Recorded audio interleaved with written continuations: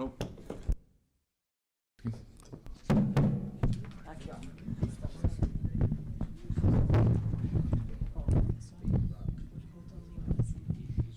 Quer dizer, não sei se ele tá funcionando. Não. Tá, mas ele precisa andar aqui, né? Tá funcionando, sim. Tá?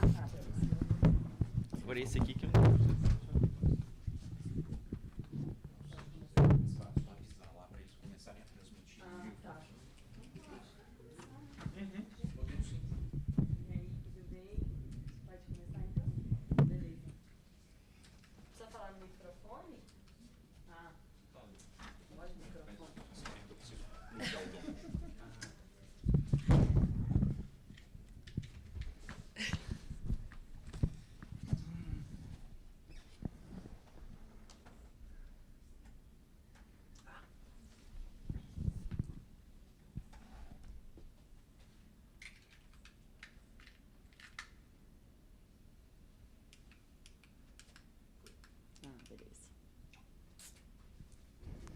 So good morning to all. So it's a pleasure to begin our session today, our environmental policy environmental policy evaluation session. And it's a pleasure to receive Wagner here. Wagner is a PhD from FGV and is currently a researcher at CPI, and will present his paper on credit for agriculture investment in Brazil. Are you asking questions during the presentations or at the end of the presentation, Claudio? Can people ask questions during the presentation? So, yeah, if you prefer, okay. So, thank you, Wagner, for being here with us, and the floor is yours. Good morning, everyone. It's a great pleasure for us to be here. Thank you very much for having our paper on the program. Thank you, Paula, for the introduction. So I'll be presenting today this joint work from us at CPI, with me and Priscilla, with colleagues from the Brazilian Development Bank, Luciano and André, which is a paper on rural credit for investment in Brazil and its impacts on production, productivity, and land use. And well, this is an ongoing project, so any feedback is more than welcome. And probably I'll present in less than 45 minutes, so we have plenty of room for discussion. Looking forward for Thiago's comments too. So let's do it. So the idea of increasing agricultural productivity is relevant for a bunch of reasons. Ensuring food security and a global concern of increasing demand for food. While we need to expand that production without increasing deforestation, ideally, so we can do that by increasing productivity and enhancing a better or sustainable land use. Well, basically expanding production, the intensive margin. But adoption of technology in agriculture, not only in agriculture, can be costly and risky, like especially so in the agricultural sector. And especially so when we're talking about acquisition of machinery and equipment. It's very common that in the literature that we find financially constrained producers that are unable to implement such kind of intensification. Access to credit can be relevant to enable farmers to modernize their operations and achieve those productivity gains. So it can be an important lever. But when we go to the impacts of adoption of technology in terms of environmental costs or benefits, we find that there are like different possibilities here in theoretical terms at least. So we have that productivity gains can increase area expansion because producers can have more production, so we can expand to new areas. So that's the Evans paradox. Or productivity gains can be land sparing, especially if the frontier is not open, and does induce better practices. That's the Borlaug hypothesis. So it's not entirely clear whether intensification can lead to better land use outcomes, and it's not entirely clear whether credit or the credit policy can enhance such one or the other avenue here. So what this paper does is to evaluate the impact of supply shocks on rural credit for machinery investment. We do that in the Brazilian setting with a municipality panel from 2005 to 2019, assembling data from the Brazilian Development Bank, IBGE for demographics and so on, and production measures, and map biomes for land use information, which is like map biomes is data from satellites. Our empirical strategy here will leverage variation in aggregate supply shocks from financial institutions. So I'll explain in a minute how that works in Brazil. And we are going to use some novel developments in the literature, in the shift share instrumental variables literature, trying to acknowledge for the fact that the source of variation in SSIVs can be like a black box somehow. So we're trying to disentangle that from the beginning. A summary of findings. So we find that rural credit for investment increases production, crop production and productivity. We find suggestive evidence that there is some conversion of pasture land into cropland, and in Brazil at least, cattle production and pastures tend to be very low productivity, so that conversion tends to increase productivity on average. We don't find any effects on deforestation, meaning that that expansion is not going to new areas, at least in the same municipalities. And we find, in terms of heterogeneous effects, we find larger effects on labor-intensive areas and when that credit is used for labor-saving equipment. So yeah, that's the paper in a nutshell. Some of the related literature on the impacts of mechanization of rural activity. It tends to depend a lot on the distribution of factors of production. There's a long literature starting in Hayami Rutan and so on. What we think is our contribution here is to understand what is the contribution of credit-induced mechanization, and we find that it can lead to both labor and land productivity gains, while some of those other papers find one or the other. And when we go to the literature on the evidence of environmental impacts of mechanization, we find very mixed results. Some papers favoring Jevon's paradox, some papers favoring the Burlow hypothesis, and what we see as our contribution here is that we find that when mechanization is induced by the credit policy, it favors land-sparing movements. So we're trying to make a contribution to that literature on the environmental impacts of agricultural intensification. So a little bit of background. Brazil is a very relevant setting in terms of food production, so it's the second largest global net food exporter. And that movement in the recent years came mostly from increases in productivity more than the increases in area, so that plot there is comparing the increase in area in the x-axis with the production increases in the y-axis. So we see that more recently, most of the gains are coming from productivity and not from area. Although in Brazil we still have a lot of native vegetation, so 62% of the territory is native vegetation, 27% is pasture. A lot of that is degraded pasture, so this is all land that could be used for expansion. But we see that there is a significant potential to expand production without going to these native vegetation areas. So we believe with this question, like, there is an incentive for some producers to go into new deforested areas, but we can actually, don't actually depend on that to expand production. And a little bit about the rural credit policy in Brazil. So it is a main policy to support agricultural sector. So it corresponds to 30% of the production value. That's kind of different from other countries. So there's many other countries that would support agriculture via insurance or via direct subsidies and so on. In Brazil, rural credit is very relevant. And basically what happens here is that the interest rates that producers will access in the market would be generally high. So what the government will do is subsidize part of that interest rates by paying the difference between the market interest rates, or the funding sources of the commercial banks, and pre-established interest rates by each line of credit. So that's the way government subsidize that policy.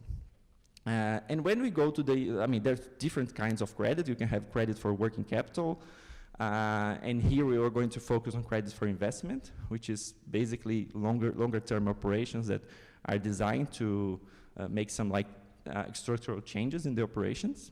And BNDES is a very relevant player in credit for investments. It accounts for 1/3 of our credit operations for investment. And most of that going through machinery, equipment, and vehicles, and so on. We have seen like increasing trend, but with some significant bounces over time, and that time variation contributes to our exogeneity hypothesis here. Soybeans are the main agricultural products demanding investment credit, and most operations are indirect, meaning that BNDES is not directly giving resources to producers. It's actually transferring resources to commercial banks, and commercial banks are making the operation with the producers. So that's one feature of the setting, which is very relevant for our identification strategy here. Yep. The movement from BNDES credit is the same as the total rural credit? Not really. There is a specific movement here in the beginning of 2010s, which is because of the PSI, the Programa de Sustentação de Investimentos, which was a program starting at Dilma Rousseff's administration that was specifically for BNDES resources. So this is not necessarily only reflecting the general rural credit policy.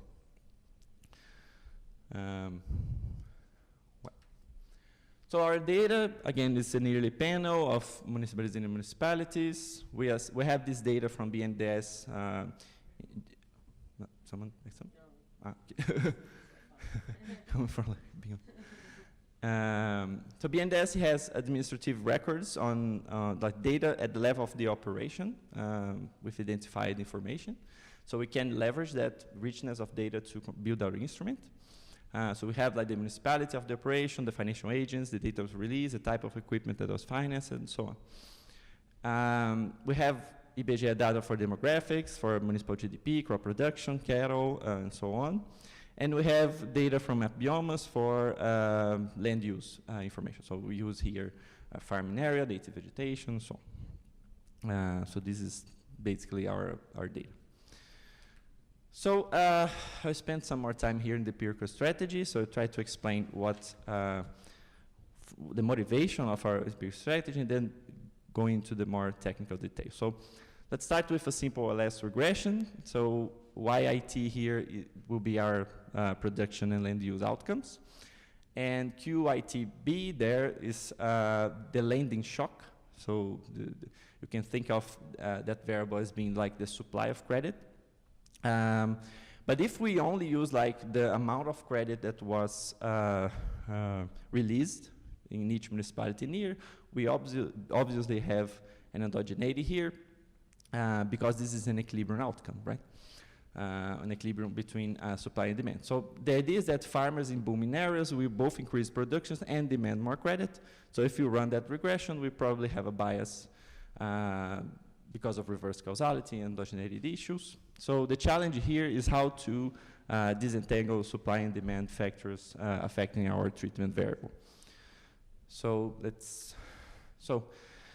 we are going to leverage two different sources of variation here. The first one is that the relevance of each financial agent, so each commercial bank that's operating BNDES credit in each municipality varies a lot. So this is like a map of Brazil showing the main financial institution in each municipality in the left side. And in the right side, the second main financial institution, you can see there's a huge dispersion of what is the main provider in each municipality. And there are some municipalities that depend on only one provider. So that means that you have geographical variation here that we can use as our first source, or at least to distribute our landing shock that we'll be talking about in a minute. So, yep. This institution, the main institution is in terms of deposits or in terms of rural credit? In terms of rural credit released in each year, yes. So you can see there's like public banks there. There are like banks associated with machinery companies. I mean, there are different kinds of institutions there.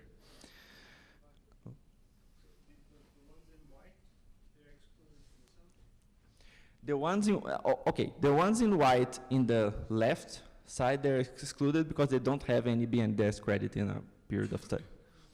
So that's why they're not showing up. Yeah. So the second source of variation is that the participation in each financial institution over time, in aggregate terms, varies a lot. So that plot there is showing the amount of credit released by each financial institution in the aggregate. So all the credits released in a year. And you can see like there's no like specific trend for every bank. So each bank is going in a different direction with their own movements. And that actually reflects the complexity of the rural credit system in Brazil, because you have like funds allocated by BNDES for agricultural programs that vary in each year. The financial agents' demand for finance varies each year. The cost of funding sources, BNDES risk exposure to each commercial bank, and even like commercial government guidelines for the rural credit line. So, for example, think for example of we were talking about yesterday about labeled finance with the World Bank and so on. So, for example, Brazil has a labeled program called ABC, which is directed, for example, for pastoral restoration. So that specific line has a specific interest rate that needs to be operated, and it should invest, the producer should invest on specific technologies and specific equipment. That guideline may change every year. So the interest rate may change, the guidelines from what can be financed can change, and all of that together can explain why there is like a quasi-random amount of credit being lended by each commercial bank in each year. So this is our shock measure. So this is the shock that we are going to distribute according to this geographical feature here. So just to motivate, suppose Bank A increased rural credit lending by 50% in 1 year, while Bank B decreased by 10%. If we observe that, we expect that municipalities with a previously higher number of Bank A branches tend to see an upsurge in bank lending with BNDES resources, while from Bank B we will see a decrease. The underlying assumption here is that farmers have a limited ability to respond to changes in credit supply from their bank. So they're not able, for example, to travel to a neighboring municipality to get credit from another bank. Sometimes they only have one provider in its municipality, so if there is a different supply in that year, maybe they will not have access to credit in that year. So this is the assumption behind the fact that we are going to use that source of variation. So any supply shock to banks within a specific municipality will impact the aggregate lending at the local level. And this is basically, we are very inspired by this paper by Greenstone and co-authors in 2020, what we call going to use a modified shift share strategy here. And why modified? Because we are going to, our lending shock here, the shock part of the shift share instrument, will come from a previous regression. So this is a regression at the level of bank and municipality. So we're going to use the feature of our data to run that. And we are going to regress the amount of credit released by each bank in each municipality in each year on municipality year fixed effects and financial agent time fixed effects. And the idea here is that we are going to recover the SJTs there, the fixed effects on the financial agents, that we recover changes in bank supply of credit that are purged of the exposure at the municipal level that we are going to call here the demand factors. So the idea here is that the SJT, the predicted SJs from that equation will be closer to our supply measure of credit instead of just using the raw variable, let's say. We're going to weight that equation by each bank's base period lending amount, and yeah, that's it. So we are going to recover the SJs from that equation. This is the first part. So then we are going to interact that SJs with the lagged market shares of each bank in each year. So instead of using the market shares in the contemporaneously, we're going to use a lagged version, take into account that the presence of each bank in that municipality in the previous year might be more exogenous, and then when it comes like the lending shock, we're going to use the previous market share as the way to distribute that shock over municipalities. So our instrument will be based on the interaction between lagged market shares and the SJs, which is like a supply shock here measure. We are going to standardize the instrument using this mean standard deviation and weight by the municipality level BNDES landing. So to take into account the fact that the presence of BNDES in each municipality is different in each year. Then we are going to run two-stage squares, interacting the instrument with time-fixed effects in a way that each landing shock will affect only its own year. This is based on Greenstone paper. We'll follow the same approach. And we are going, in this equation, we would cluster standard errors at the municipality level. This is what would be, oh, sorry.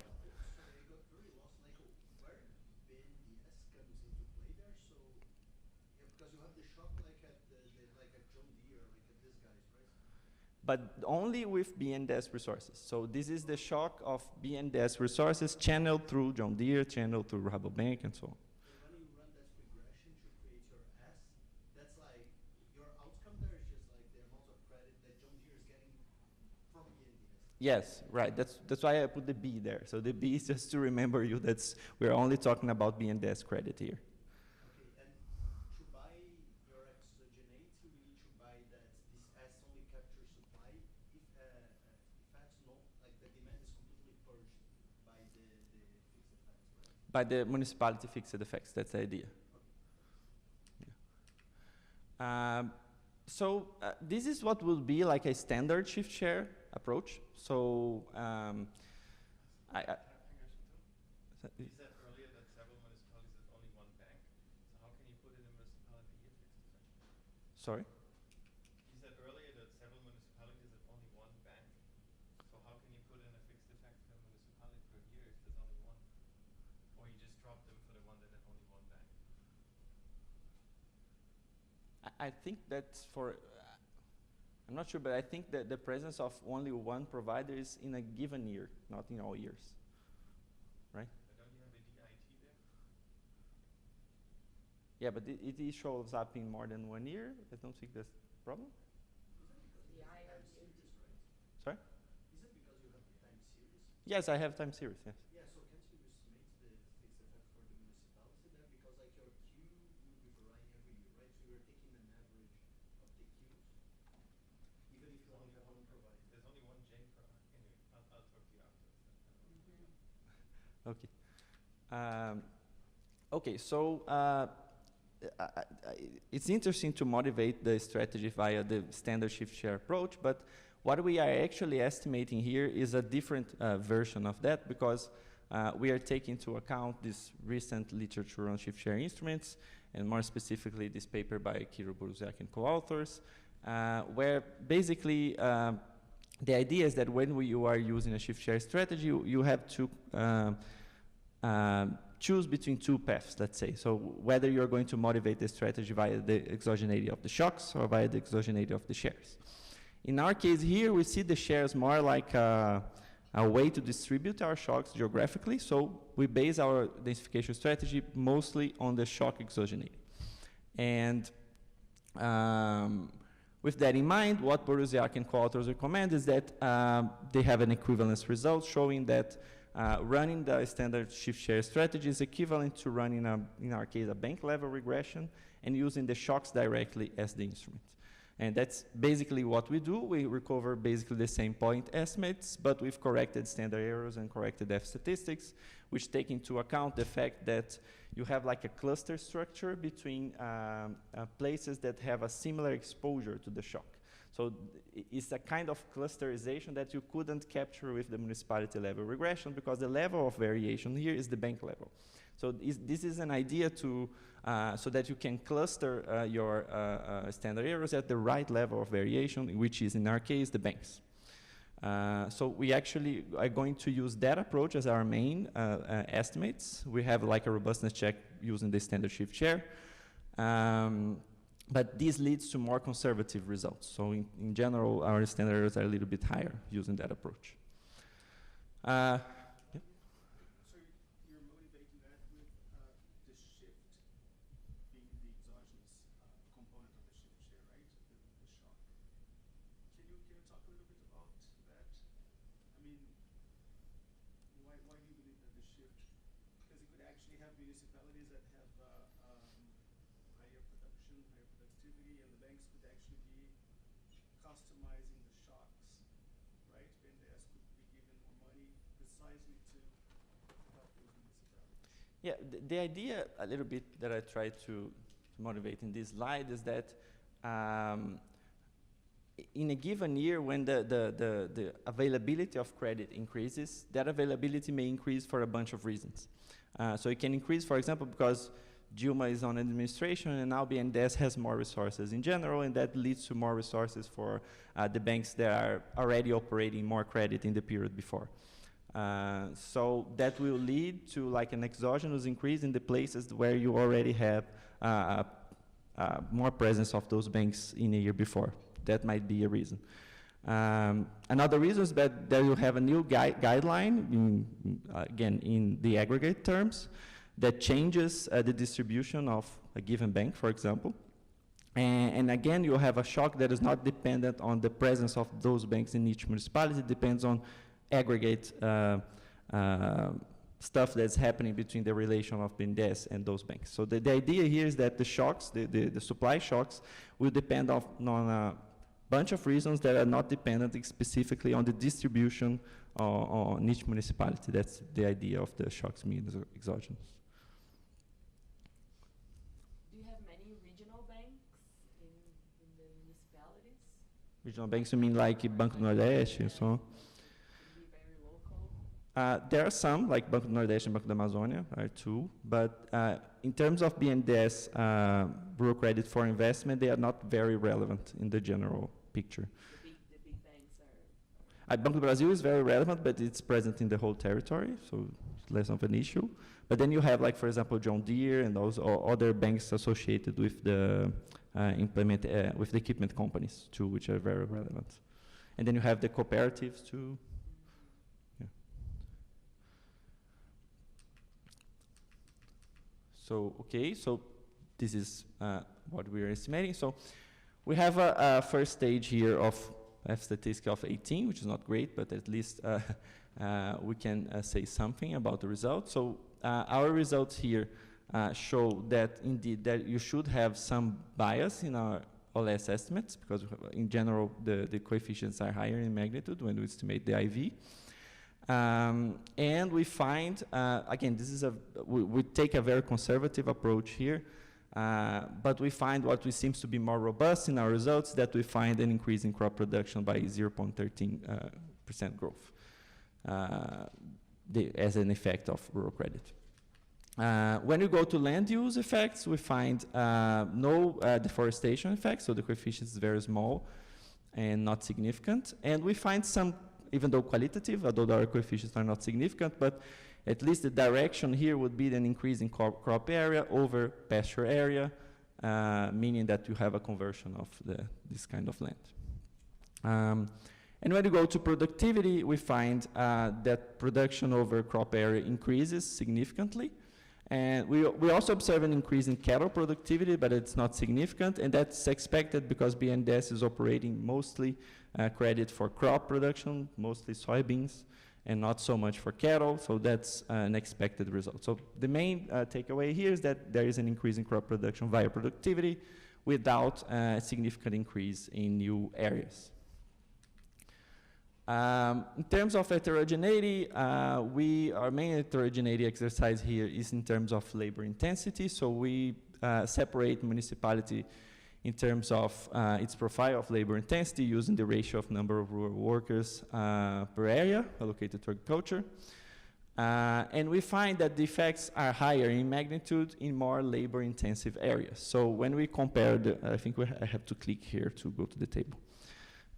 When we go to compare the above median and below median, or the fourth quartile with the first quartile, we tend to find larger effects in the places with more labor intensity. When you go to the heterogeneity, it's a little bit harder to be very confident on the results, but at least we have the direction that more labor intensive areas tend to have more larger effects. And that makes sense because most of that equipment is labor saving, and that talks with the literature on structural transformation, the papers by Paulo Bustos and so on, That's one more factor that might be contributing to the release of rural workers on those areas. We can also restrict the credit only for labor-saving equipment. So we consider only, have a classification of the equipment that could be considered labor-saving. We repeat the same exercise, but we also find a similar pattern. In that case, F statistics is a little bit higher. And we, again, find that the effects are larger for labor-saving equipment. The only issue here would be actually nice if we have some feedback, but we're still puzzled about that result, is that when we focus on labor-saving equipment, we find a different pattern of land use conversion. So in this case, we have a decrease in crop area and an increase in pasture area in the places that use more labor-saving equipment. So we are still trying to interpret that result. Did you try to use rural labor as an outcome variable too? I think we have those estimates. Yeah, I don't remember because it's an earlier version of the paper, but I think we have done that. In this case, is your sample changing? Because I imagine you have less labor-saving credit than total credit, then you have to restrict the sample a little more. Yes, the sample is restricted. Yes, that's true. Have you done the same thing for total credit with the reduced sample? No, I haven't. That's a good idea. Yeah, that's true. Yeah, good point. I have a different sample here. Yeah, that might be a different. We actually find those different patterns in the less labor-intensive areas too. So that might be the case of the sample indeed. That's a good thing that we can look on. Good. So yeah, that's the results on heterogeneity. As I said, this is still a work in progress. We still have a lot of results that we want to do here. We wanted to do heterogeneity with respect to crops, with respect to regions, and so on. We're still working on that. And we also wanted to check, for example, whether there is an effect on degraded pastures. So to see if producers are using that credit to expand on degraded land instead of using new areas. So that could explain more that result. In terms of robustness, so we're doing actually a robustness based on Borusiak's paper. We basically in this table here compare our estimates with the standard shift share here in the first column. And we had 3 different specifications using Borusiak's approach. The first one is that we don't cluster in any level. The second one we cluster at the bank level. And the third one here is what they call the incomplete share case, which is the idea that you can have credit that's being operated besides BNDES in each municipality, meaning that in some cases the sum of shares in each municipality may not account to 1. So you can add like what they call a missing bank here, which would be like the difference between total credit in each municipality and credit being operated by BNDES. And actually when we do that, we don't find any difference in the results. But the idea here is that when we cluster at the bank level, the results are more reliable. And we think that makes sense because the level of variation that we're exploring is the bank level. So we think that it makes sense to cluster at the bank level, and that leads to more reliable results here. And so, but in terms of point estimates and the results and the key takeaways, they are basically the same if we use the standard shift share. Yeah. So I will end up here. As I said, there's still a lot of work to do, but it would be very nice to hear your feedback. But just to make a summary, we use exogenous variation combining annual lending shocks with lagged financial agent market shares in each Brazilian municipality. And we show that rural credit for equipment stimulates crop production by increasing crop productivity without increasing deforestation within the same municipality. Another result that we want to explore is whether there is an effect in neighboring municipalities to see if there is a crowding out of deforestation. There's suggestive evidence of conversion of pasture into cropland. We're going to explore that in the future.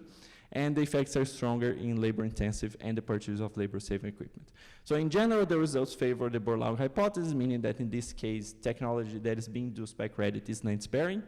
And we see that rural credit might be an important lever for sustainable production in a developing country context. So yeah, I think that's it. Thank you very much. Looking forward for the comments.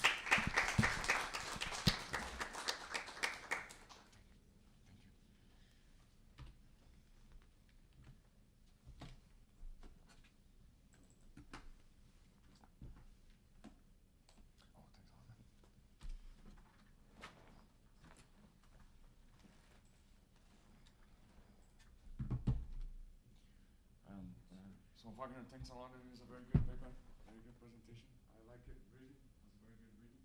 So I'm going straight to the comments. Okay, I won't summarize the paper because Wagner presented it very well, so there's no need for that. There are some comments I won't be able to go through, but I'll send you the slides. The first comment, Wagner, is about the type of credit that you're working on. Because I know that you put very clear this, which is credit for equipment.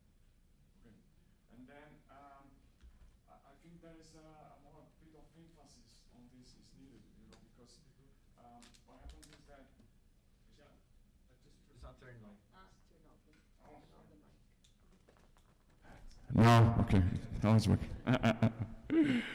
Okay, so I mean, the thing is that the reader may get the feeling that you're talking about rural credit in general.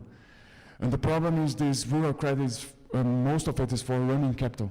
It's not for a real investment. And then you cite the paper from Julian Assunção et al. And I think that in this paper, as far as I understood, a great part of the effect captured there is through running capital credit, you know. So maybe people may get the false impression that your results are different from his paper, but what happens is that your measure of credit is more specific, you know. So I think then it's about it's just highlighting it more, you know? Because the running capital credit is different than this investment credit for many reasons. For instance, livestock people, they use generally more running capital credit than machinery credit, you know? So, and they are the greatest cause of deforestation. So it's just a question of a bit more of emphasis. And about a second comment here is about the rationale for the dependent variables. So for instance, there are some variables that are capturing total production.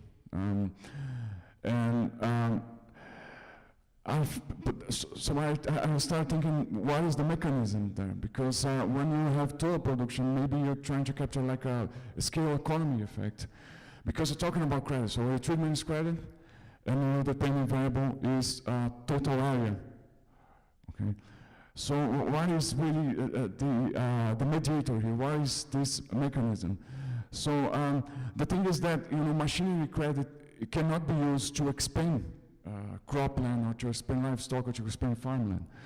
So I've got a big puzzle about the mechanism there, because like if it is rural credit in general, you can use that to buy more land, but machinery credit you cannot. So I'm not really sure why you think you should have some relationship between these two things that are in the equation. Also, I mean, the measures of productivity, you have this ratio of crop production per area, which is average production, and you also have the average stocking rate. I mean, it's just a matter of making clear that, I mean, if we look to the production function, there is a difference between average productivity and marginal productivity, okay? And maybe the story that you tell when you are introducing the paper is more about marginal productivity. So I think it's better just to highlight to the reader in a footnote the difference between marginal and average productivity in this context, and how credit impacts each one.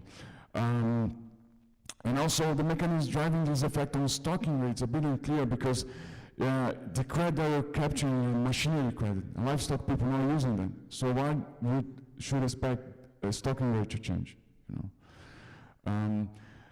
There is one possible mechanism I thought here, which is basically when you have this machinery credit, the crops become more productive, more profitable.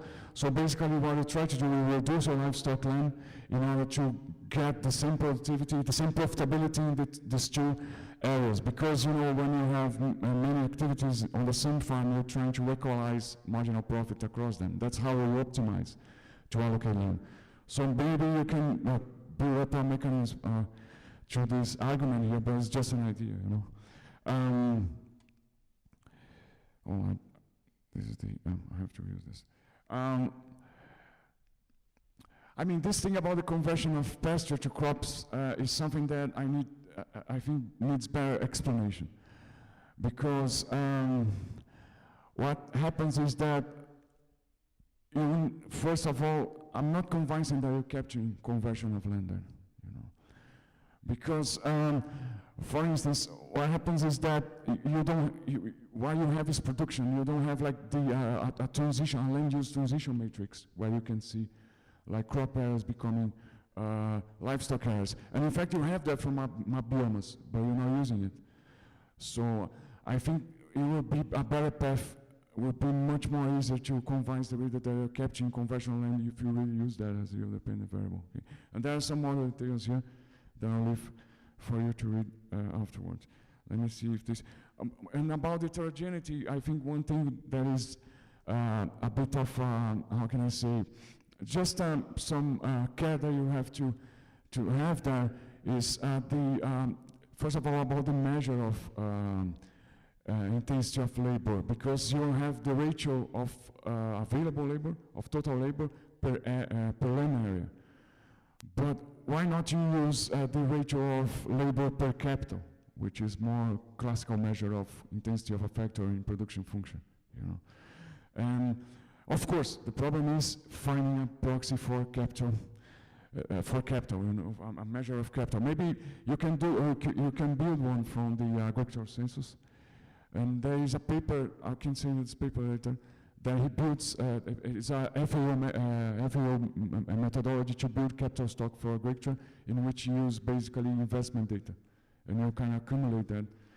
So it's a way to do that. Because, I mean, the proxy that I think you have, the measure you have for labor intensity is more a measure of labor availability, which is not the same thing. And there is some theoretical relationship between these two things, labor intensity and your credit measure, credit for machinery. Then maybe what happens is that when you do the analysis, you basically, you are reducing the amount, I mean, you're looking to a specific, how can I say, segment of the distribution of this credit variable, okay? And that may limits a bit of the effect that you can capture when you do this heterogeneity analysis, because the variable that you use to subset your sample is correlated with your treatment, you know, and should be, theoretically speaking. Machinery credit should be correlated with labor intensity. And then maybe you have to account for that. Okay, there's other things that just some thoughts that occurred to me, but I'll stop right here so you can have comments from the floor. Are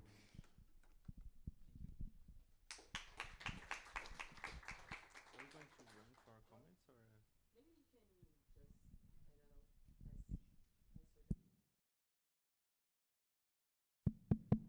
Hello. Thank you very much. Is it working? Hello. Okay. So thank you very much, Thiago, for the comments. I will hope you can send me afterwards, because I want to read it. But I mean, most of the comments are basically things that we are going to incorporate. So we're going to make those exercises and see what happens. In terms of the first comment that you did, comparing investment with working capital and running credit, yeah, indeed, there is this other paper looking at credit in general, and with a specific, they have specific results on PRONAF too, which is a family farming program.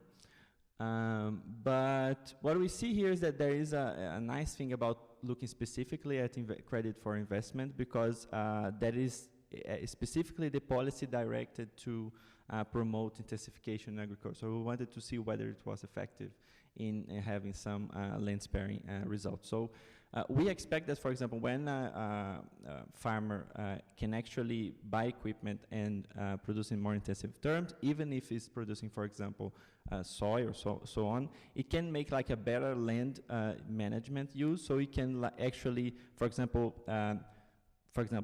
an idea is that it can use like rotation of its land, so it can better use the pasture land when uses machinery for another parcel of land that's using for crops, for example. So we wanted to exactly check for like the indirect effects of providing credit for investment, and see whether there was like, in municipality terms at least, whether there was like a change in the way they are distributing production in the farm. actually, the ideal here would be to look at outcomes at the farm level to check whether there was like different land use at that level, but that would be hard to have production measures, for example. In that sense, we would only depend on satellite data. But yeah, I think that's the only main comment that I wanted to answer. The other ones, I think it's just reading and incorporating. So thank you very much.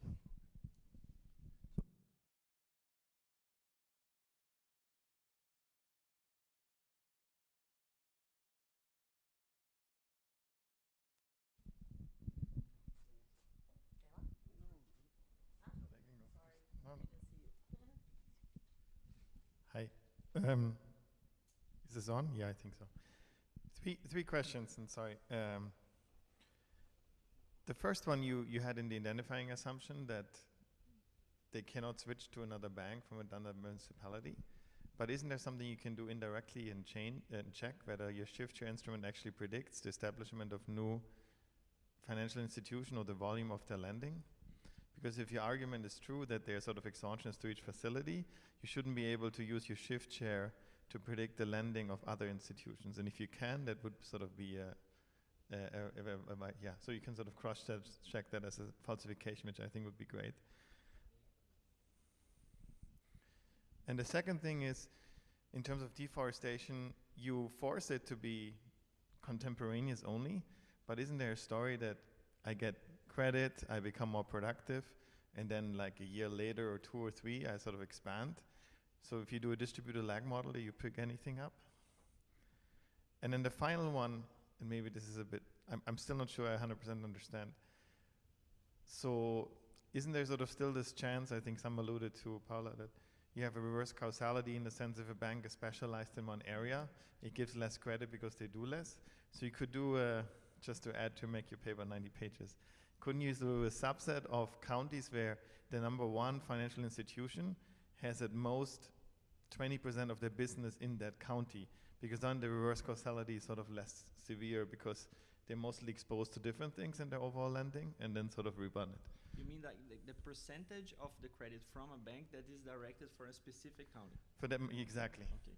Because then it's sort of, you can't, the reverse causality is less likely. So if I have only business in one county, I'm sort of worried about this going back and forth. But if I'm the #1 lender in county X, but I also do a lot of business somewhere else, I'm sort of less worried. But great paper. Thank you.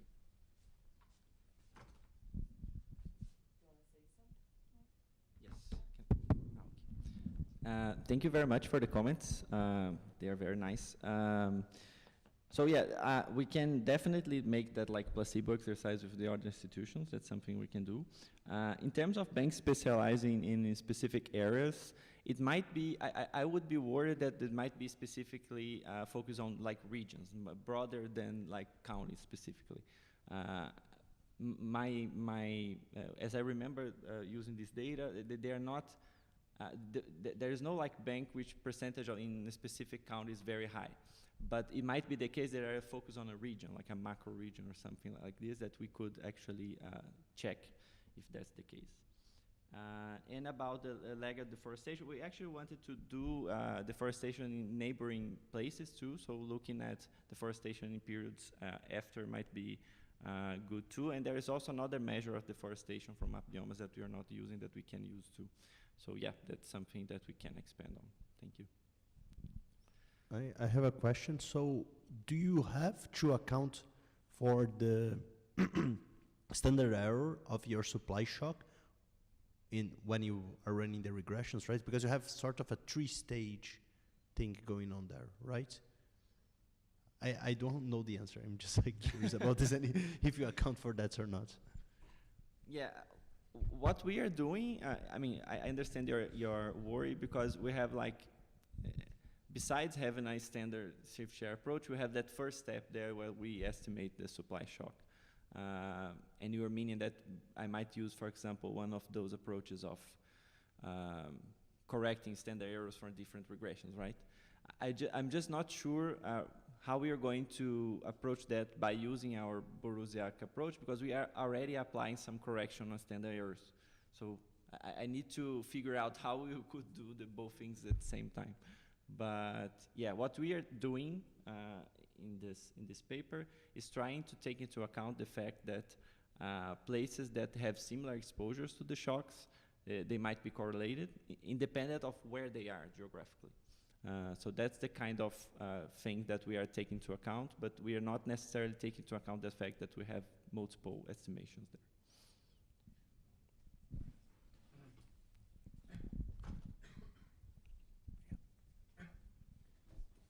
So you're applying your paper to the entire country, right? Not only to the Amazon, or just the Entire Amazon? country, yes. Are you controlling for regional fixed effects or something like that? Because, for example, one of the dependent variables that you have there is deforestation, right? And the security of property rights might change quite a bit when you go from one region to another. Mm-hmm. Especially in the Amazon region, when oftentimes deforestation is motivated by actually an attempt to grab land and not necessarily to produce more. Yeah. So that was my point. There are different driving forces that are specific to these different parts of the country for productivity, and deforestation, and so on. Yeah, that's indeed true. We don't have a regional fixed effect, but we already tried to run that by biome to see whether the effects were different. And most of those effects are driven by what's happening in the Cerrado, more than in the Amazon, which is like the main focus of the rural credit policy. Our results for the Amazon are very noisy, so we're a little bit hard to make some inference on that. But maybe we can put some fixed effects and see if the estimates change. But I remember that the effects on deforestation are not, they are positive in the Amazon, but very noisy, so we are unsure of whether we can say something, but yeah, that might be an issue too. And the baseline stock of forest changes a lot as well. Yes, that's true. So I'm gonna free ride on these questions, because actually you partially answered it already. But when you talk about the Jevons versus Borhaug, I think it could be there's something to say about what I just said, which is the difference between the Amazon and the rest of the country in terms of stock of forests. So it seems to me that Jevons is something that would apply to frontier regions, which is the Amazon. So it's places that you have free land. It's not free, it's from the state, we know, but free land. And it wouldn't be so important, it wouldn't be so important if in consolidated areas, so the south. So maybe the effects that you're finding by biome, you could even leverage that and say that there is a difference. You're seeing Jevons in the north and Borhaug in the south. You can say something about that because you have very different regions in your sample. Mm-hmm. I'll just free ride again into Rafael's question, because when I saw your work, I was very worried because I have a paper on that too, using shift share. But actually, I think that my paper is a complement to yours, so I'm glad that we are. And we focus on the Amazon region, and we divide the Amazon region by land transition areas. Mm-hmm. And we do find some effects on deforestation. So just helping you out with this to answer those questions, and also because we use the exact same strategy, but we focus on the Amazon region, and we do this different land transition regions to understand, and we do have different effects on deforestation, some land sparing. Rural credit for investment? Rural credit, in general, yeah.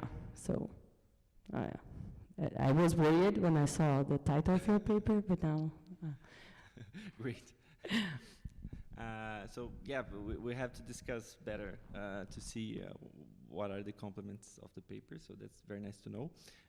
Regarding Rafael's comment, that's very nice. We were developing a very simple model of what happens in terms of productivity depending on the type of frontier.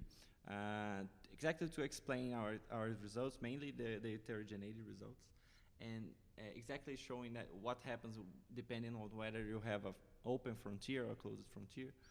But that idea of using like the empirical strategy to build something on that side, that's a very nice idea.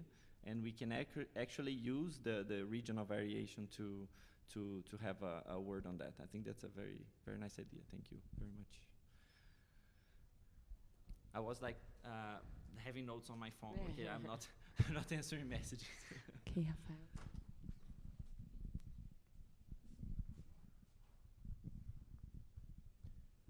So just a quick comment on dynamics. One thing that we learned from structural models, dynamic models of deforestation is that static models, they will underestimate the elasticity of price to deforestation by a lot. So there is Post-Scott's paper. I have a paper on that where kind of the static model is nested within the dynamic model, and we show that the elasticity estimated by the static model is 10 times lower than the elasticity of the dynamic model. And so in the sense that you could estimate with lags, but what I think you could do is just take a long difference, and then you could estimate with a long difference. It's not the same thing as having a dynamic model, but I think you could capture more of because you have a lot of variation year by year, but deforestation is a sluggish process, right?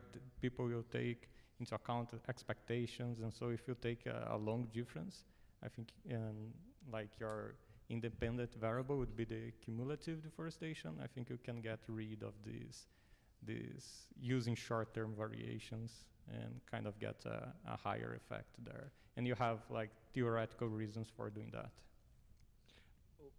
I will answer your question with other question. What would you think it's like a considerable time span to analyze those effects? Like 5 years, 10 years? So I think that's the problem. Like when you have a structural model, you don't have that kind of problem because it comes from the model. But I've seen some papers using 10 years window. So for example, there is this paper that is R&R at the JPE now from Tomás Domingues. He uses 10 years, and just because it matches the census data, right? The agricultural census data. So that's maybe, it's another reason for you to do that. Yeah, I think André Santana, one of our co-authors, have a paper using long difference with agricultural census. So he might have that estimates on hand, so we can incorporate here. Yeah, thank you.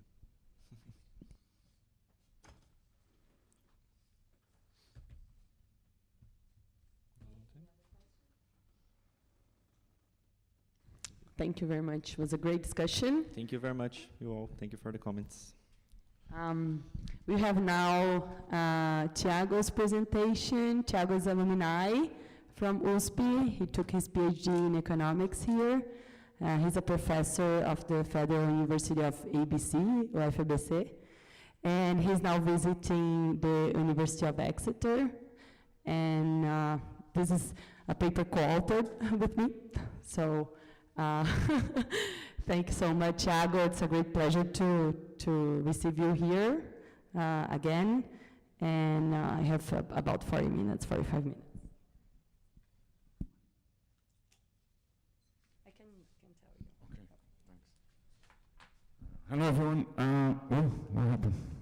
Sorry. Okay. That's it. Okay. So this is a paper about protected areas, okay?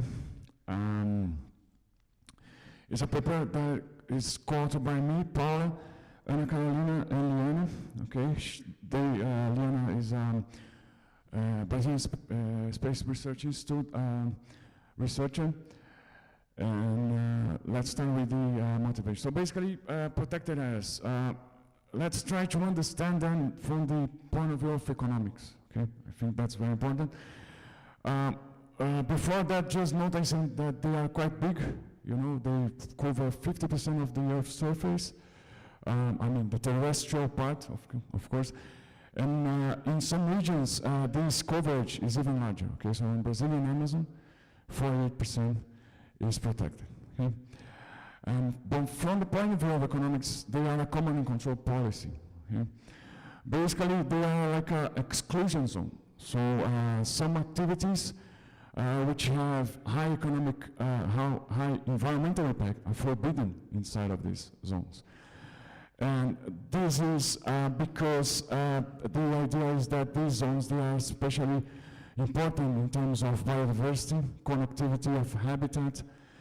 They can be important in terms of water and other types of resources, and then they are protected. But that entails a trade-off, okay? Because these activities, they cannot take place, and the income that they would generate is foregone, sacrificing, okay?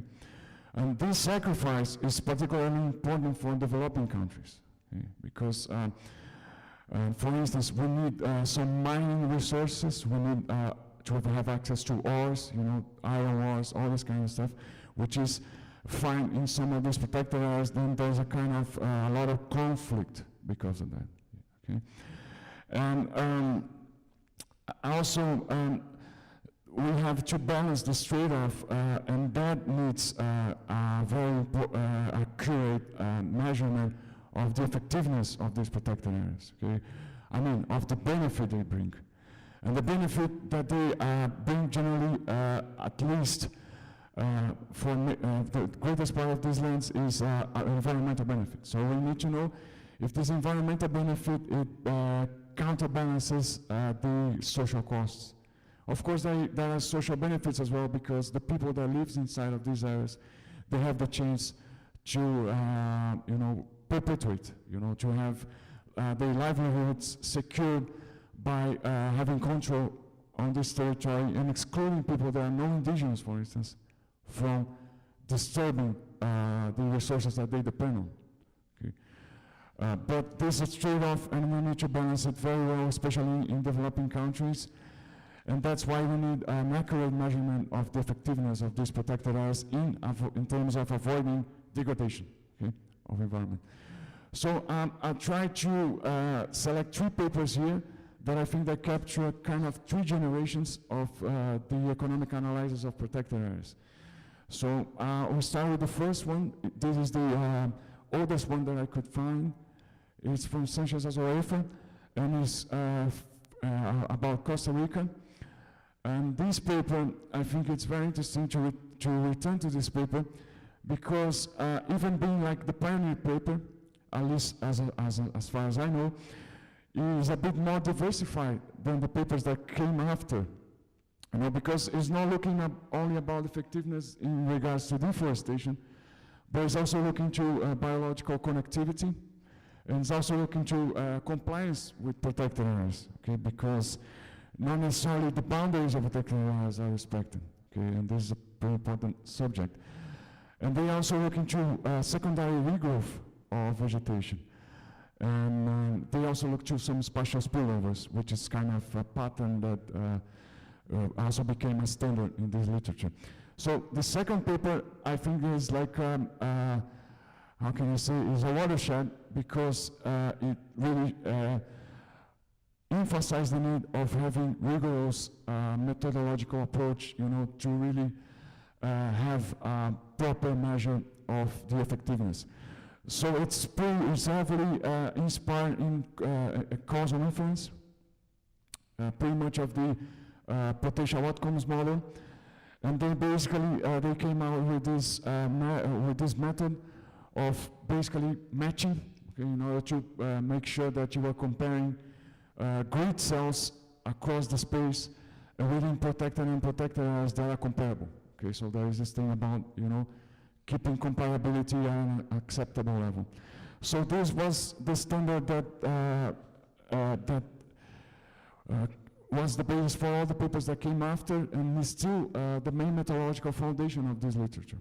Okay, and if we look for a recent paper here, which was published 2023 in GIRI, and it's kind of third generation, I think, because it's showing that matching is no longer enough. Okay, and they basically do the matching because as this paper put in a very clear way, the selection of locations to be protected is not random.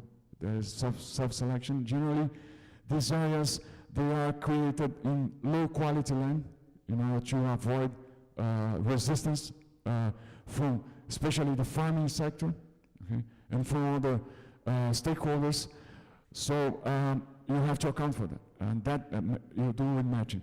But even after you do that, you have to do some other kind of analysis, because matching does not deal with unobserved variables that are relevant and affect the dependent variables you're looking for instance, deforestation. Okay, so basically they combine matching with difference and difference and staggered in order to account for the fact that PAs are created in a staggered way. So now if a second vision of literature, which is more about the results and more about the coverage across all the continents. So we can see that there's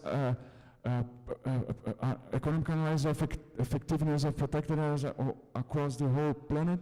I just selected some studies, that's a lot of studies here about protected areas, and then we see that basically they find generally that protected areas, they are effective in reducing deforestation. There is one study here showing that is effective to increase the abundance of birds, to increase biodiversity. By the way, this is a study that was conducted in the UK, is the study here. And there are also studies not really capturing a considerable effect. If you look to this study here about Russia, which was published in Land Economics, in fact, they did not get a large effect, okay? But most of these studies, in terms of method, they are still pretty much on this second generation or matching approaches. There are some studies that they are combining matching with DID, which is the case of this global study here, which is pretty interesting, and covers the whole globe, and also looks to carbon sequestration, okay? It's a different outcome variable. So after 20 years of this research, what are the gaps that are still there, okay? So first of all, I think, so this is my view about it, okay?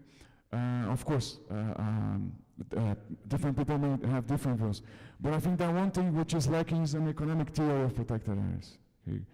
And that is important because without this economic theory, it's hard to know what are the real costs and benefits that are facing, and how these costs and benefits they change with local conditions. And that is very important for planning the creation of protected areas in order to make sure that we are optimizing, okay, when we select the places to be protected. Also, the mechanisms behind protected areas aren't clear. How PAs work? What is going on there? We don't know, okay? Do they change behavior of people, or do they self-select people with different behaviors to live inside of them? So these people can act like protectors of forest. Okay. I can remember to see, there are some papers doing that on anthropology and sociology, but not much economics here.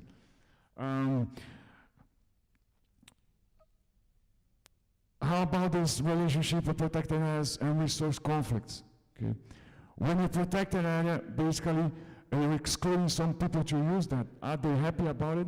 Will they resist? Okay.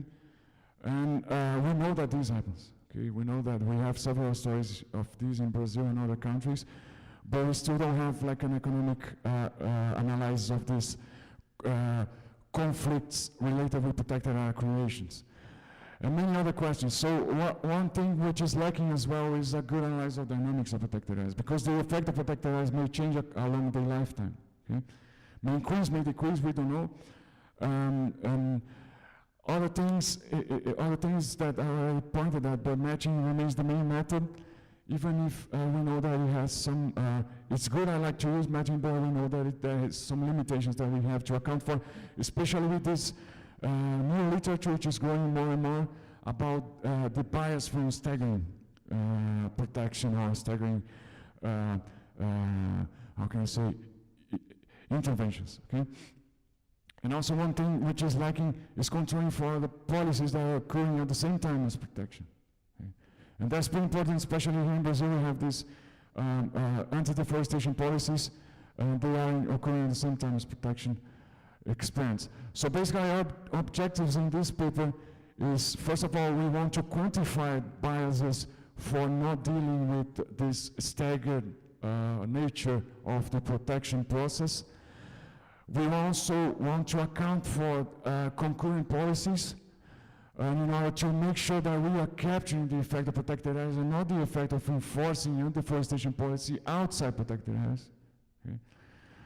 And we also want to uncover a bit of the dynamics of the treatment effect across the life cycle of these protected areas, and we want to unveil some mechanisms as well. Okay, so that's what we're trying to do in this paper. And let me start with some theories. So basically, very, very basic view. So thinking about dynamics, we can have 4 types of dynamics. We can have this first type here, which is the expected one, which is the following. After the protected area is created, okay, let's assume it's created here in 0, okay, you have a decay in degree of the outcome variable. Let's assume that we are looking to deforestation here. So, okay, after you create, then deforestation drops. That's why we are looking for, that's what we expect to happen. But, thinking about all the possibilities, we can have a decay in deforestation before PAs are created as well. That can happen, okay? We cannot exclude that possibility. Now, what we can have is that in terms of rise of deforestation, it can rise after creation of protected areas, and it can rise before the creation of protected areas. So this is kind of a taxonomy of all the possibilities of the direction effect, increase or decrease, and before and after creation. Okay, so we do a theoretical model here, whose main objective is showing that all these 4 types of dynamics, they have one common economic foundation, which is forward-looking behavior. Okay? So we have a dynamic theoretical model here. We have 2 agents. First agent is an utility maximizing household that is able to transfer consumption across time, but in order to do that, it accumulates land instead of accumulating capital. So the wealth here is not capital, is land. Okay, there is no capital in the model. And there is a market for land, and 2 types of land. The low and high quality land is a Ricardian market. Okay, you have 2 grades of land, high and low. And there is also legal and illegal permits to deforest land. Okay, so legal permits, they are issued by the government. Illegal permits for pioneer land grabbers. They go there, they deforest, and they give you the chance of using this land, but you have to pay them. Okay. So the second agent is the issuer of the deforestation rights. So we have an equilibrium in the market, and this price of permits to deforest is what we call an endogenous price, because it's generated by the model. We also have something which we are calling the exogenous price, which is the expected sanction for holding an illegal deforestation right. So if you hold a right that was issued by pioneer land grabber, you are liable to be sanctioned. Okay, that's the idea. That may happen or not, but we're calling that the expected sanction. So there are some assumptions here just to show that we like enough. Okay. But it's very basic stuff. So we have a CARA utility function here. And in the budget constraint of this household, we have income coming from the agricultural usage of the deforested land, okay? And then we have the production function of the issuer of the permits, and we have the market equilibrium. So what I want to show you is the simulation here. So basically what is happening here is that a protected area has been created right in the middle of this period here, on instant number 10. Protected areas generally created on badland. So the creation of protected lands in the model is just the rise in the expected sanction. So it's the rising probability of being sanctioned. Because protected areas, they function in a way they are zones in which the probability of being sanctioned by environmental violation is higher. Okay, that's how they work. They increase locally the probability of being sanctioned. Okay, so basically what happened here is that the protected area will be created, the probability of being sanctioned will increase at period 10. And the household knows that. It's a perfect foresight simulation. And what I'm showing here is the deviation from the long-term value of deforestation, which is a flow variable. Okay, so basically this is the shock here at period 10. The household knows that this will happen, and what basically the steady state shock is showing here. Okay, so basically what happens is that one period before the creation of protected areas, deforestation rises. So it doesn't rise right when it happens, it rises one period before that. And right afterwards, we have a reduction of deforestation. So we have the pre-rise in deforestation, we have the post-fall, two of the four dynamics that I showed you in the beginning. What happens in the high-quality land? In high-quality land, there is no creation of protected areas there. There's no increase in the exogenous price. Basically, deforestation falls one period before, and then it rises afterwards. So we have the four types of dynamics coming from the same model. So we see that perfect forest size is pretty important. But what I want to highlight here is this thing here, which we'll be calling the paper forest rush. And this is, what is the micro foundation of that? Is consumption smoothing. Because the household smooths out consumption and knows that since the possibility of accumulating land will be reduced, it rushes to get more land in order to smooth out the reduction in income that will arrive in the next period. Okay, so that's why this is happening. Let's go to the empirics now. So basically, we have two stages, and sometimes we have a third stage of analysis here. The first one is standard matching, one-to-one Mahalanobis distance, because it's the standard in these literature protected areas. We're using a caliper of one standard variation for all the cover rates. So the first stage, we pair protected and unprotected grid cells. Okay, so we're using 5 to 5 kilometer grid cells, and we pair them only with the data from the first year in our time series, which is 2003. We're going from 2003 to 2020, okay? And afterwards, what we do is that we apply a multi-year caliper. So basically, what we're doing here is that we're excluding the treated grid cells that differ in at least 1 year and for at least one covariate in more than one standard deviation from the paired untreated, unprotected grid cell, okay? So we are being really, how can I say, rigorous with balance here. We're not tolerating much imbalance. First of all, because we want to have good balance. This is important for identification. We have to rule out this self-selection channel. But the other thing is that we want to make sure that we have parallel trends, because this is the basic assumption behind, which is backing the DID estimator we use in the second stage, okay?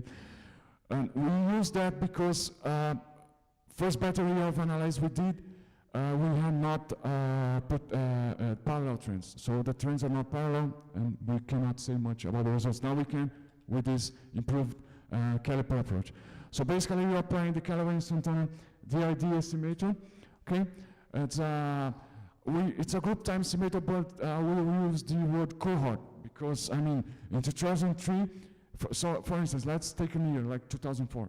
We have some types of protected areas that were created in that year, indigenous lands, conservation units. So this is 2003 cohort, all protected areas that were created in that year. 2005, all protected areas that were created in 2005. So that's why I'm using cohort to refer to these particular areas.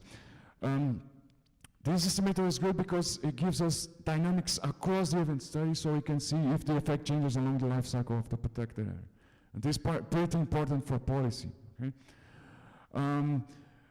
Also, if we don't have, after doing that, parallel pretense, what we did, basically we run the DID estimator for each cohort separately, then we identify the cohorts that refuted the parallelism of trends, and we remove them from the sample, and then we run the model again, the CSDID, only for the cohorts that remained.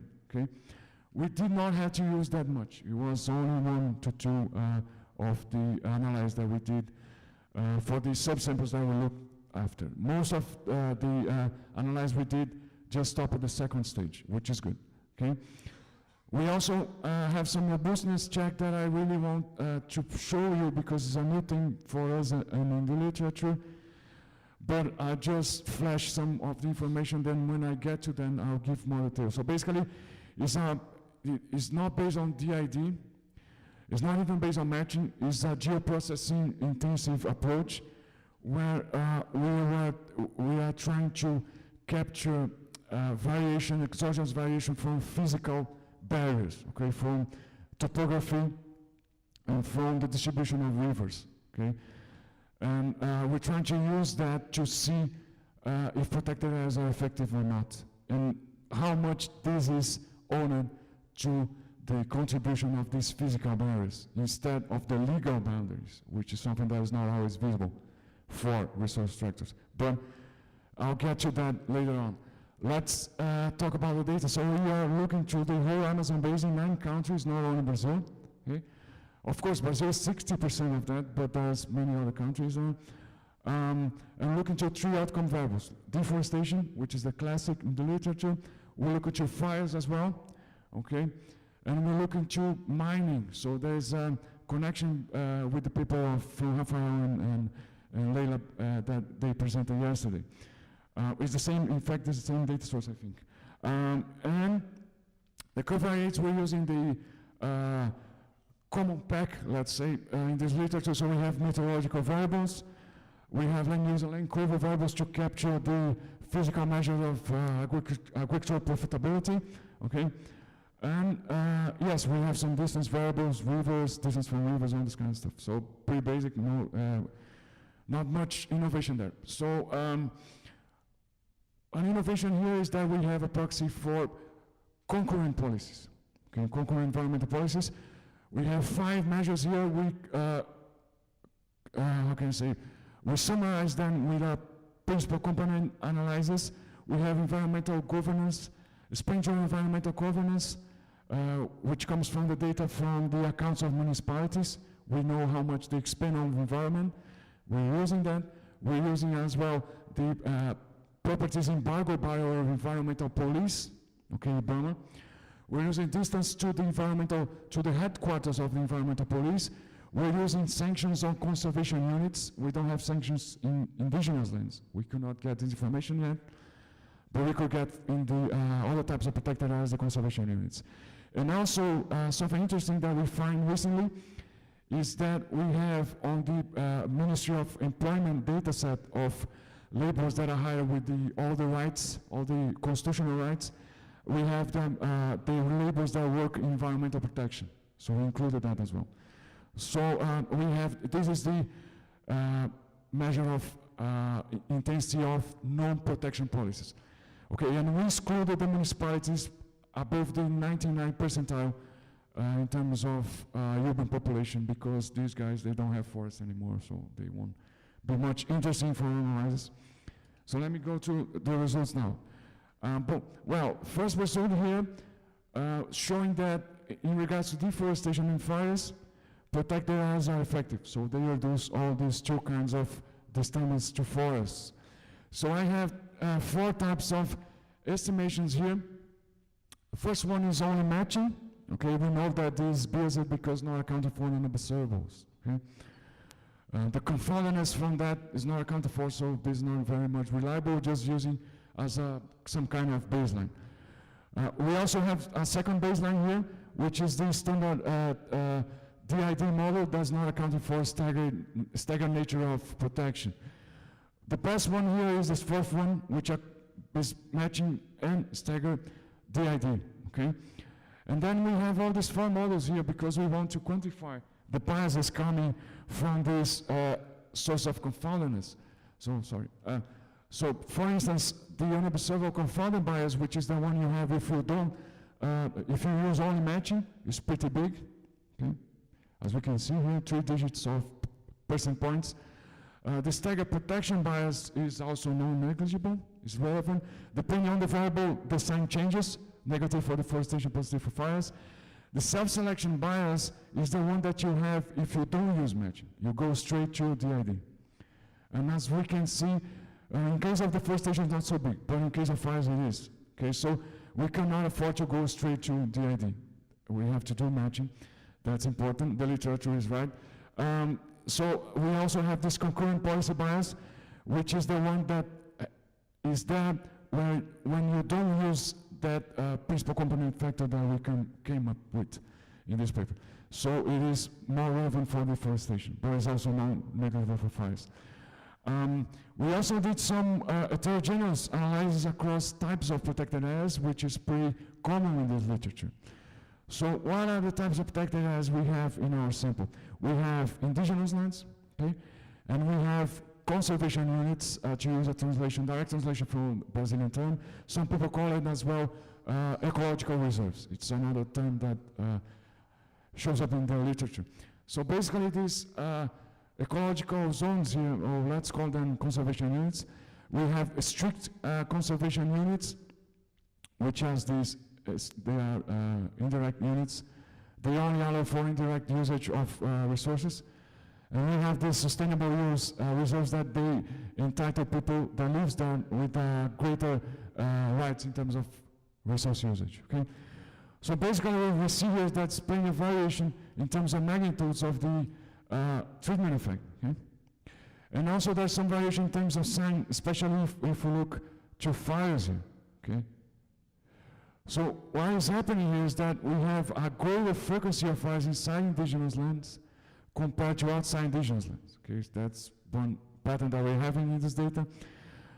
And we also have some, the subnational conservation units, they seem not to be effective in regards to deforestation. So just to summarize this, basically, just to show you that there is some real heterogeneity, not only in terms of magnitude, but also in terms of direction of the effect.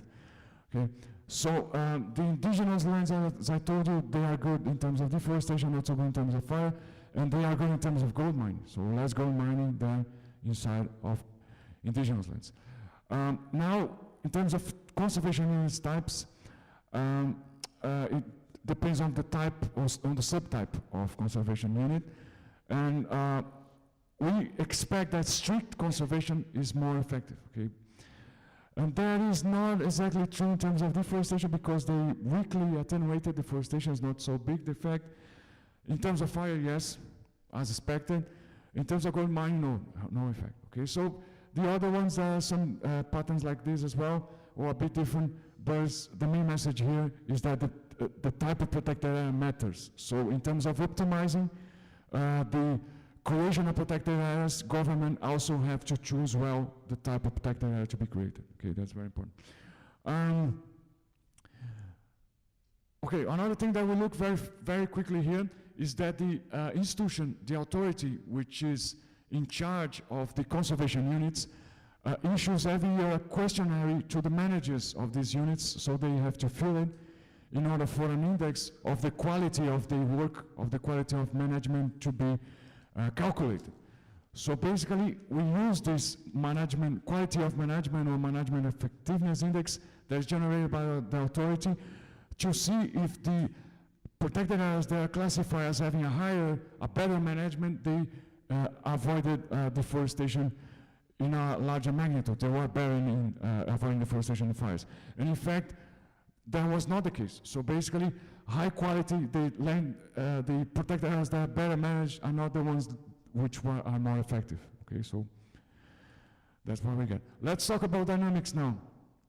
So we have evidence of the forest rush. In fact, it's very strong, this evidence, okay? So the only type of protected area which doesn't have this forest rush here is basically increasing deforestation 2 years before creation of protected area is indigenous land. So there's no forest rush to indigenous land, but there's forest rush to conservation units, many types of them. So it's a pretty recurrent result in our subsamples here. Okay, so that theoretical model is confirmed by them, and that means that resource tractors, they are forward-looking. They have the news that protected area will be created, and they anticipate that, and they get to the place before us as much as they can before the law will arrive then and make things harder for them. Okay.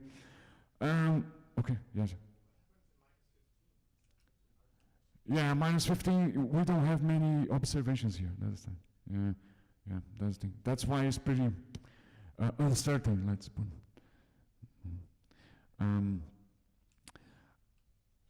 Second dynamic effect, which is also recurrent, is that protected areas seem to get more effective the older they get. Okay?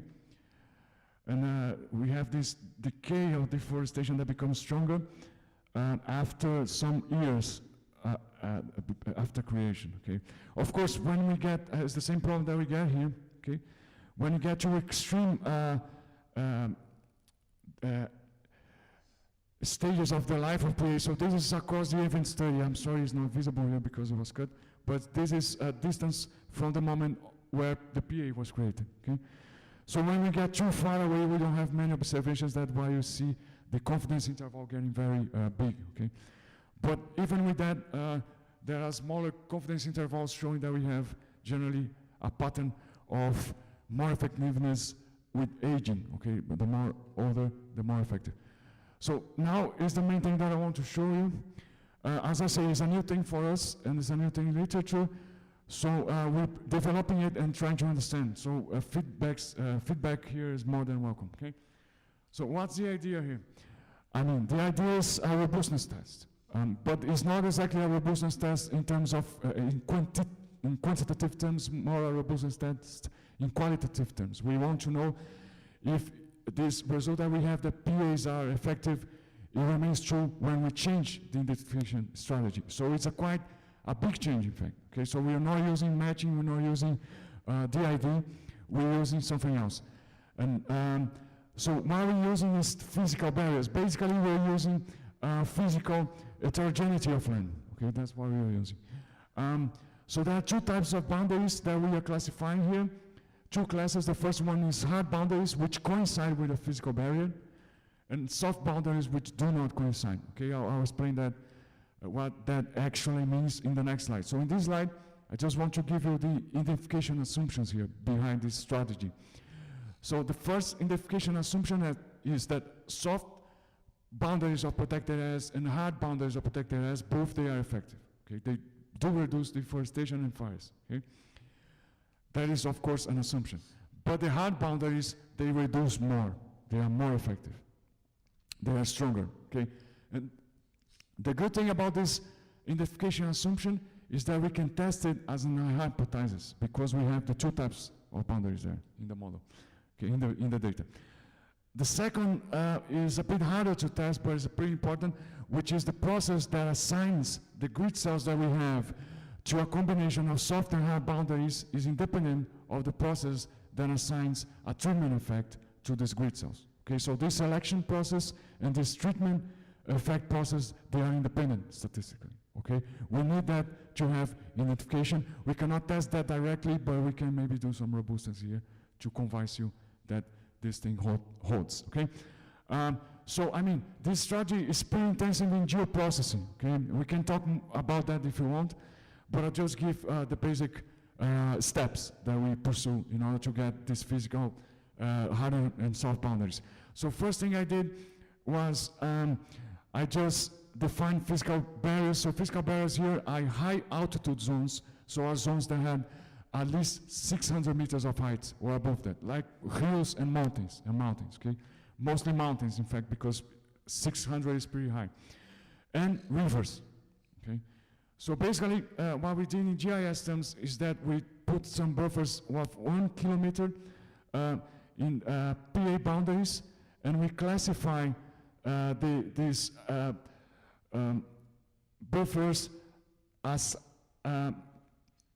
we classify the segments of the boundaries of PAs that were intersected by one type of physical boundaries as hard, and the rest of these segments of the boundaries as soft, because they were not intersected by a physical barrier. Okay, not sure this is clear.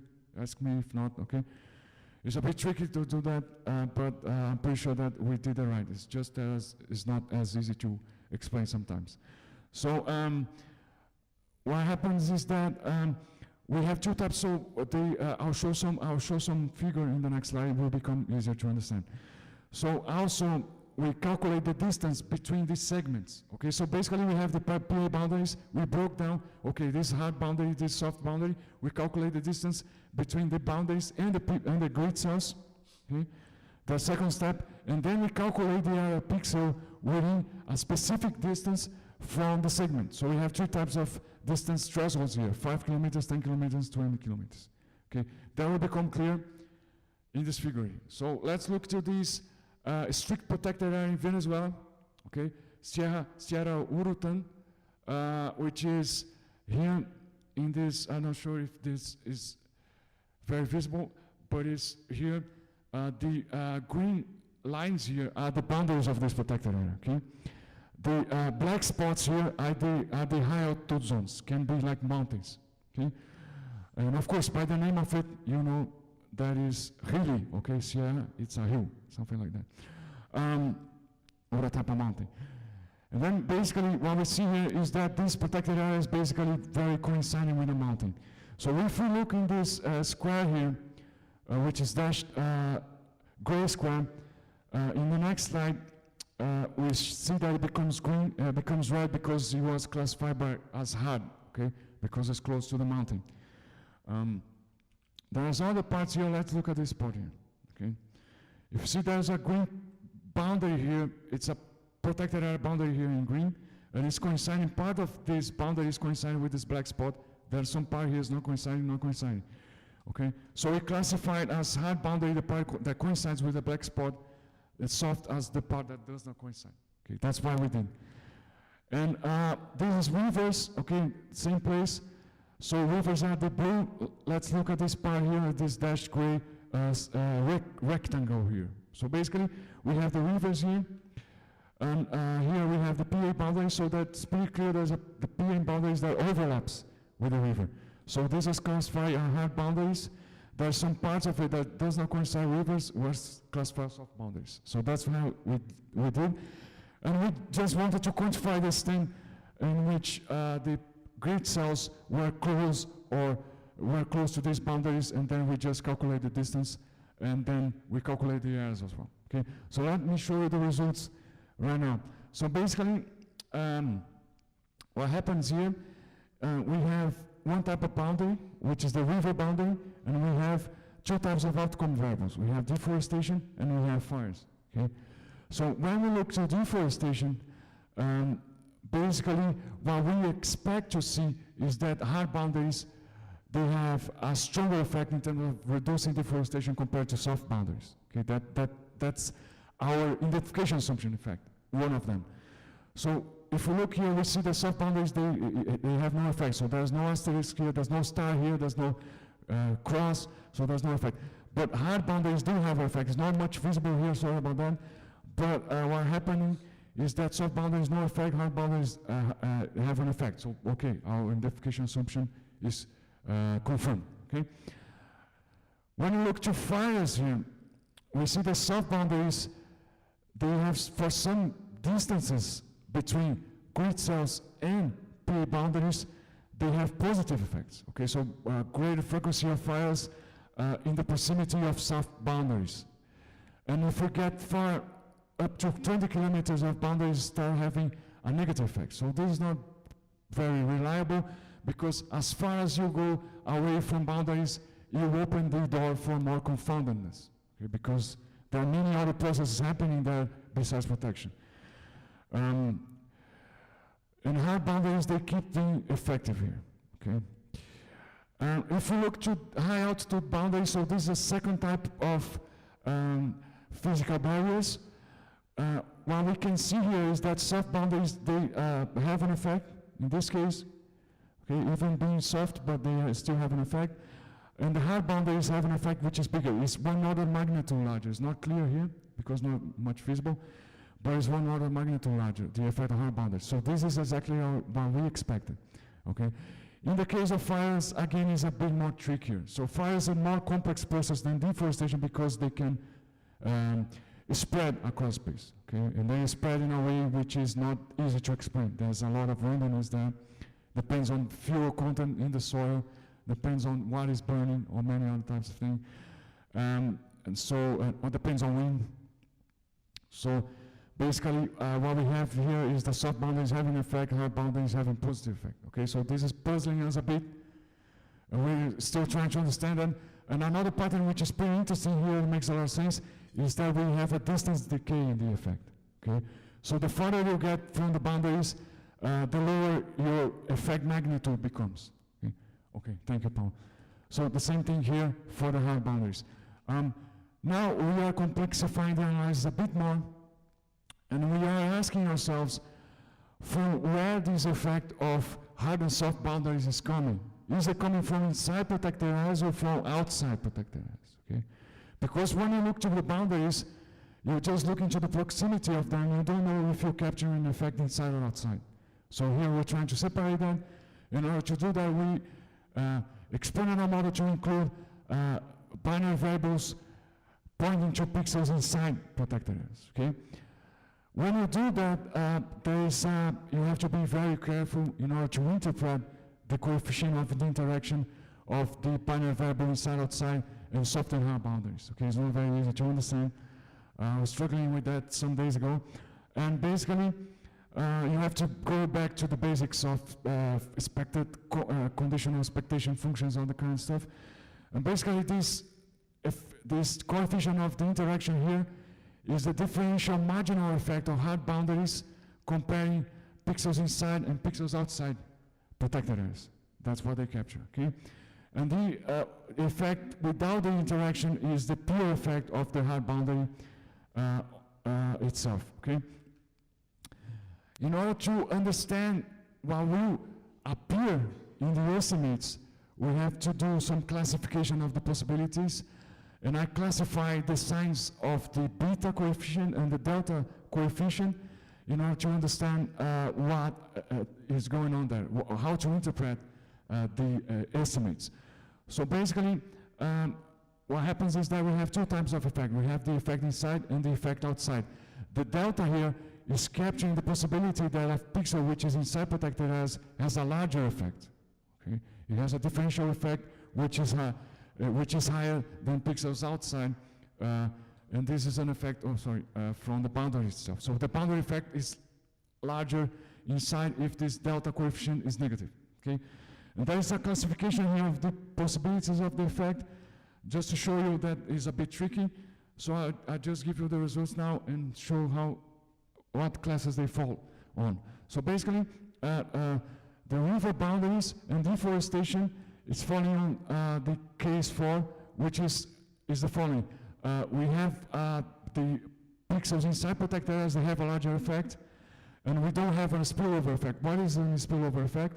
Is the effect of pixel outside protected areas. Okay? We don't have that in this case of deforestation river boundaries.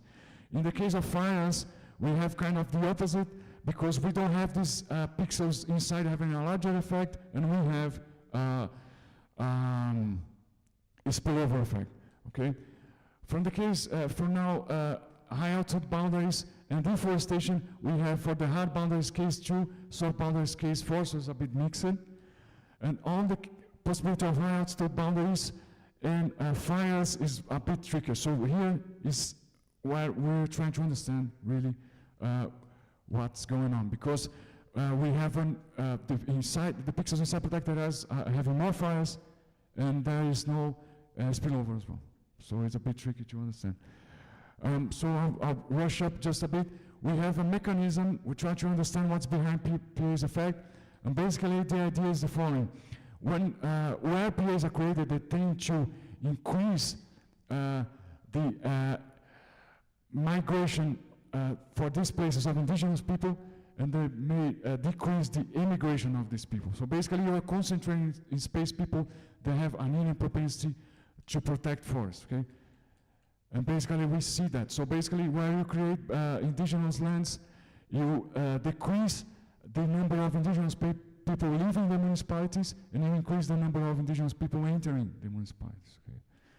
Just to wrap up, so basically in this study we found out the previous studies, they were considerably biased because they are not dealing with staggered nature of protection, and they were not accounting at the same time for unobservables and for policies that were being implemented at the same time, okay?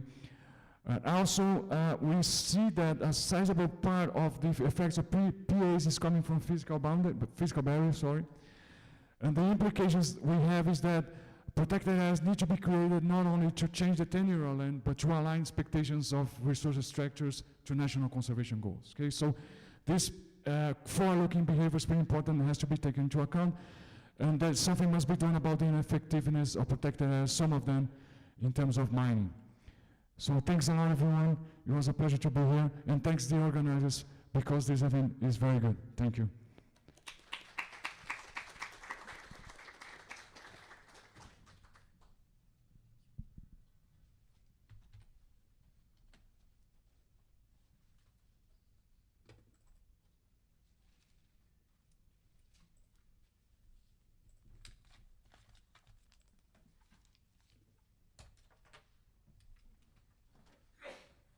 Thank you very much, Thiago, for your presentation. It's great to hear you.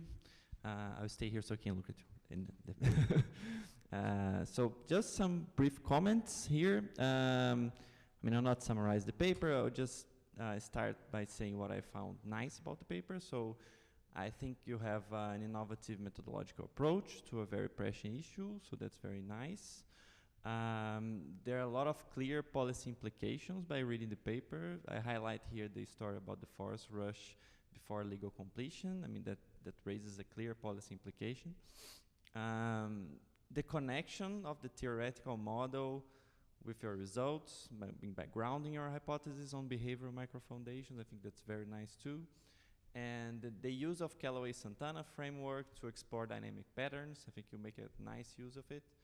And mostly about how you discuss, you have a session on the paper on discussing the results in light of the literature, how you close the gaps and how you solve divergences. I really like how you, use your results to try to make some closing gaps in the literature. So that's what I found most nice about the paper. My comments will be more about things that I didn't understand very well, maybe.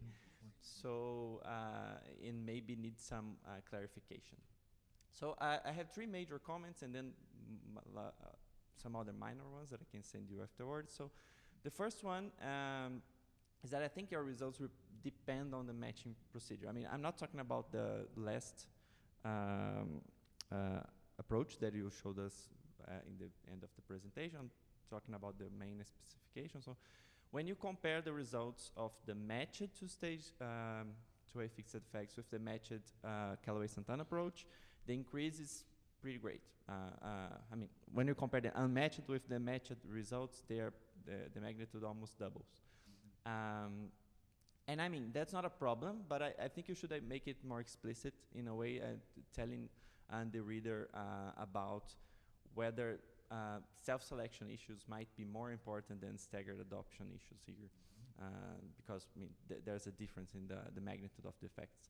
And for me, it was a little bit unclear what is your donor pool for control observations. What is being considered for the matching procedure? Any non-PAs, or could be only private areas, or settlements, non-destined lands?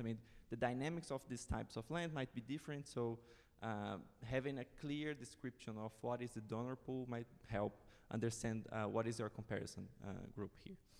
And when you assess imbalance in terms of matching, you do that in every year. And I was wondering whether you might be mixing treatment effects with imbalances by itself. So I was wondering whether you might be losing something by doing imbalance in every year. The second comment refers to external validity. You have this moment where you're changing the sample because the matching depends on what outcome you're looking for. And also there's a moment where you drop some cohorts. That surely increases the confidence of your results, but it might be create an issue of external validity, because in the end, we are not very sure of what are the areas that you are actually studying. There are sometimes that the results for deforestation and fires, they are different, even though they are correlated in some sense, but the sample is also different. So I was wondering whether the effects might be different because the sample is different, and not exactly because they have different dynamics. So I would, for example, consider some robustness without dropping cohorts, or fixing the sample for the different outcomes, so just to check that you're not having a different sample explaining your results here. The third one is how you explore the different bias that you show in the paper. In your presentation, it was clear for me compared when I read the paper. So my previous understanding was that what you were calling the unbiased estimate was your preferred estimate, which is like calorie Santana plus matching. And your biased estimate as a comparison was just to weigh fixed effects without matching. But when you showed in the presentation, I understand that it depends on what comparison you're doing, right? So for me, it would be nice to be clear about that. So when for example, when I'm talking about the staggered bias, I'm comparing X with Y. So that just to be sure of what you are comparing in each of those percentages. And sometimes they go in different directions for deforestation fire. So, and again, they should be correlated in some sense. So that might be related with the 0.2 there. And also be clear about the covariance you're using. Again, it was clear for me in the presentation. When you use the PCA index of confounding policies, I was wondering whether you could use the policies separately. For example, I would love to understand whether the bias that comes from not using the confounding policies index comes from a specific policy. I think that would be that would enrich the analysis, just to understand what are the confounding policies that might be more relevant to compete with PAs in that sense. Yeah, I mean, that were my 3 main comments. There are some other minor ones. So you show a test for crowding out of deforestation in your last approach here. That's nice, but I was wondering whether you could test that for your main estimates. When you're talking about mechanisms, the tables are not in the paper, so I thought that it would be nice to bring the tables to the paper, because the mechanisms are very, I really like the discussion on the mechanisms, but I was missing the results. I had to go to the appendix. The alternative strategy results are a bit hard to read, and especially since you are showing that as like a robustness exercise, it would be nice to understand exactly how they compare with your main estimates. I know they are different quantitatively, because there's a totally different approach, but if you could somehow try to reconcile that with your main estimates, just to understand how they compare, I think it would be nice, because otherwise it could be a totally different paper, because it's very high. It's an enormous amount of work there. Yeah, and finally, that's a comment on the beginning of the presentation, when you discuss like the optimal protection level, you're not explicitly saying in the paper that the forest standing might have a value. So, I mean, we don't have like a carbon market developed so far, but at least we know that there's some value. And also, it's not clear that in Brazil there is an issue of overprotection, since when you deforest, you might also lead to economic losses in terms of agriculture, in terms of the rainfall patterns, and so on. And so I was wondering whether, when you discuss the idea of optimal protection level, just maybe take into account that 2 dynamics. So that's it. Thank you very much for the opportunity of reading the paper, and looking forward for the developments.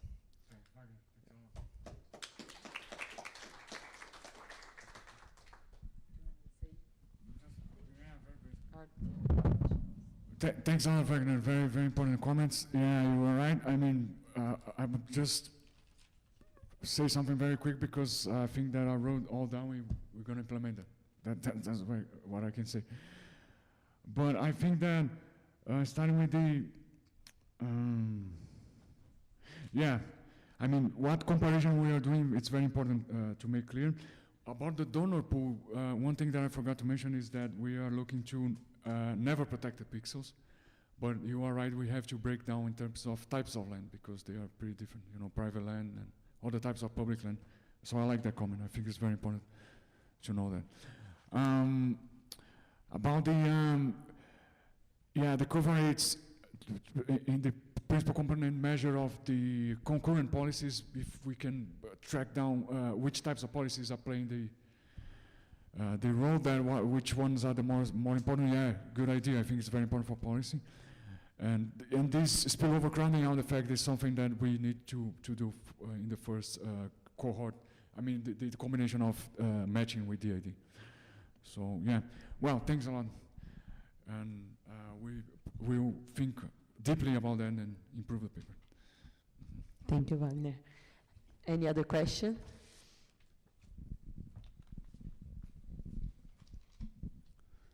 It's a very nice paper. I really like that.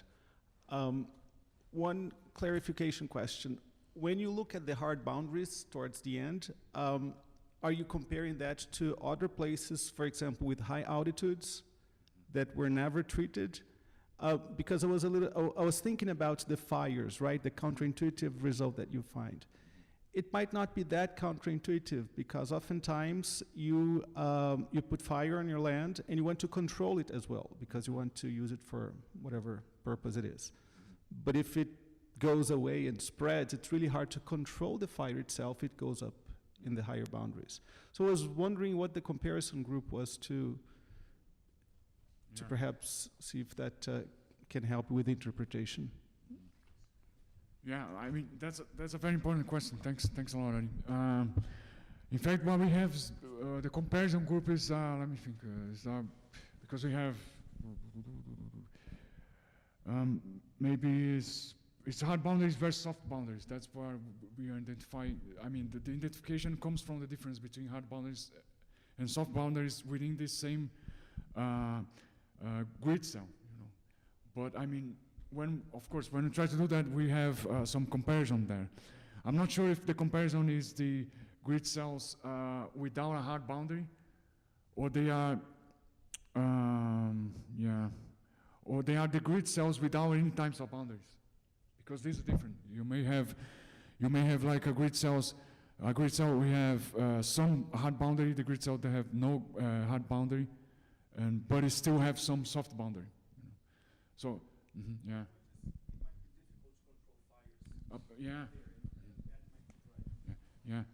Yeah. I mean, that's kind of that's the second. I think we're trying to use exactly that argument. You know, basically, we are saying something like, you know, these high altitude zones, they are very bad for like moving tractors around them. So you don't, because tractors are one of the main substitutes for fires. You know. I mean, at least. Farmers think that. I'm not saying agronomic terms, but some farmers think that way. So you cannot take tractors there, so you have to use fire to prepare them. And another thing that we are trying to say, but it's very experimental, our argument, is that where we have these high altitude zones, they function like natural shields. You know, they kind of block. And then it's good to burn that because you are sure that they won't spread away. So it's kind of connected to what you're saying. So I think it's very, very good suggestion. Yeah. Thank you. Mm-hmm. Any other question?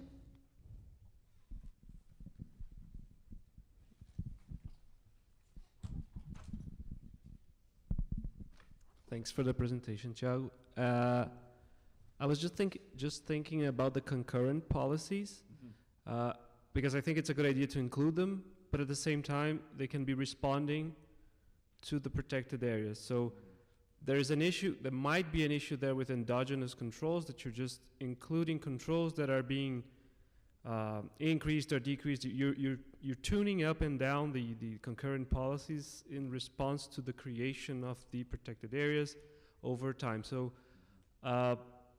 maybe trying to discuss that a little more, or finding instruments to these concurrent policies, if you can find some exogenous instruments for each one of them, so that you can get closer to, so that you can argue that they are not bad controls. You're not including things that are messing up with your identification. Okay, thanks a lot.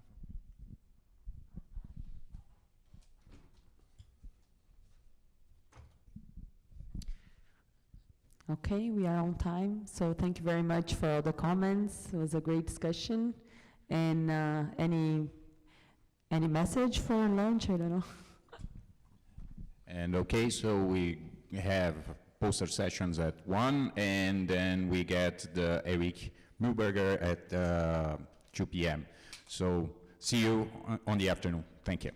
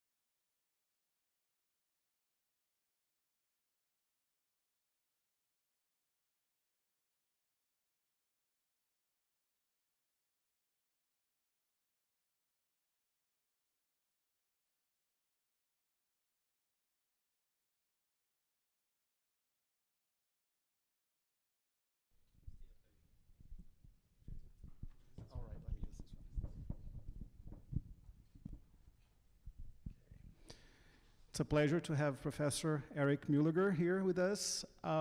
He is a professor at UC Davis in the Department of Economics. Before that, he was at Harvard and spent some time at Colors Madrid, the third, and Columbia as well. He has done a number of things. It will not be possible for me to do justice to all that he has done, including work in the private sector before going to your grad studies, right? He earned his PhD from the MIT, and he has done a lot of work that has appeared in the most different places with amazing contributions. So there's no point in me extending the introduction here, so just hand it on to you. Thank you very much. That's a very generous introduction. Thank you very much. I just want to thank everyone for being here. It's been a great honor to be part of this conference. I've enjoyed seeing all of the work that everyone has presented. I think there's just a tremendous amount of thought-provoking stuff that people are doing, so it's been an exciting conference to be part of. And I'd also just like to thank both Ariaster and Claudio for inviting me to the conference. It's been a fantastic experience, and I really appreciate it. What I'd love to do today is spend a little bit of time talking about sort of decarbonizing transportation. This is something that I've been spending a lot of time thinking about, over the past sort of 5 years. And so what I'd like to do is talk a little bit about a few different projects that I've worked on, thinking about what role government policy might play in helping facilitate decarbonization of the transportation industry. I'd also like to spend a little bit of time, since this is, maybe a slightly bigger picture talk, both sort of framing why we care about transportation decarbonization, and also just highlight at the end of the talk a few areas where I feel like there are particular obstacles to policy, which I've spent a lot of time thinking about, not meant to be an exhaustive list, but I think areas where I think there are both challenges from a policy perspective, but also opportunities for research in thinking about sort of what directions, where sort of research questions that, might be able to really sort of change our thinking about this topic. So to start off, I'd just like to motivate a little bit why we care about decarbonizing transportation. I don't think I'm going to have to, convince anyone in the crowd that we should care about decarbonizing transportation, but I think it's often helpful to just see why we care so much about the transportation industry. From a benefits perspective, I think it's always helpful to point out that transportation generates tremendous benefits from a societal perspective. Whether we're talking about inter or international trade in goods, or we're thinking about movement of people within an urban environment, we just think that transportation and reducing the cost of transportation generate tremendous benefits from a societal perspective. Just to give one example of this, Joe Shapiro has a very nice paper that estimates the gains from just ocean-going trade, so ocean-bound trade, and estimates annually, benefits, upwards of $5 trillion a year just from ocean-going trade. And so I think there's just a tremendous amount of benefits that are created by, a low-cost, well-functioning transportation system. But at the same time, we know that transportation generates tremendous externalities. So what this graph shows is on the x-axis, we have sort of time moving forward, sort of roughly the last 50 years, going from 1970 to 2020. And on the y-axis, we have emissions of carbon dioxide. Now, transportation is sort of this green line right here. Transportation emits less carbon as an industry than sort of electricity or sort of industry very broadly. But it still accounts at the end of this period for about 20% of global carbon emissions. And it's been steadily growing for sort of a long period of time. In fact, it's roughly doubled over the past 50 years. And projections from the World Bank, from the IPCC, project that carbon emissions from transportation will continue to grow going into the future. And so I think it's helpful to sort of dig into, if we break out the sort of transportation sector here, it's actually helpful to think about sort of where is this growth coming from. So if we do that, one of the striking things you sort of see here, and I've sort of split it out by split out carbon emissions by, we have aviation in blue here, we have waterborne shipping, so ocean freight and sort of things like that in red here. But I think sort of the two things that are sort of most striking here are when you split out on-road transportation for OECD countries and non-OECD countries. I think one of the things I always find sort of striking when we look at transportation emissions is that transportation emissions in OECD countries have basically been flat since sort of 2000. Part of this is technological adoption.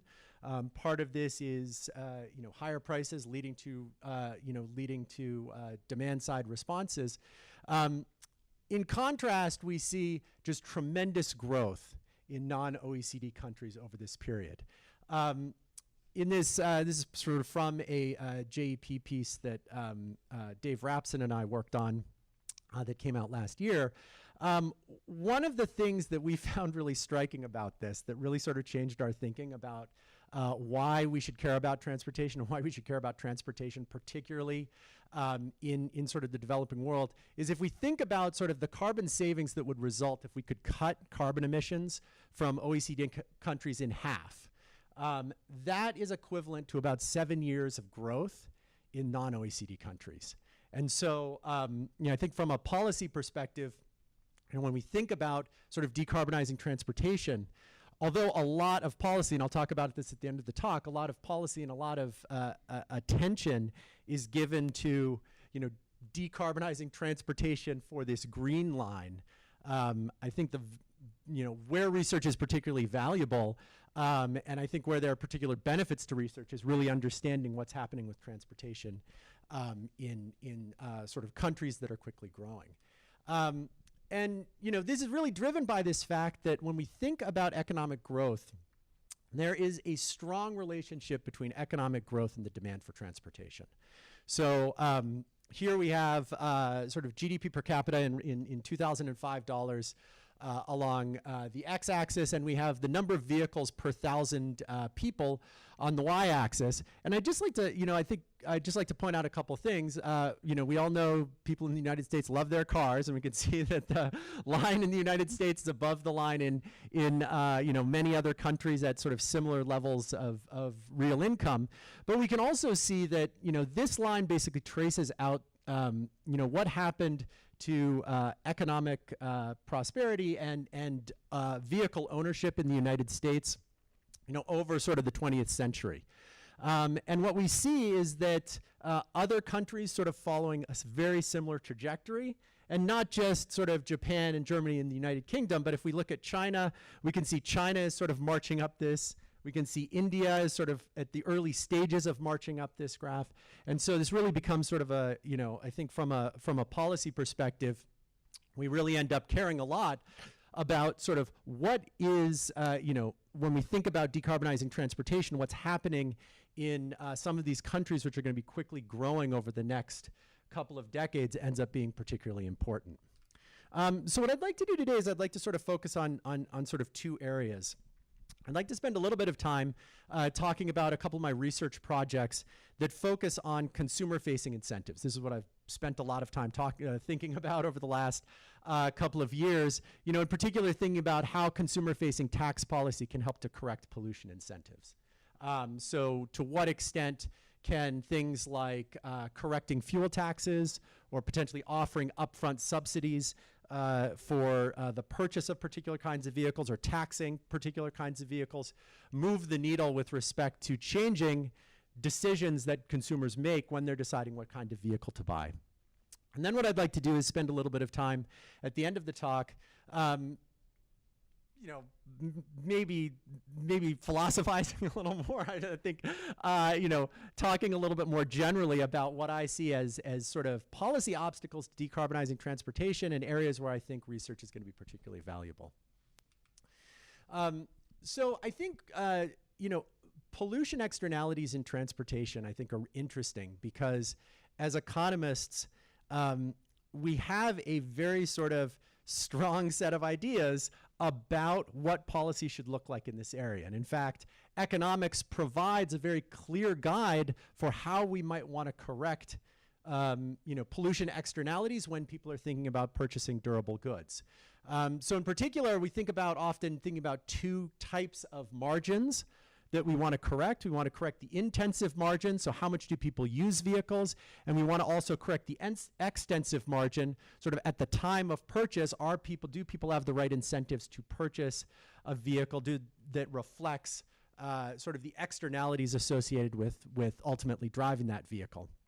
And the sort of knee-jerk reaction for economists is always to sort of say, well, if we could correct fuel taxes, that would sort of solve the problem. If we could set Pigouvian taxes on fuels, that potentially offers a solution that would address both pollution externalities on the intensive margin, but also on the extensive margin if people are forward-looking with respect to energy prices. So if people take a look at, let's say, gasoline prices, and the taxes on gasoline prices reflect marginal external costs, then people are going to have the correct incentive, not just for how much to drive those vehicles once they own them, but to purchase the vehicle which is going to reflect society's costs and benefits at the time that they're deciding to purchase that vehicle.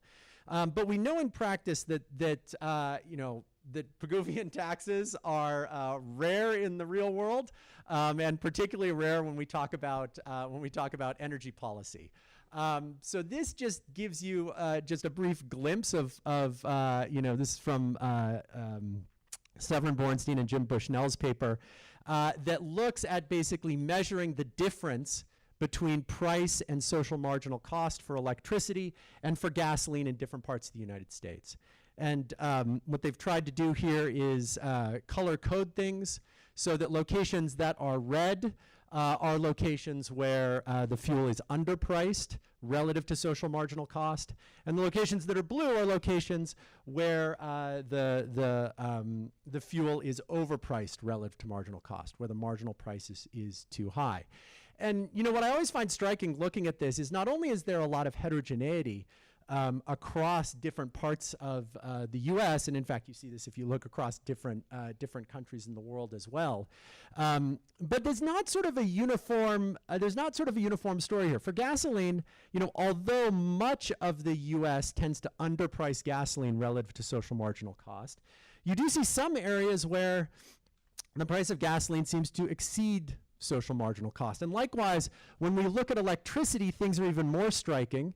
There are some parts of the country like California, and I'll talk about California quite a bit over the next little bit, but also the Northeast, where the regulated electricity prices, the sort of per unit electricity prices that people pay are substantially above what estimates of social marginal cost would look like. And that partially reflects the fact that, California's electricity grid is relatively clean, but it also reflects the fact that regulators in California tend to set very high per unit markups on electricity prices that distort the electricity price significantly above what we think social marginal cost is. Whereas there are other parts of the country, particularly the upper Midwest, where prices are, the per unit prices for electricity are significantly below social marginal cost.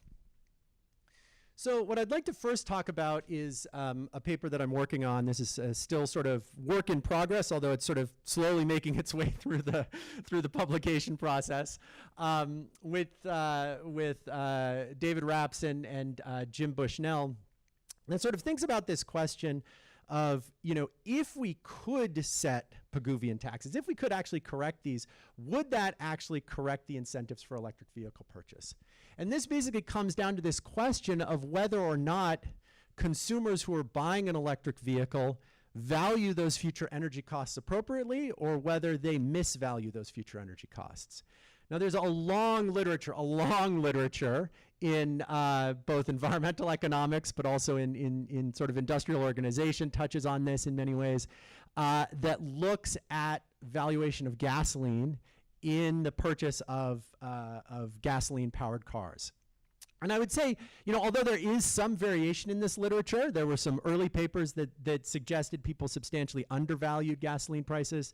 Then there were a set of papers that found sort of fairly consistent full valuation of gasoline prices. Now there are a few new papers that sort of say, no, the earlier papers were correct.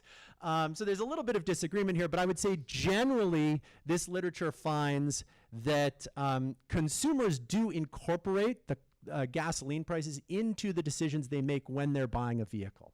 So when gasoline prices are high, people tend to substitute toward higher fuel economy vehicles. When gasoline prices are high, used vehicle SUV prices go down, and they seem to sort of respond like we would expect if people were forward-looking with respect to those costs. And so if this were the end of the story, then I think we would be in a world, if we believe that gasoline prices, that consumers are forward-looking with respect to gasoline prices, then we're sort of in the world where, you know, if we could just correct the taxes to reflect marginal external cost, we might be able to correct both the intensive and the extensive margin. Well, what we focus on in this paper is we really focus on this question that although we have a lot of evidence for gasoline, we don't have as much evidence for electricity or for alternative fuels. And the reason this is because if we think about all of these papers that look at gasoline, we have a tremendous amount of great exogenous variation in gasoline prices because oil prices go up, oil prices go down, and as they go up and down, we have a tremendous amount of variation we can use to think about how that affects consumers' valuation for gasoline.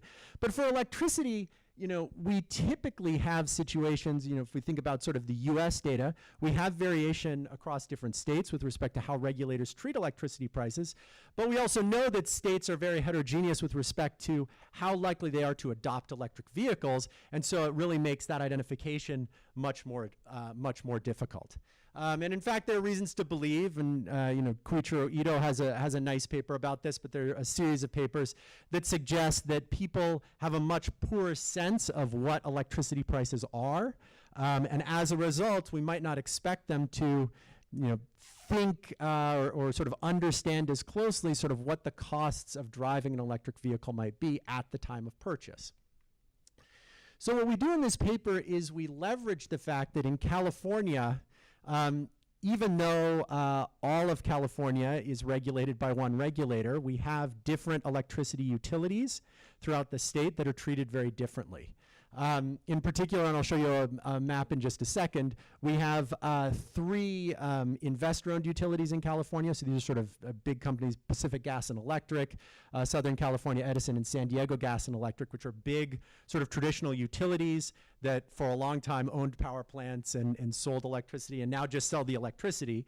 But we have a set of these very large investor-owned utilities, but we also have a lot of small municipal electricity companies. And for a variety of reasons, the prices that the investor-owned utilities set are substantially higher than the prices that the municipal utilities set. And this is not because they have control over the pricing. These are all regulated by the California Energy Commission.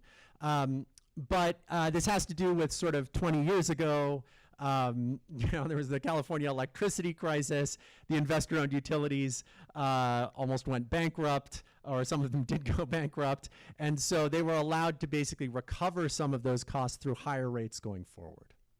And so what we're going to do is we're going to leverage that variation and essentially look at those boundaries around look at those utility boundaries to see how electric vehicle sales change as a way to try to understand, you know, whether consumers are more or less responsive to electricity prices than they are to commensurate changes in gasoline prices. This just gives you this is just sort of a map that illustrates sort of gives you a sense of sort of where our identification is going to come from. This is a zoomed in picture of the Los Angeles area. So this is sort of the Los Angeles major metropolitan area.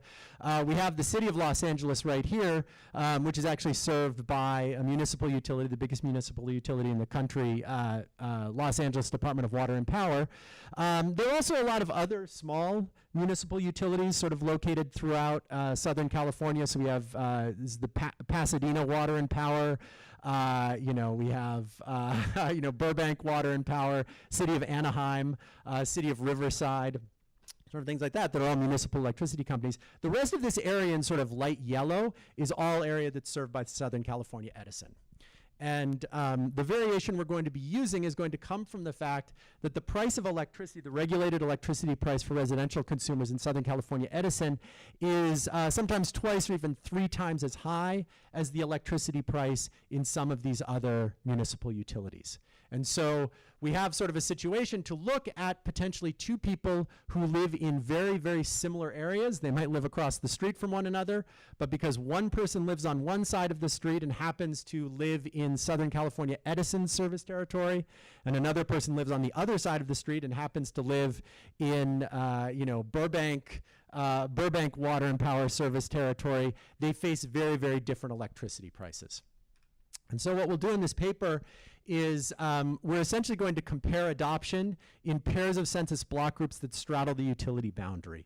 So this is going to be a geographic regression discontinuity where we're going to leverage these borders and look to see, how electric vehicle sales change as a function of how electricity prices change and how gasoline prices change across those two census tracts.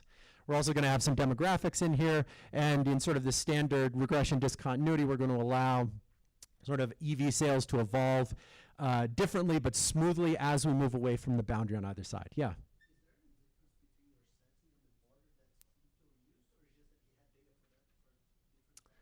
Yeah, so the border that Ito used in his paper was he used the border between actually, if I remember it right, Southern California Edison and San Diego Gas and Electric. So two of the big investor-owned utilities. But essentially it was sort of a very similar kind of identification strategy, right? Where he was basically looking at people who lived on one side of the border relative to the other side of the border, where they faced different price schedules, and then he looked to see whether it seemed like they were responding differently. But it's sort of a very similar idea, a similar kind of identification strategy. Yes? Yeah, so this is a great question. We look at this, and there aren't sort of consistent differences, but for some of these, demographic areas, you do see, some locations are wealthier than others, but sometimes they are less wealthy. So there's not a consistent difference across them, but we do a bunch of robustness checks. The referees have asked us to do a whole bunch of robustness checks that sort of rule out these kinds of concerns. Yeah. Well, so in principle, you might be able to. So there are not big differences in fast charging prices across these boundaries. But in principle, you could drive a gasoline-powered car across the border if there was cheaper gas in that location.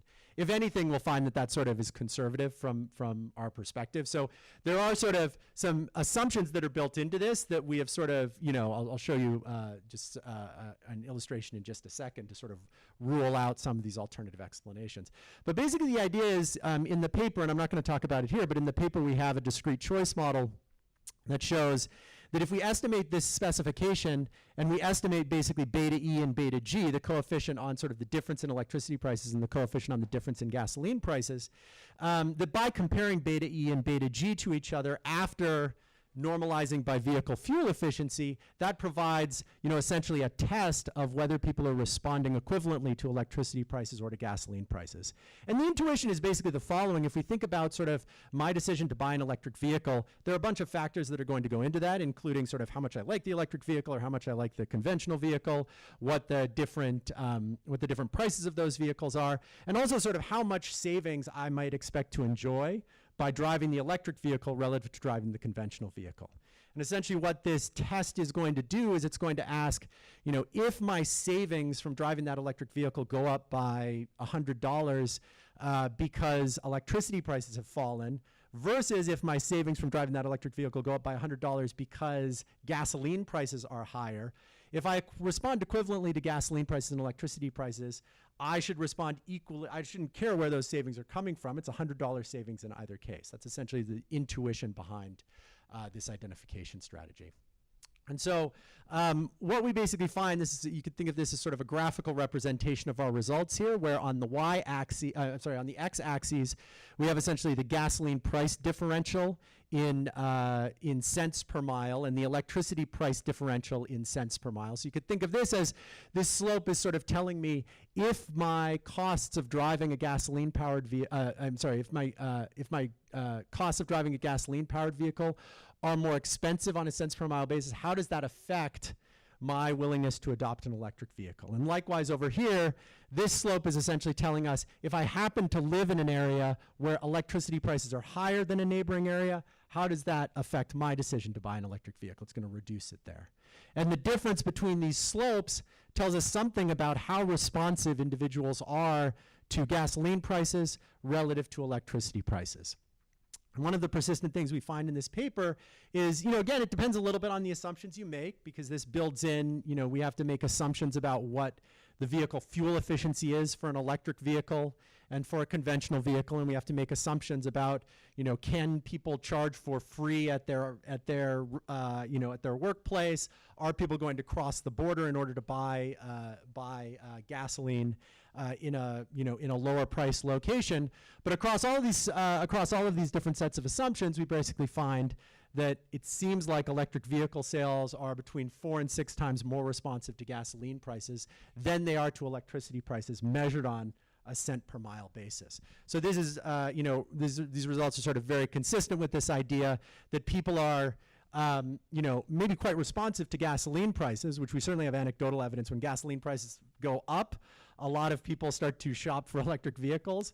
Whereas when you cross from, let's say, Pacific Gas and Electric into Sacramento Municipal Electricity District, you don't see a large increase in electric vehicle usage, even though the price of electricity is substantially lower in the municipal electric company than in Pacific Gas and Electric. I'm not going to spend too much time talking about this, but the dotted line here reflects sort of the relative weighting of electricity versus gasoline. So essentially our main specification finds that when consumers are buying an electric vehicle, it seems like they value, or they sort of incorporate electricity prices about 1/6 as much as they incorporate gasoline prices into that decision.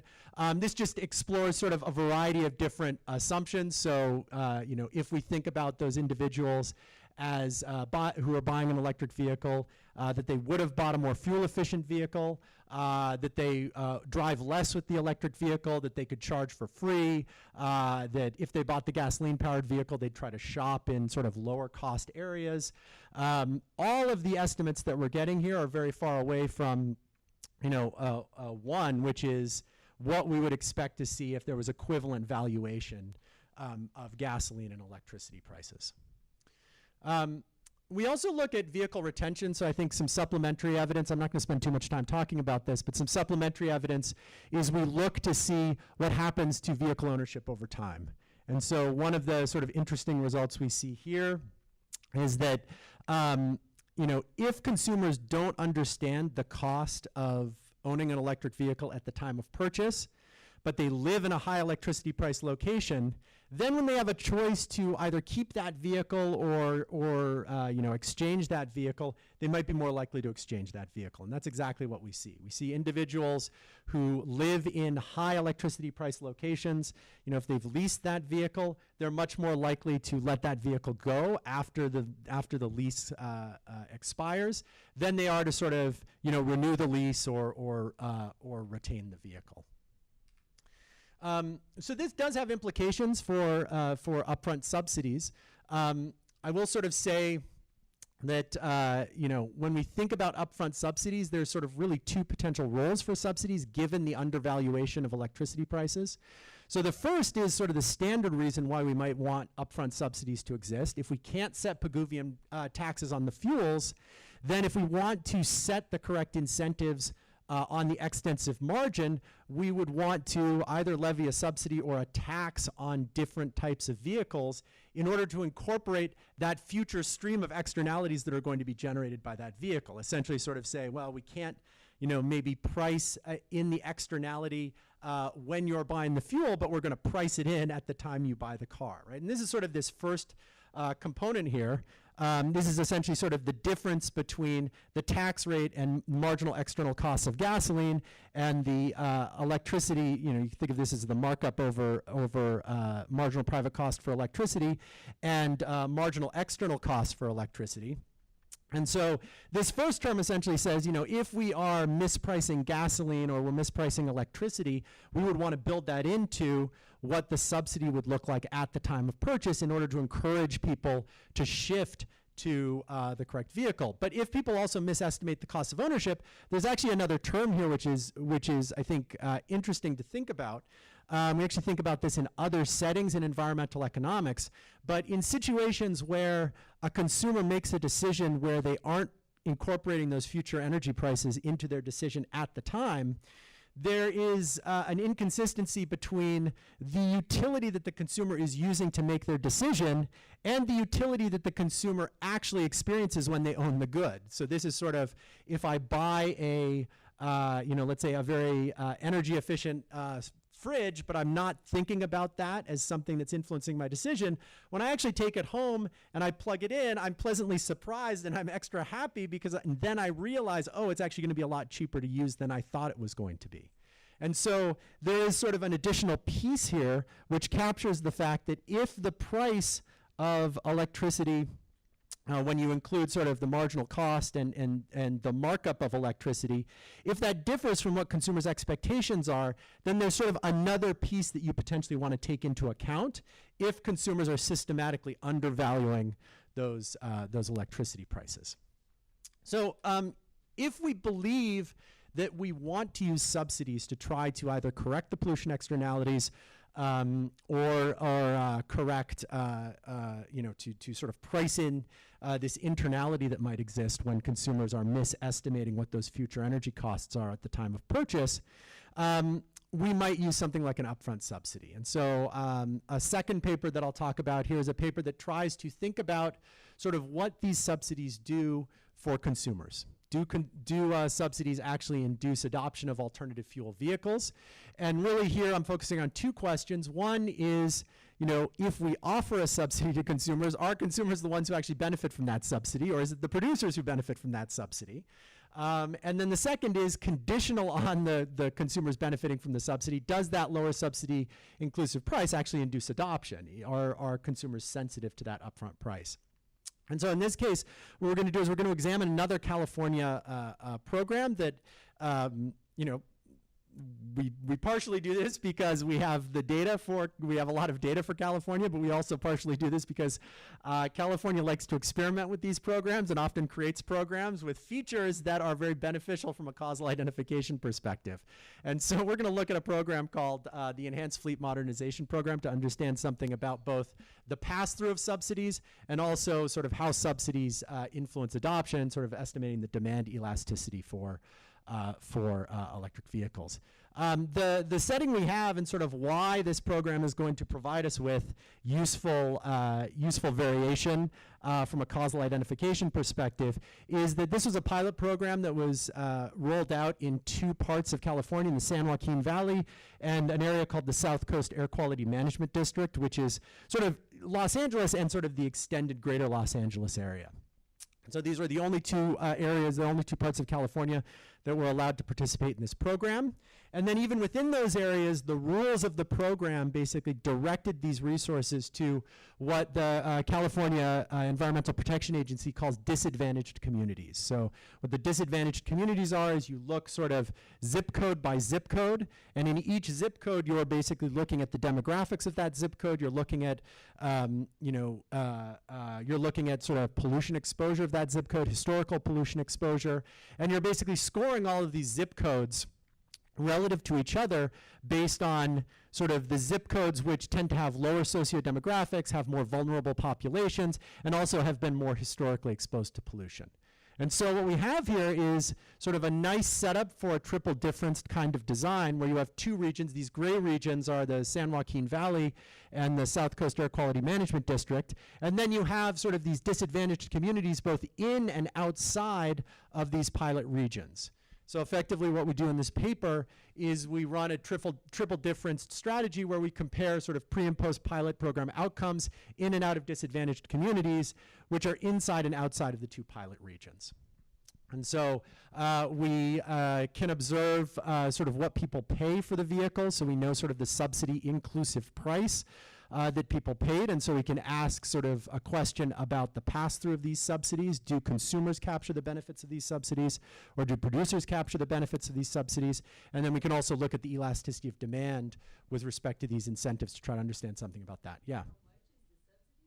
So the subsidies are considerable. So the subsidies, this was earlier on. So this was between sort of 2014 and 2018 was the period we were looking at. But the subsidies were on the order of sort of $8,500. So considerable subsidies, and the goal of these subsidies from the state of California's perspective was to really try to close the gap between the cost of purchasing an electric vehicle and the cost of purchasing a conventional vehicle. Yeah, so it was means tested. There were sort of some requirements that your income had to fall below particular levels in order to qualify for the subsidies.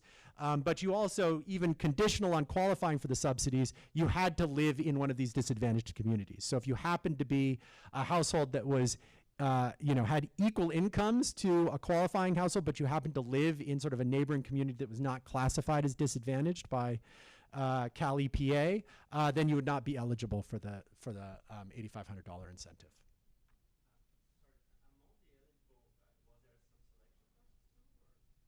So there were obviously someone selects into the program in the sense that they have to go through the process of buying an electric vehicle, but both Los Angeles and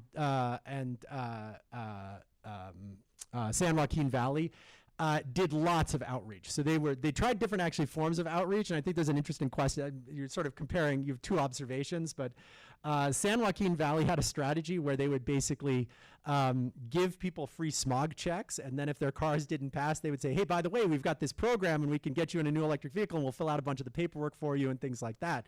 So it's a very sort of hands-on kind of approach.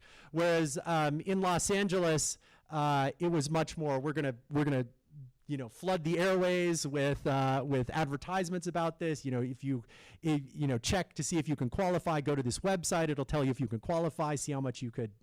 Here's directions to participating manufacturers and sort of things like that.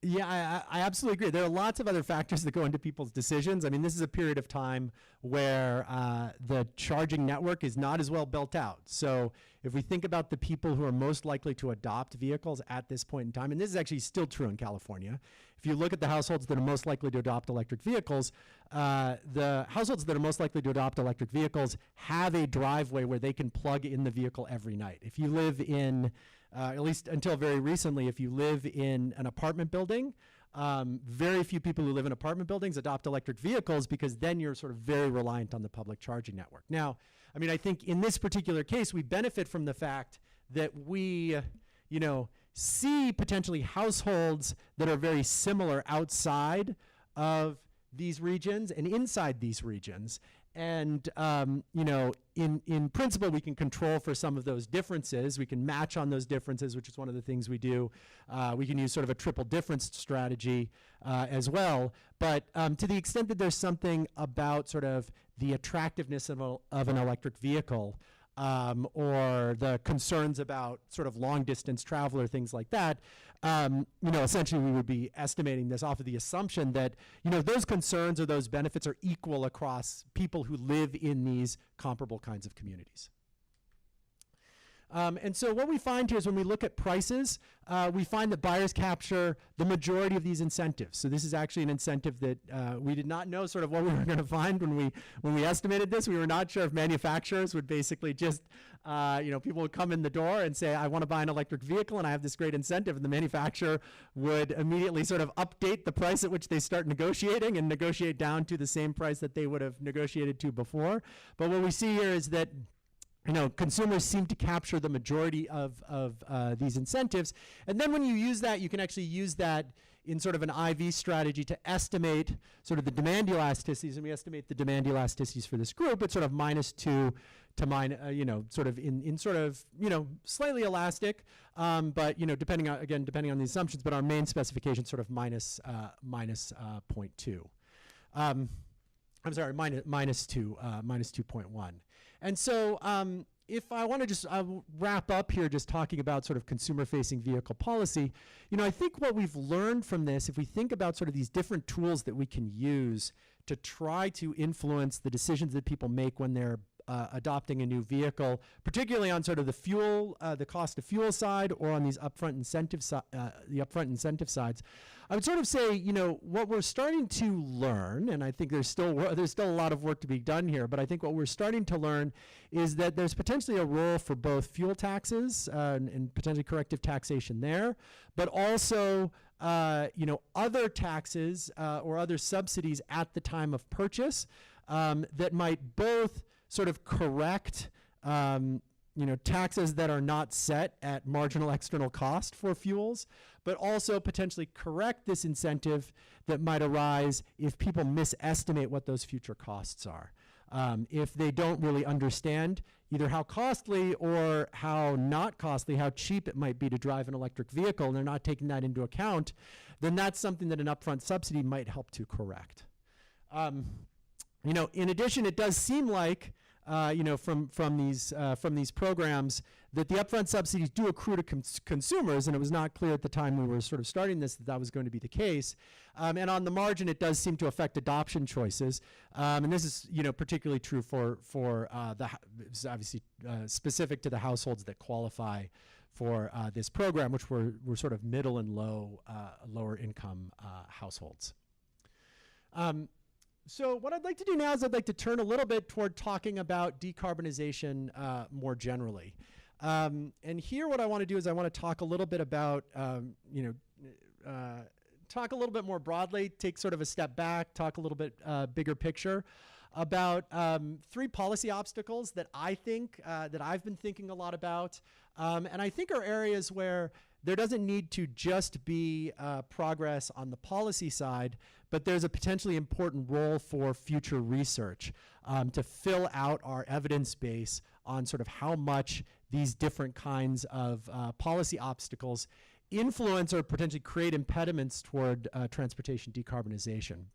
So the first of these is something that we often see in transportation policy, where from the perspective of an economist, what we often sort of argue is that whatever policy we should adopt should be technologically neutral. So if what we're focused on is lowering carbon emissions, what we should do is we should look at all of the options that are available, and we should score them by how much they reduce carbon emissions or how much they increase carbon emissions, and then tax or subsidize them relative to that. And that puts all technologies on an even playing field and hopefully leads to an environment where the better technologies rise to the top, and as technological innovation happens and other technologies are sort of left by the wayside if people discover that they are not sort of a fruitful approach to decarbonizing transportation.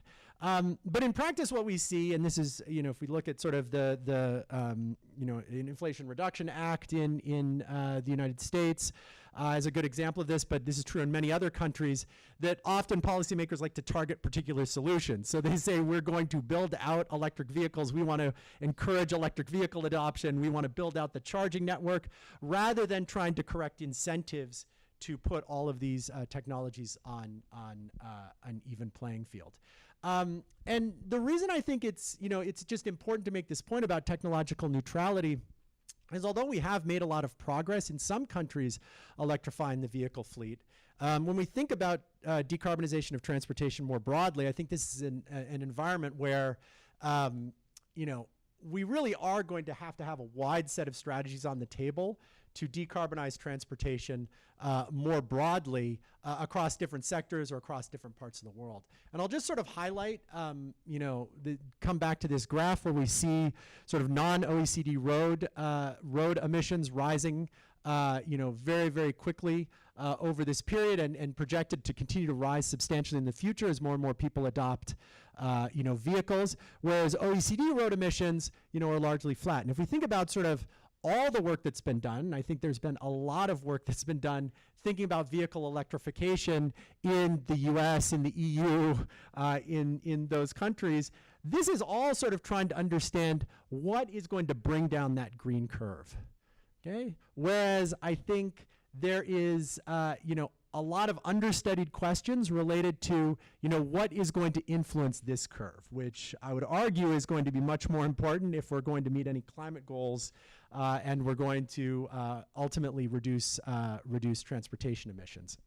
And sort of a good illustration of this is that, if we think about widespread electrification and we think about sort of how much electricity people consume per capita, and then on the y-axis here we have an assessment of electricity quality as scored by people who live in the country. So they're basically given a 1 to 7 ranking where they say how reliable is power in my country? Can I use electricity when I want to use it? Is it reliable? Sort of things like that. And they scored on sort of a 1 to 7 scale. We see a very strong relationship between both electricity consumption and electricity quality. And so the types of solutions like electrification, which are going to work well for countries up here, which we're thinking about adding additional electricity capacity, but we already have sort of a grid that can support potentially reliable power.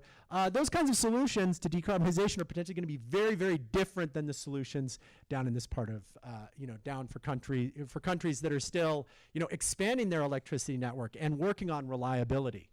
In addition, if we look at, and this actually comes back to, I think, sort of, Wolfram's talk yesterday, one of the things, one of the reasons why liquid transportation fuels have been so successful for such a long time is they offer this combination of low cost. They're easy to use, they're easy to transport, they're easy to supply, and they provide tremendous energy density when you think about the amount of energy that's in sort of 1 gallon of gasoline, and think about sort of what that would compare to in terms of batteries or sort of things like that. The amount of energy that's packed into 1 gallon of gasoline is really considerable, really tremendous relative to how much energy you can pack into a lithium-ion battery if we're thinking about vehicle electrification, even with sort of technological advancement that's sort of anticipated here. And so if we think about, not just the light-duty consumer vehicle market, but we think about heavy-duty vehicles, we think about ocean-bound freight, we think about aircraft or sort of things like that, the solutions that might work well for, the EU and the US and sort of other countries that can sort of build out the electricity infrastructure to electrify the light-duty vehicle fleet are not going to be the same solutions that we can use to reduce carbon emissions from ocean-going ships or sort of things like that. The second policy obstacle I just want to sort of talk briefly about is, we often see policies that are increasingly trying to balance competing objectives. So where I think this is very sort of apparent in a lot of policy is we often now have policies which are trying to balance reducing carbon emissions while also trying to achieve distributional objectives, sort of resolve distributional inequalities with respect to who has adopted electric vehicles and who is likely to adopt electric vehicles in the future.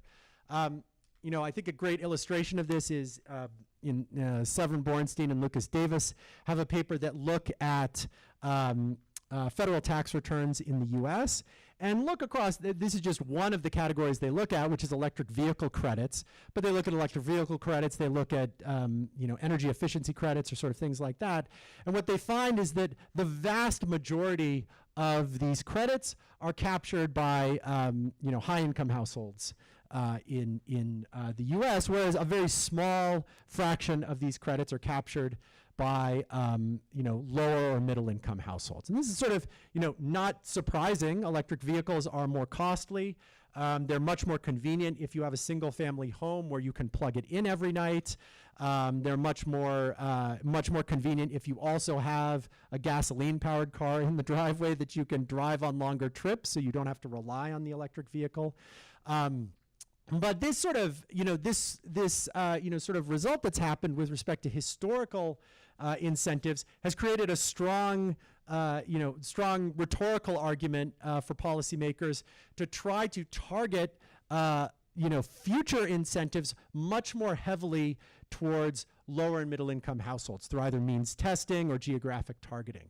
And that might not be bad if we think that these are households where, they might be more responsive to the upfront price of the vehicle. So it might be that these are particularly price sensitive households, but it also might be that these households are households that, for whom the hurdle to adopting this technology is significantly more. And so the amount of subsidy you need to get to push them over that, to overcome that barrier are particularly high. Yeah.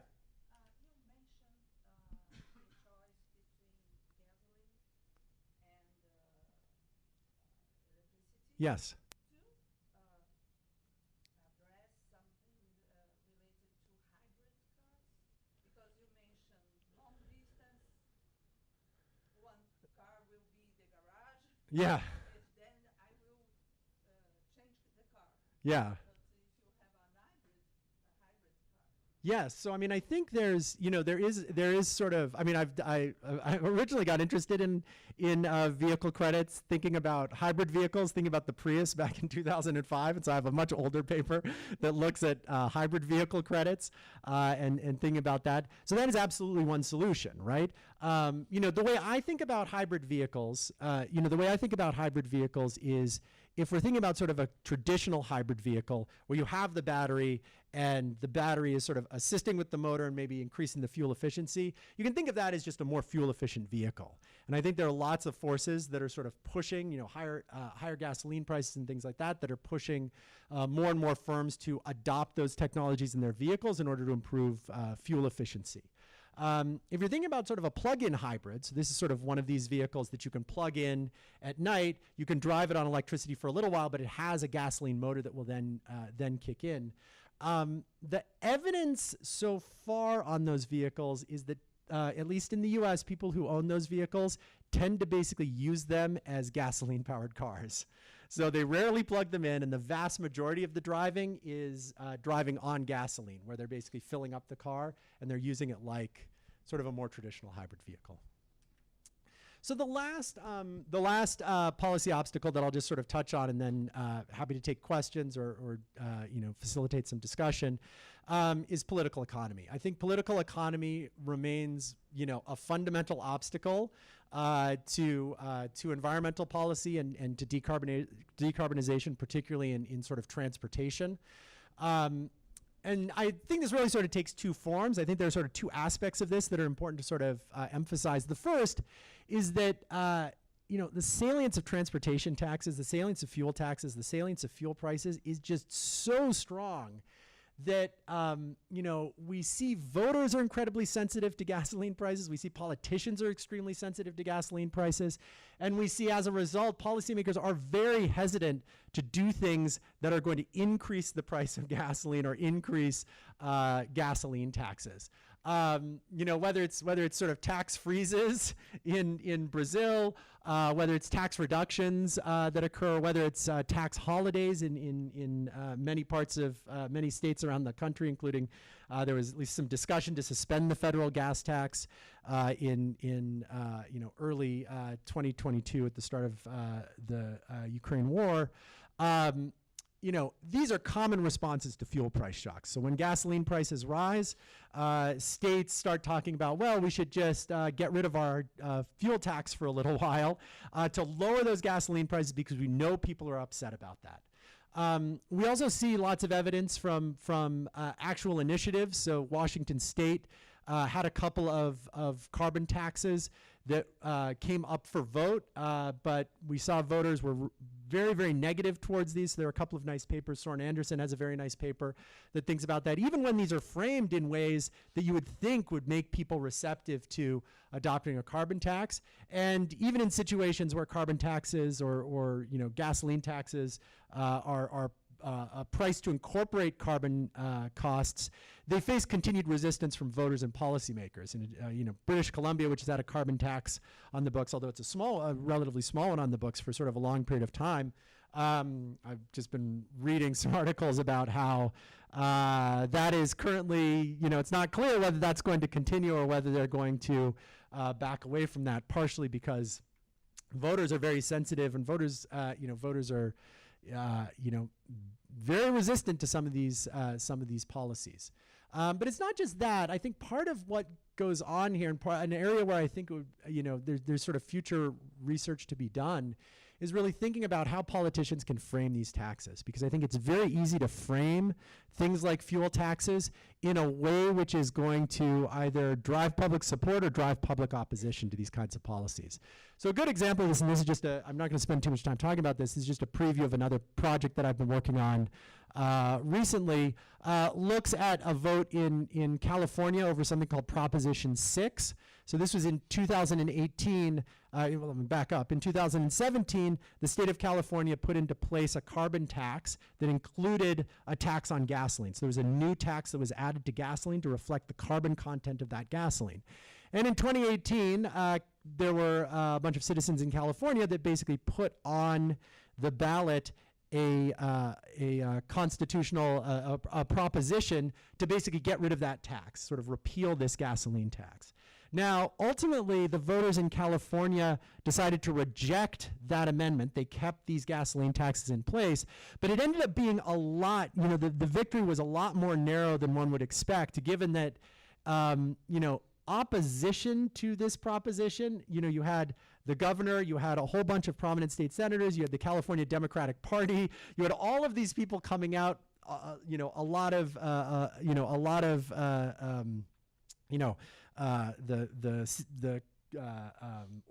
Department of Commerce, a lot of industry organizations coming out in support of this tax, basically saying, no, you should say no to this. So there's a tremendous amount of popular push to try to prevent this from happening, but the Republican candidate for governor at the time, John Cox, had sort of a very simple message for voters. He basically said, look, this is a tax. California has really high gasoline taxes. They're higher than the rest of the country, and this is your chance to make gasoline taxes lower, and lower gasoline prices, make California more like the rest of the country.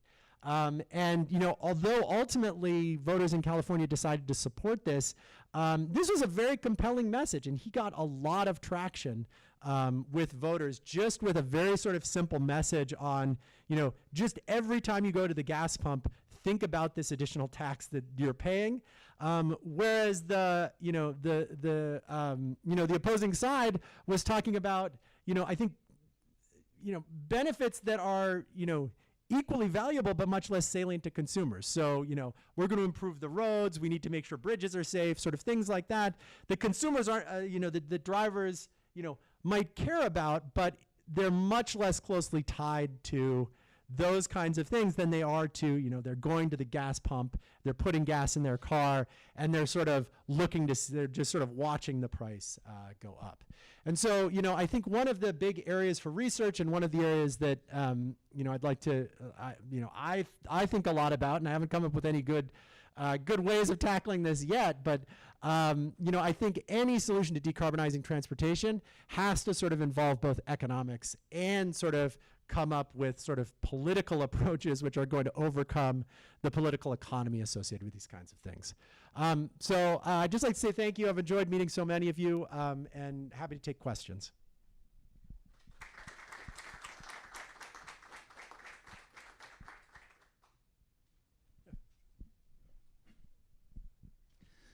So going back to the different way that people respond to price changes for both gasoline and electricity, I was wondering why that is the case. And perhaps this is going on because when you look at gasoline prices, they change a lot over time, right? Or they change much more often over time, and it's across the board, right? It's going to probably affect everybody in the country. Whereas when you look at electricity prices, it's flat for a while, and then it moves, and then it's flat. And a lot of the variation is actually cross-sectional variation, right? So I was wondering if perhaps, and then you talked about that because of that, gas taxes could be ineffective, right? In aligning the incentives and maximizing consumer surplus in the end of the day.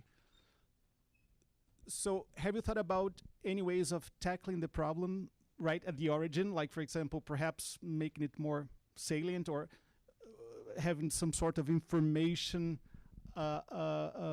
campaign or anything like that that could actually handle that differently? No, so this is a great question. I think often sort of the solution to an information, a lack of information is we want to provide the information, give the information to the consumer. And one of the interesting things I didn't sort of show it here, but one of the interesting sort of things here is that when we think, and I'm going to zoom all the way back to sort of this picture right here, often in the US and in other places, you have a sticker on the car that says, here's how much the car is going to cost to operate for sort of the next 5 years, or sort of things like that. Likewise, if you go and you want to buy an electric vehicle, the electric vehicle manufacturers are often, here's how much money you're going to save if you drive this vehicle relative to that vehicle, and you can change how much you drive and sort of things like that. You can you have a little calculator that you can play with. Often the challenge for those is they are calibrated not to a particular area, but they're calibrated to maybe the country in general, right? So if you look at the, if we zoom forward here to this picture, if you look at sort of what the calculator that the EPA provides for electric vehicles, it's based on the average electricity price nationwide, which is a little bit over 10 cents a kilowatt hour. And so, one of the funny things that sort of, came about actually as I was presenting this at an earlier point, I was at a seminar at a university in California, which will go nameless. I don't want to provide sort of too much information to sort of finger who this was who made this comment. But I was sort of talking about this idea that people might underestimate those costs. And one of the faculty members in the audience raised their hand and said, this is exactly what happened to us. We bought an electric vehicle thinking we were going to save a lot of money based on these calculators and things like that. But then we actually got it home and started charging the vehicle, and we realized how much our electricity bill was going to go up every month as a result. And we didn't quite realize sort of what those costs were going to look like. And I think, part of the challenge with electricity prices is there's just such a big disconnect between when you turn on a light or when you plug in that electric vehicle and when you actually pay the bill, that it's very difficult, I think, for consumers, unless they're very sophisticated, to sort of understand that link in sort of a more fluid way. Now, I do think that one of the features of, our results here, if we think about sort of our results related to vehicle retention, this sort of suggests that people are learning something about the operational costs. And so potentially this is something where when someone buys their first electric vehicle, they might be surprised, but if they decide to buy another electric vehicle, they might have much more reasonable expectations about what those prices are. And so if that's the case, then potentially the role that these subsidies might play might be a short-lived one, or something that's targeting sort of new buyers.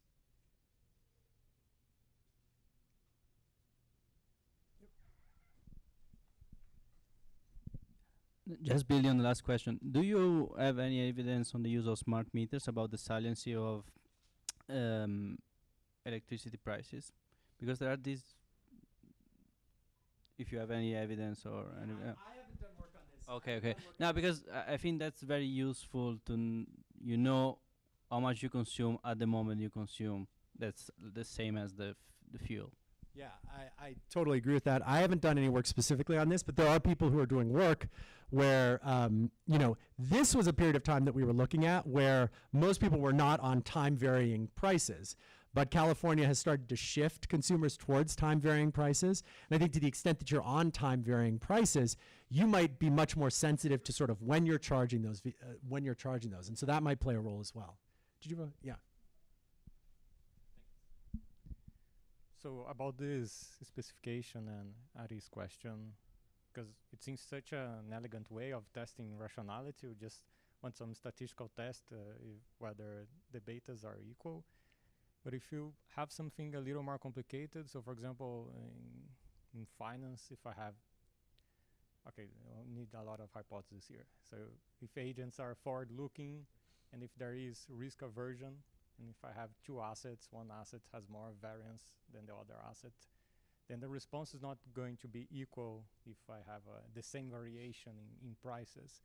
So of course not for this work, but maybe a model And you could even kind of back out the risk aversion that rationalizes this elasticity, because then there is this literature in finance that says, hey, the risk aversion that rationalizes this is too high, so it doesn't make sense, so it's evidence of irrationality and not.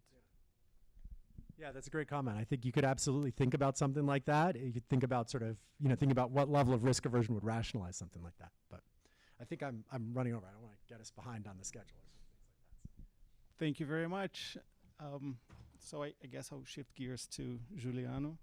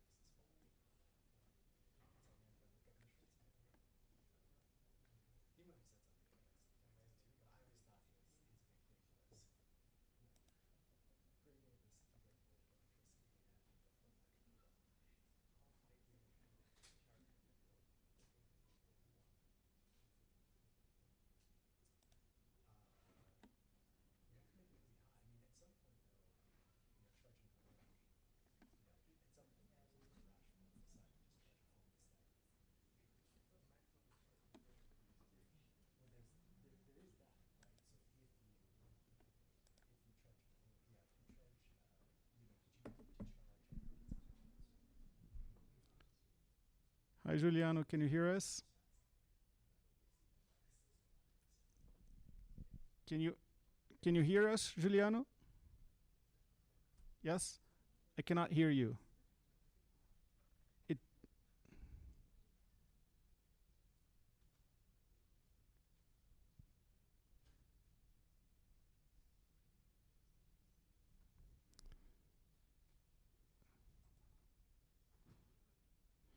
Okay, so it might be here. So let me check just a second.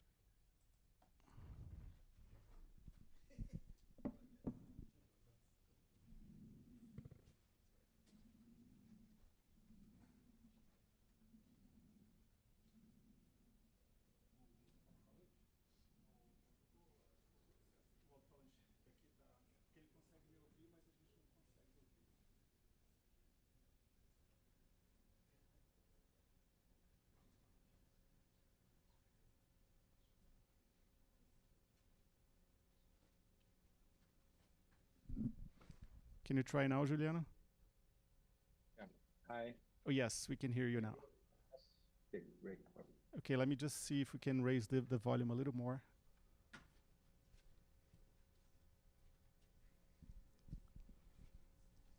Dá para aumentar pouco mais? Ele está ouvindo bem.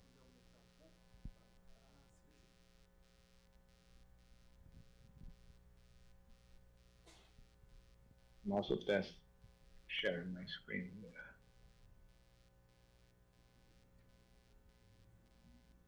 All right, I think we can hear you now better. So thank you very much, Juliano.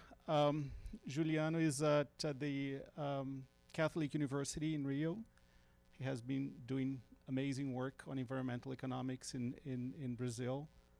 And he has been contributing in different ways, not only with his research, but also with his involvement in policy making, and also training a number of excellent students that are contributing a lot. So Juliano, without further ado, I'm going to hand it on to you. Thanks a lot, Ariasta, for the invitation, for the opportunity to speak at the low carbon markets. Unfortunately, I couldn't be with you now, and we have to do this remotely. But I'll do my best to be as effective as I can, and then I can go to the discussions afterwards. So the paper I want to present is this paper called Carbon Price and Forest Preservation Over Time and Space in the Brazilian Amazon, which is a joint work with Lars Hansen, Todd Munson, and Jose Schenkman. And this is a paper in which we try to look at the Amazon and try to understand the economic rationale for the region in a context that the world is demanding, carbon capture solutions at scale. So the motivation, the way that we got into this project was thinking about this question, right? How can we use the climate agenda to somehow safeguard the Amazon, especially avoiding the tipping point of the Amazon? And at the same time, how can we use the possibility of implementing carbon capture at scale in the Amazon to contribute for the climate agenda? So this paper is pretty much about an exercise in which you try to look at the overall rationale between this connection between forest restoration at scale in the Amazon and carbon price, right? So that's and we do it taking into consideration that the dynamics of carbon capture is super important, especially because we need this job to be done in the next 20 years or so, right? And also, we'd like to, the spatial component comes from the fact that we need to take into account that Amazon is highly heterogeneous region, and we need to take into account the heterogeneity in the potential of both carbon capture and the alternative use of the land, especially in cattle ranching. So this is the overall structure, and this turns out to be a fairly complicated analysis in terms of taking into account the dynamics and this level of heterogeneity, and this is why we have so much technical capacity in the team to tackle this problem. So okay, so the motivation is thinking of look at the Amazon from the point of view of the climate.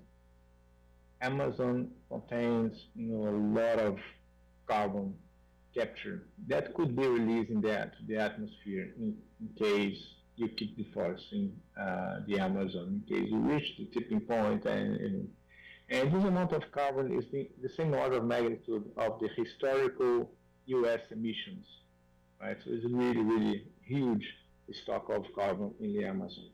And looking at Brazil is particularly important because the Brazilian Amazon occupies something like 60% of the area of the Amazon.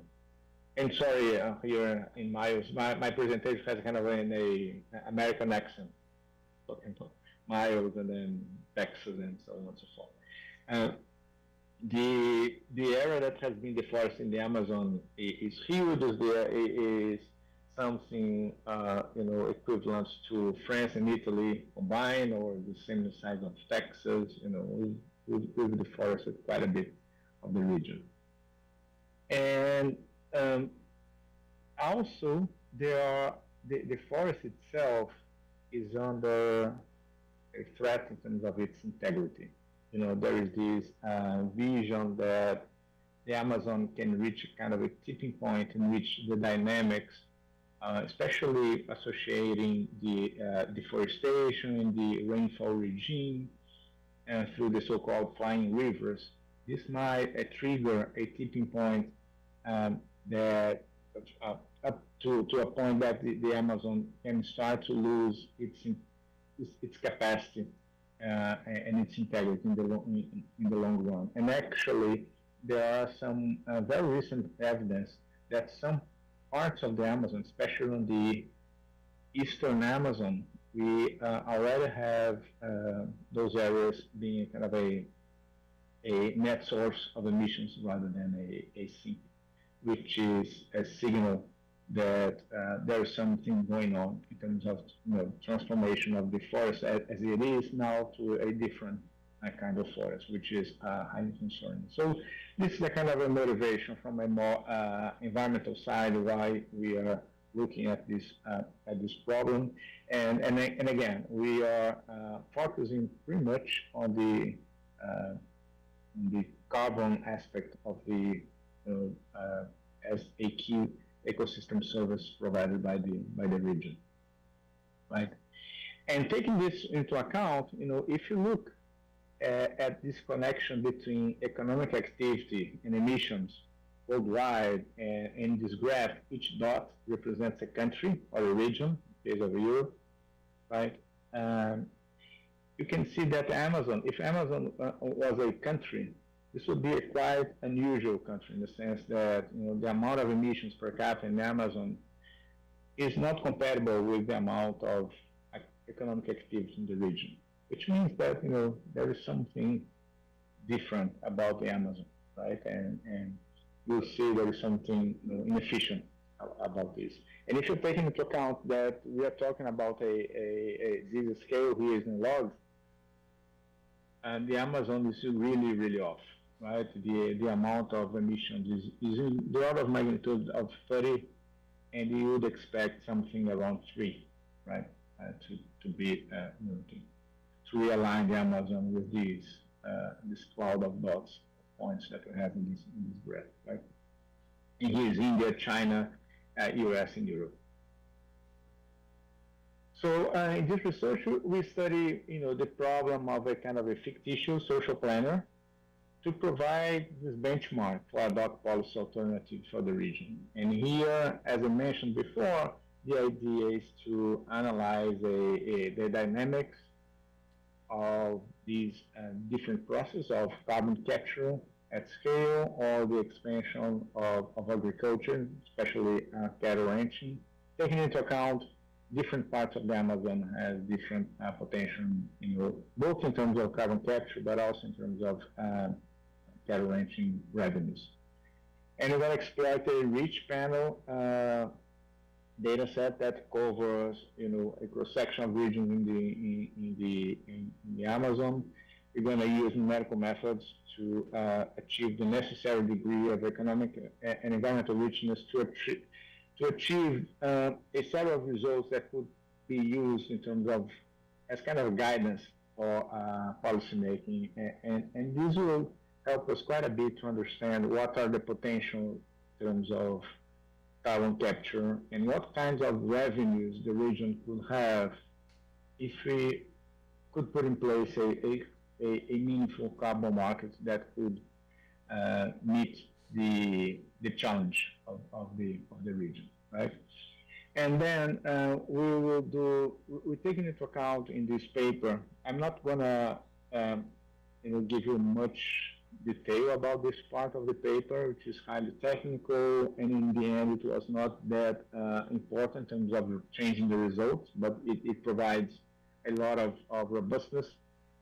We also consider that we measure those parameters in terms of the potential for carbon capture and potential of revenue generation for cattle ranching. We take into account those parameters are measured with a lot of noise, and then we implement a novel way of dealing with that kind of uncertainty, the way that Hassan usually deals with his work, right? So today I'm going to focus on the basic model, then I'm going to talk about how we calibrate different aspects of this exercise, providing some results, and then I'm going to briefly describe how things would change, and actually they don't change much when you take into account parameter ambiguity. And if you have time, I'm going to talk a little bit more about the interaction across sites, which is something that's more related to future work. Right? So as I mentioned, heterogeneity is something that is quite important here. So we look at the Amazon as a set of sites that you denote by I, right? And for each site, we track 3 different. For each site, we track 2 key state variables, which is Z, which is a representation of the amount of the area that is dedicated to agriculture. In our case, it's cattle ranching. And X is the amount of carbon stock, above ground carbon stock for each region, right? And we also track as a state vector of the price of agriculture, which is represented by PA, right? In terms of our analysis, the way that we connect carbon with agriculture is through a carbon price, which is represented by PE here, right? And you see that we take carbon price as a kind of a different scenarios of carbon prices. So for the analysis that we provide is an analysis that will deliver results conditioned on specific a given carbon price. So the exercise is that, for a given carbon price, what would be the optimal allocation of land in the Amazon, taking into account all of these forces that we consider here, right? So the carbon price for us is this connection between the carbon capture and the cattle ranching, and the carbon price will be taken as given in our analysis. There is a way of looking at the evolution of the agricultural area, the Z, and the way that we write the program is in a way is such that it's quite convenient to consider two non-negative control variables, U and V, in which U is the expansion of agriculture, measures the expansion of agriculture, and V is the expansion of forest restoration, right? In the sense that, a Z dot, which is the change in Z, will be basically the amount of area that you allocate for agriculture minus the amount of area that you put in forest restoration, right? And another aspect that is important for us is that, in each site, the amount of area that can be allocated, to agriculture or for carbon capture is limited by physical constraints, right? Because some sites will have, rivers, and some other sites will have, cities, and so on and so forth. So for each site to have a kind of a Z bar representing the amount, the total amount of land that could be allocated to agriculture or forest restoration. And this complicates quite a bit because, what you have here is the number of sites determine the number of, state constraints that we have in our program, right? The carbon capture dynamics, which is a super important equation for us, this was an equation that was provided by an important scientist in climate, and it's pretty intuitive in the sense that the change in the stock of carbon has some components here, right? The first component is that if you expand agriculture, so if you have U positive, you're going to lose the stock, the potential of carbon. Gamma I measures the amount of carbon of pristine forest. Once the forest is in its long-run stock of carbon, that amount of carbon is measured by this parameter gamma I, right? The total stock, the maximum stock of carbon that each area of the Amazon can absorb, in the long run. So if we cut those forests, we're going to lose the total stock, right, of that site, and then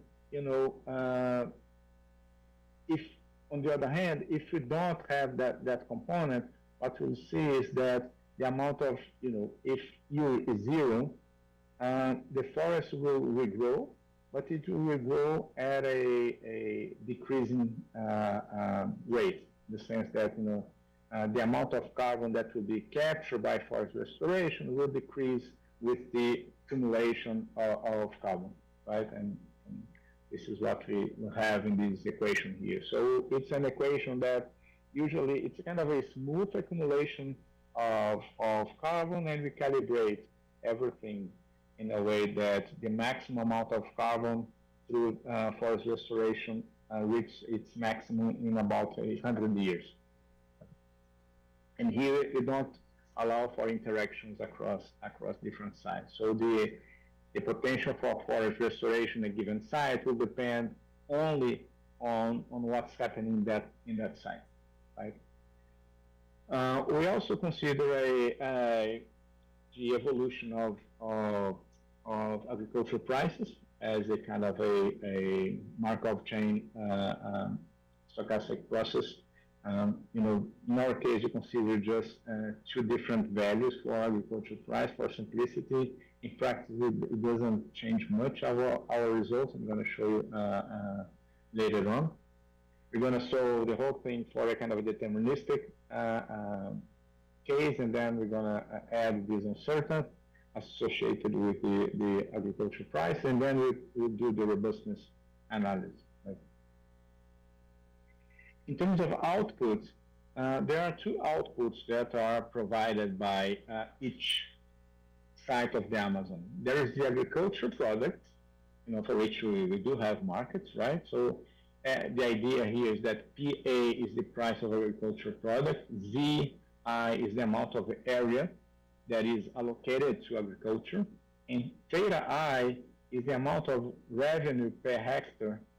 It's the amount of the physical production per hectare that is produced in that site, right? And so the revenue for agriculture will be, this term here, which is the amount of area and times the productivity, that is theta I, priced at PA, right? So that's the agriculture revenue that is produced in every site. So when you choose Z, you're going to affect the agricultural output, this way. At the same time, we have what we call the net emissions. What are the net emissions? When you're doing cattle ranching, which is the primary activity in the forested areas in the Amazon, when you do cattle ranching, there are some emissions associated with methane, and that is measured by kappa, right?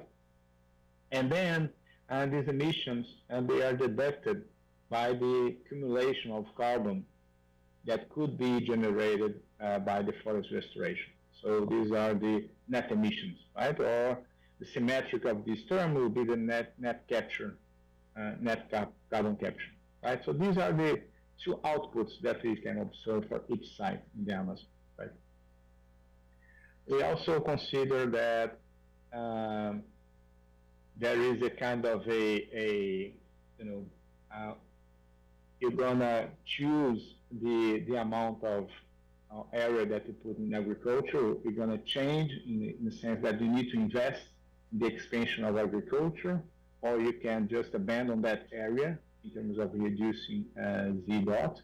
You have different specifications in the model. Here is the symmetric one, in which expanding agriculture, leaving the area to abandon the area to provide forest restoration. They have kind of a symmetric accounting in our objective function, but our results now in our current version of the model, we allow these two things to be different, and things don't change much given the good results that we have.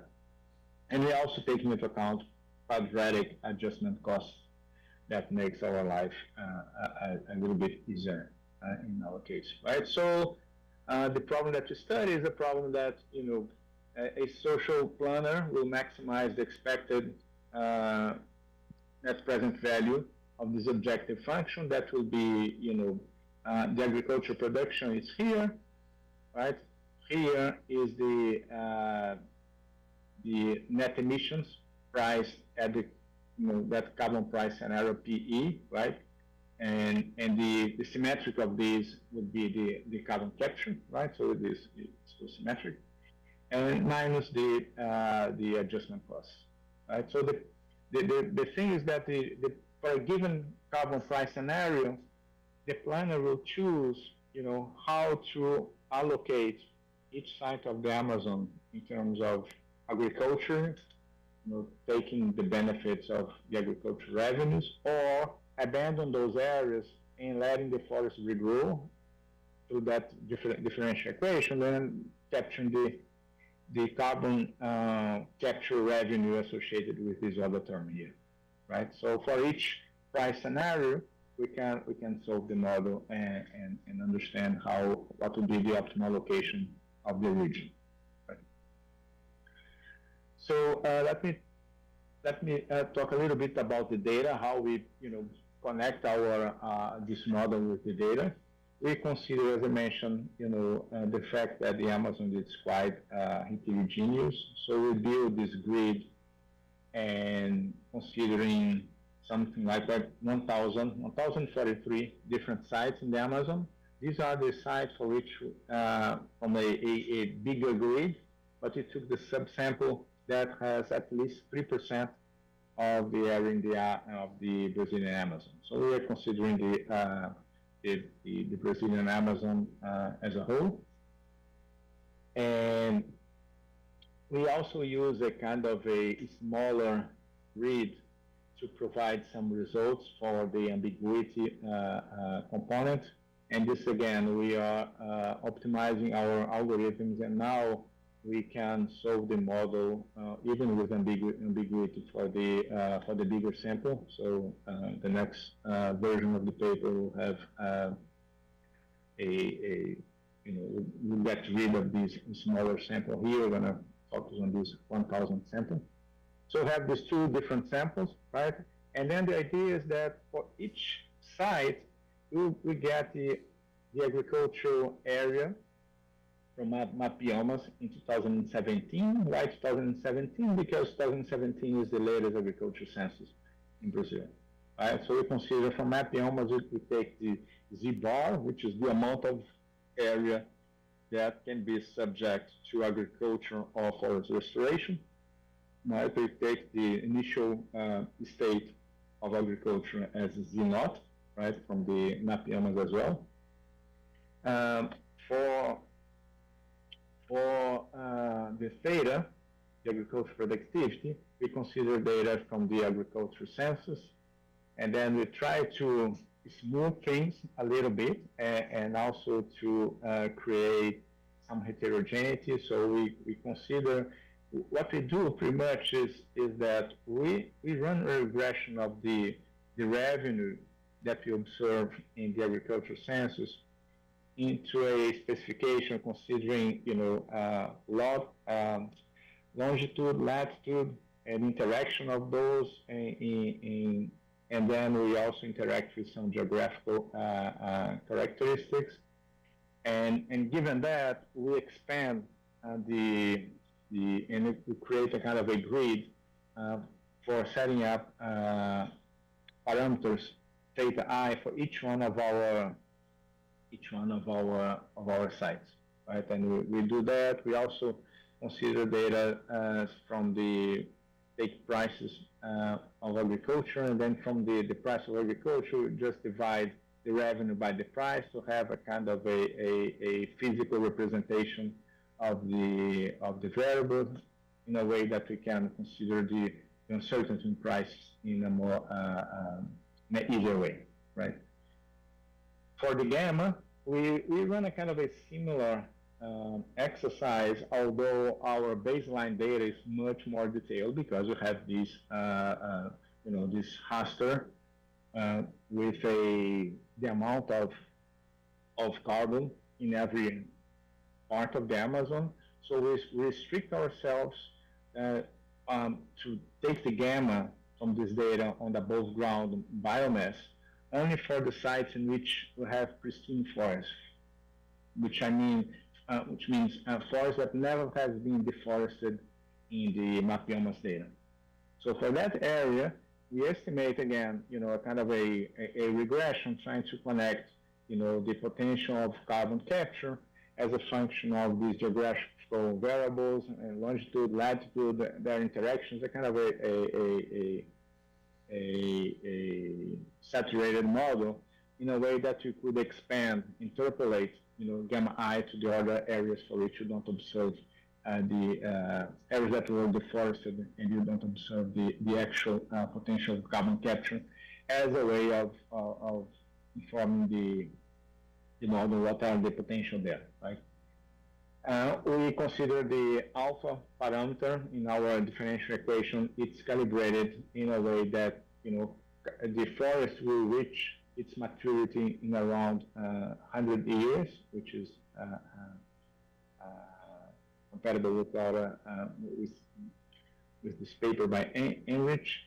And we also calibrate kappa from the data available from SEG, right?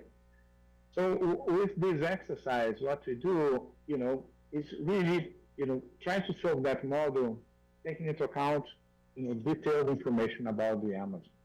And this is the sample that we get from, for the 1,000 sites in the Amazon in terms of the carbon capture on the left and agricultural revenue potential on the right. Right? So you'll see there is a kind of a negative relationship here visually, but they are far from be something very well established. There are some areas that are different and so on. So the problem of the problem of the social plan will be to, given an initial state for a given carbon price scenario, how you can allocate over time the lands in each one of those sites, considering that once you expand agriculture, you're going to lose the stock of carbon associated with that forest, but you're going to gain the agricultural revenue.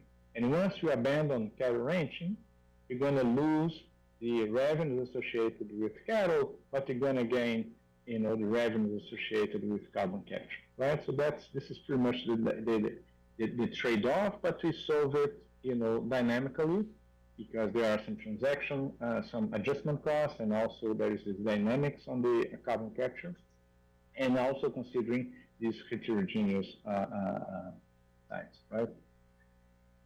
So for solving this model, as I mentioned, we solve the model in two different samples, a simpler one with 78 sites and a complete sample of 1,000 sites. For deterministic prices, it's much easier. You can use interior point methods, which is easier to compute. Taking into account uncertainty prices, makes life much harder, because you have, as I mentioned, the number ex ante is hard to identify which one of those constraints will be binding in the optimal trajectory, right? So it's something that is hard to deal with, and then we use this model predictive control as a way of solving this model for the uncertainty prices. And in the beginning, we were only being able to use it for the smaller sample. Now we found ways of implementing this algorithm for the whole sample, right? So we're gonna switch between the samples depending on the amount of uncertainty that we are dealing with, at least in this version here, right? And then let me show the results, right? For the results, we do basically two things, right, which I think is important here.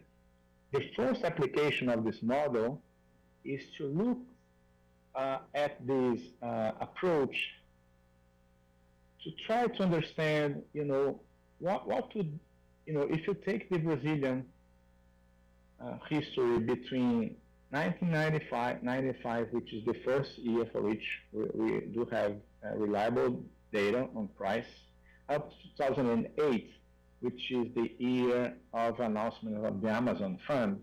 This is the period in which Brazil was managing the forest without any relevant financial flows from other countries, right? And then we ask ourselves, if Brazil was looking to the problem of expanding agriculture and protecting the forest through the lens of our model, what is the carbon price that is revealed by the observed deforestation pattern that we had in that period, right? So we use our model in order to identify, what carbon price justify the observed deforestation in that period, right? So that's the first application of the model. And that price is about $7 per ton of carbon capture, for the 1,000 sites sample, and $7.10 for the smaller sample, right? So it's about $7. That's it. And what we then, considering that the Brazilian society values the forest an equivalent of $7, which is quite close to other papers. There's this paper by Rafael and Marcelo and Chico. They find similar results in a total different setting. And considering that the Brazilian society, values the forest, around $7, what would happen with the optimal trajectory? We if it, under different scenarios. In the scenarios will be, if you don't get any additional money from outside, if you get $15 per ton of carbon captured on a net basis in Amazon, or what would happen if you get $25 per ton of carbon, right? And then here you can see the trajectory in terms of the agriculture area. So if we don't have any payment from outside, we're gonna keep increasing our deforestation, and actually we're gonna reach the so-called tipping point, which some scientists points to 20%. We're gonna cross that 20% of deforestation in less than 20 years, right? But if you get, even smaller payments, and here I'm talking about $15 per carbon capture or $25 per carbon capture, the fate of the Amazon changed completely, right? Instead of, continuing deforesting the region, actually, we're gonna put most of the area will be put on the forest restoration, right? In the next 20 years, right? So it changed completely. So the point of this paper is that, once you take into account this exercise, which is actually looking at the economic rationale between carbon capture and cattle ranching in the Amazon, taking into account what are there now, even small carbon prices can change completely the dynamics of the region, right? From a pure economic sense. Obviously, in terms of implementation, there are many challenges, but the back of envelope and the potential is pretty clear, right? So from the model, you can solve the model and then look at what's the optimal trajectory. So this is the evolution of agriculture area. That's the initial point, right? And then that's the evolution. The next 5 years with $15 will be like this, and then in 10 years will be like this, and will be reducing agriculture. And in the end, the agriculture production will be restricted to areas in which agriculture suitability is high enough, right? That's the optimal solution. So we can see, for instance, if you decompose the plan of value in different components, right? The social plan, you can see that that's the PE is the total carbon price, right? In the social planner exercise. And here we are decomposing the carbon price, as the amount of the price that is revealed by the Brazilian society, which is those $7, right? Plus the international payments. And what you can see is that as we increase the international payments, the carbon price will increase here, right? And just some 10 with 7.6. and so on. And what we'll see is that the social planner value will increase substantially. What's interesting is that, currently the agricultural output value, which is about $373 billion, this will be equivalent to the net transfers that you could get if we get paid the $25. So with $25, the amount that we'll be getting, through agriculture plus the net transfers will be equivalent of what we have nowadays, right? So about $25 is kind of a breaking point to which Brazil should join that kind of offer, right? To participate in this market. What this would mean, in terms of the next 30 years or so, and here is 30 years because our baseline is 2017, so 30 years is about 2050, right? In 30 years, if you get the $25, we are talking about a net carbon capture for the region in the order of magnitude of 15 gigatons of CO2 equivalent, right? It's huge. And the amount of money that will be transferred to the region, will be in the order of magnitude. I think I have it here. No, that's not here. So 15 gigatons to $25, this will be something like more than almost $400 billion in 30 years. The discounted value of it would be something like $286 billion, those areas. So what we show in this paper is pretty much this idea that even with the small carbon prices, remember that in the ETS in Europe, they're trading around $90, right? What we see in this paper is that even, low carbon prices can change substantially the fate of the forest in the sense that forest restoration becomes a dominant activity there. And the forest can contribute substantially to the climate mitigation, right? Capturing something like 15 gigatons, which is a substantial fraction of the remaining carbon budget, according to some estimates. So it can really play a role. But in order to do so, we need to put in place a mechanism that will be associated with financial transfers of hundreds of billions of dollars that that are not there yet, right? So this is pretty much what we have. If we solve the model with taking into account the uncertainty on the agricultural prices, the picture is pretty much the same, right? And even quantitatively, it doesn't change much, right? And if you're taking into account, the planar value decomposition is pretty much the same thing. And I'm going to skip this. And also, if we consider considering the price of $15, taking into account the ambiguity in the parameters, things don't change much as well, right? So it's a very robust, this analysis and these results, they are very robust to these configurations in terms of the level of uncertainty we incorporate in the model.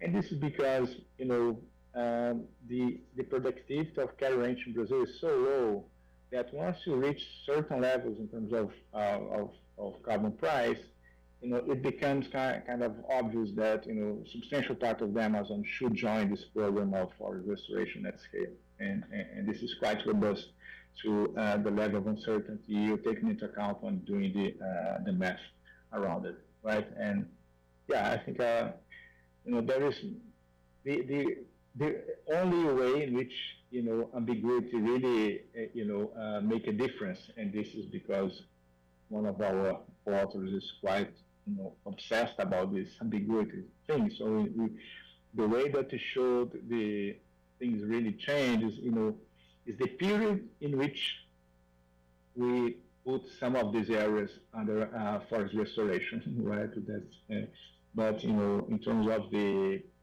economics and the quantitative analysis, nothing really changes. What changes is really, when you put some sites, into forest restoration, considering or not ambiguity, right? But it's not a big change. And yeah, I think I'll jump to the conclusions here.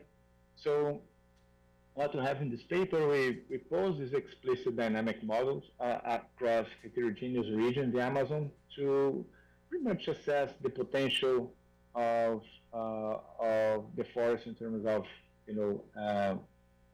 capturing carbon at scale and contributing for the climate agenda, and at the same time showing, what kind of financial flows are we talking about when we consider the possibilities, the potential that the climate agenda can provide to the forest itself, right? And we take into account this very rich panel data set in Brazil. We have a lot of data for the region.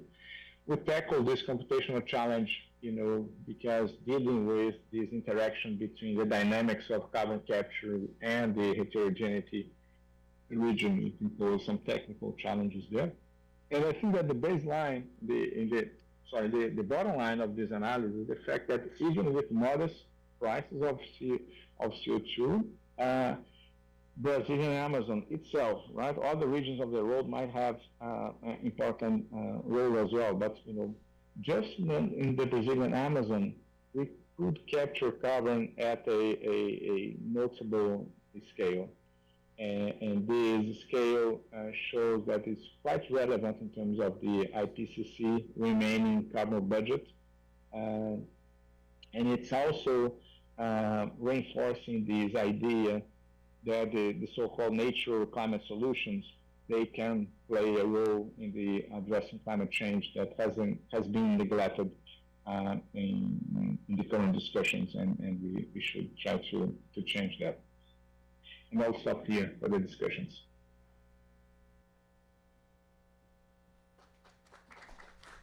Hello, Juliano. Ariaster had to leave, and so I'm conducting the rest of the session.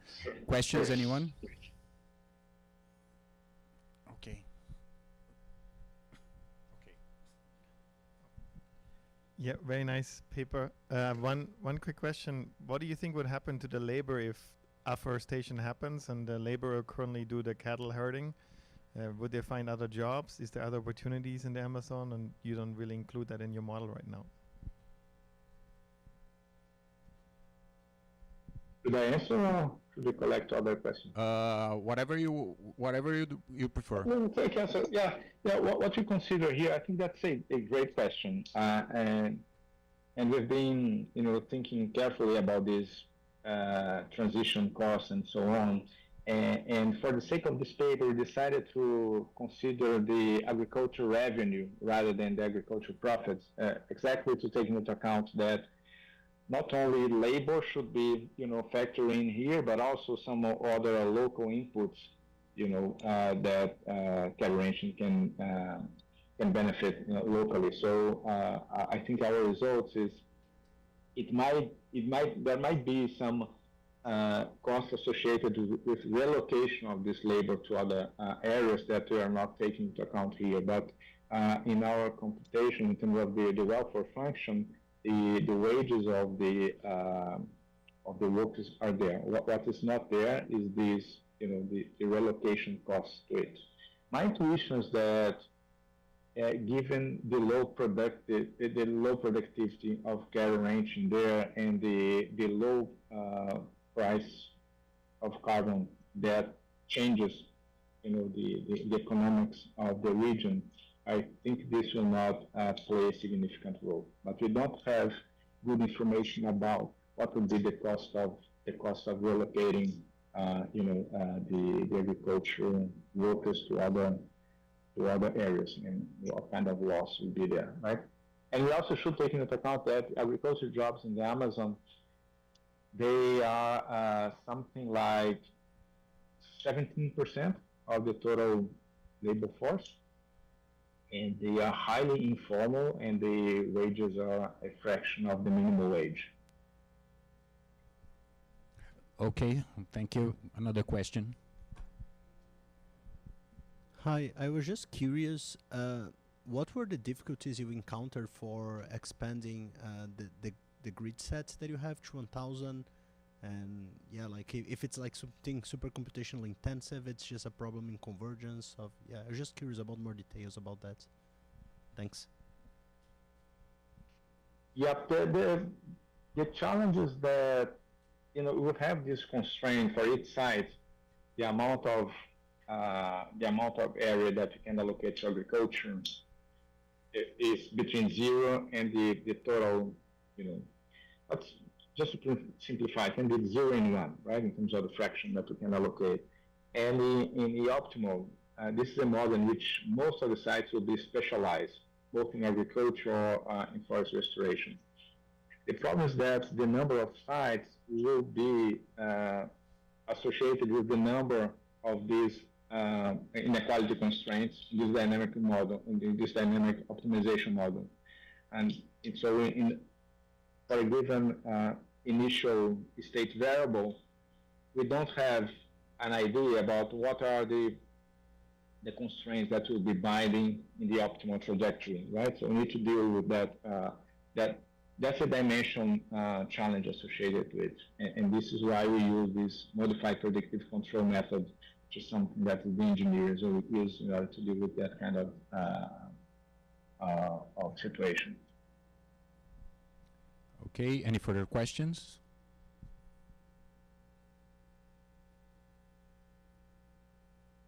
No? Juliano, thanks a lot for your presentation. It's been a pleasure having you here, and thanks a lot for all your help during all these years. Thanks, Lawrence.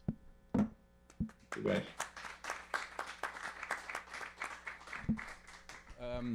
Even though it's not in the program, I think I would suggest that we take a 10-minute break so everyone can grab a coffee and stretch the legs, and then we go back at 4:10 or 4:15 or so.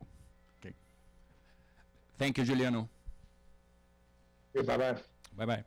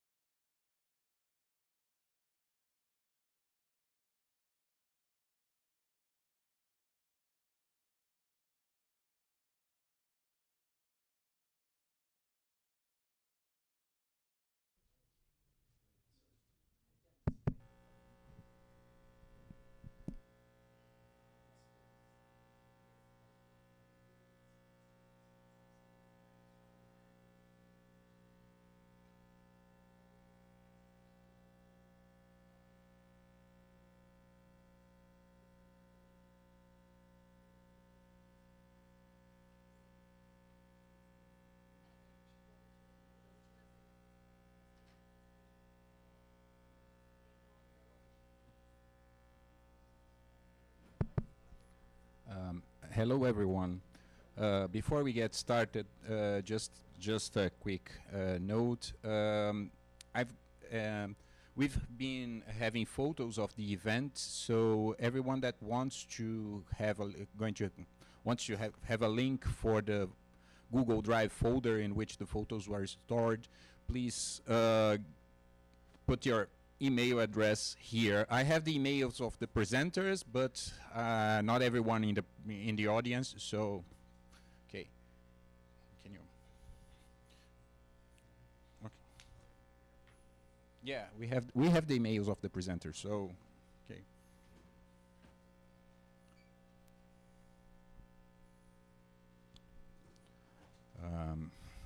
Okay then. So let's get started. It's an honor and a privilege to have Elizabeth Farina with us here. Her story is long, and his involvement with our department is even longer. Professor Farina was department chair here, and they started here according to my notes, in March 1982. And now it's a senior professor here. She has a long story on both parts of antitrust and environment. She was one of the first presidents of the Brazilian Competition Authority in the 90s, so she's got a really important role in setting up the Brazilian Competition Authority in the 90s. After that, she went to be the president of UNICA, which is the União da Indústria de Cana-de-Açúcar e Bioenergia. It's the union for sugarcane growers. Then she became president of Tendências Consultoria Integrada, which is an economic consulting company here in Brazil. And then she became executive director of WRI in Brazil, which is the branch of the World Resources International Institute. And now she's a senior professor. It's a pleasure to have you here, Elizabeth, and whatever. So you can start.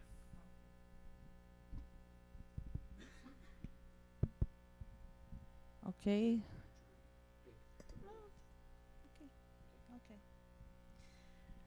Okay, sorry for my English.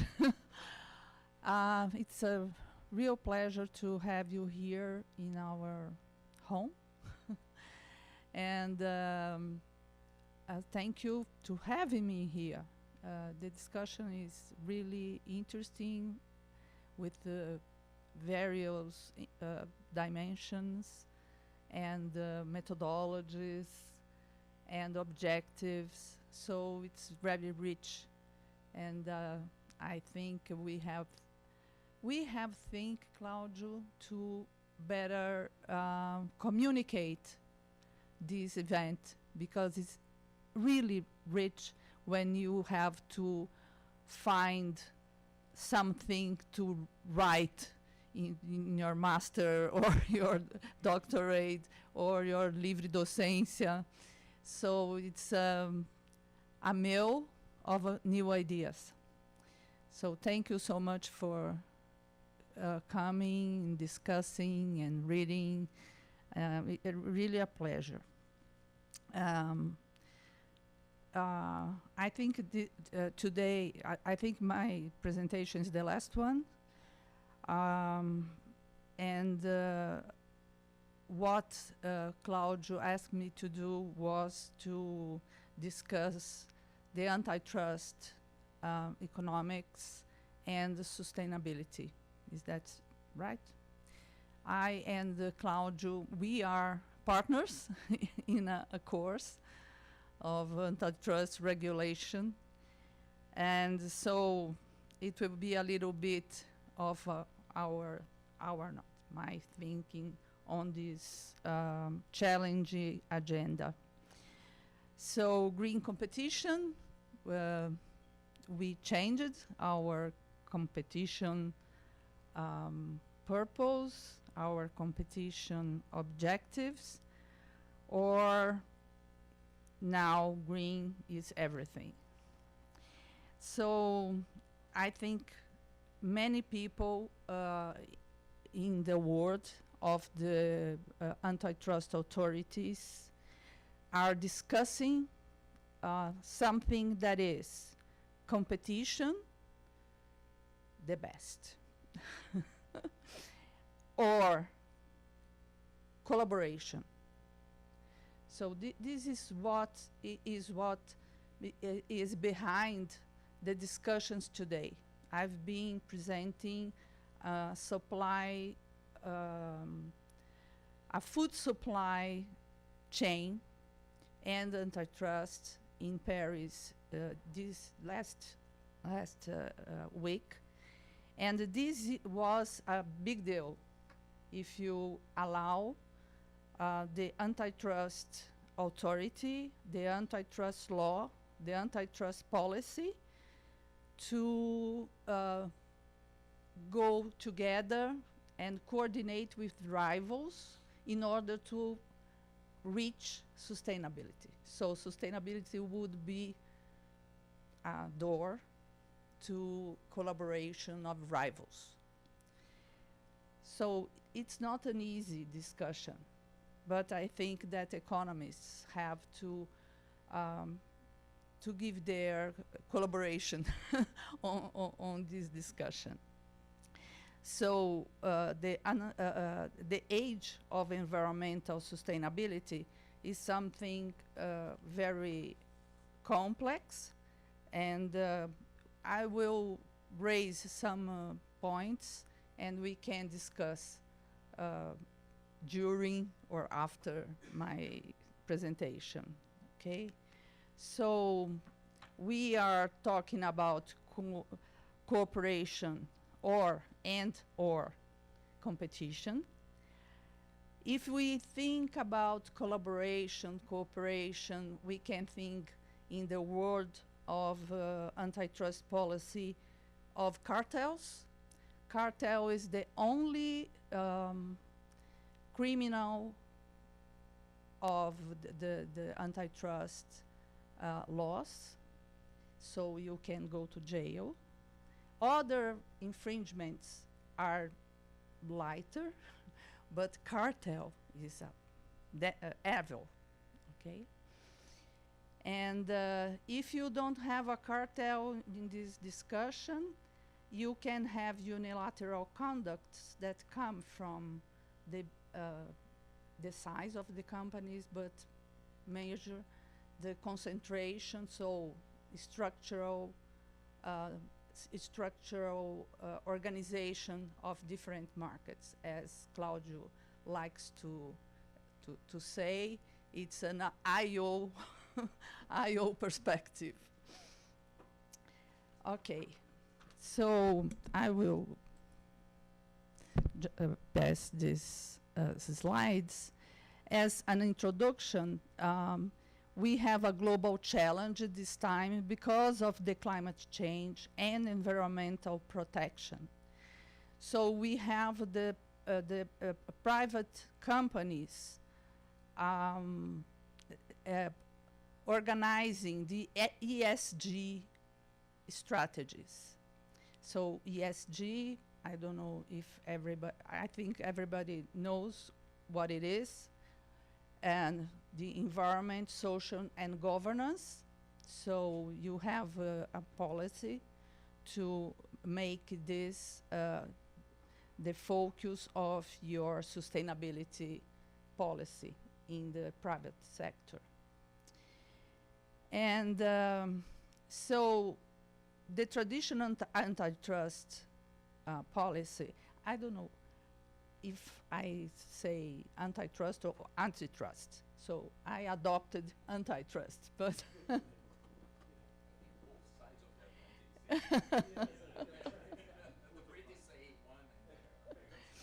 so curiosity, but it's okay. So the traditional antitrust policy focus on competition and economic efficiency. This is the heart of the antitrust policy.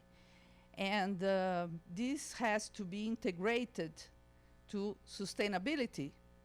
So we have to rethink antitrust approaches. Okay. We have a lot of disagreements between EU, UK, and US. And Brazil has contributed a lot on the discussions, international discussions, but the disagreements are big. Europe, I think, much more light with the antitrust policy than FTC. And yesterday or 2 days ago, the leader of the UK antitrust said that they have to be more, accept better the new sustainability discussion in order to incentivize the innovation. So you have innovation, you have sustainability in terms of environment, climate, but also about the social aspects and social rights, human rights, and a lot of the companies, especially companies in the food sector, they have a lot of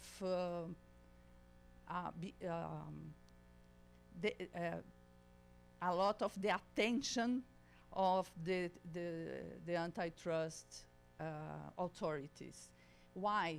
Because at a sudden, they discover that one supplier, the other side of the Atlantic, has something similar to children work. And then this goes to Europe.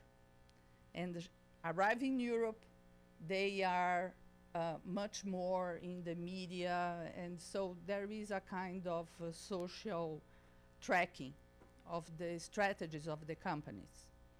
And especially in long supply chains, you have to have this tracking organized and reviewed by a third party. So this is something complex to do if you have the Atlantic in the middle. And many of these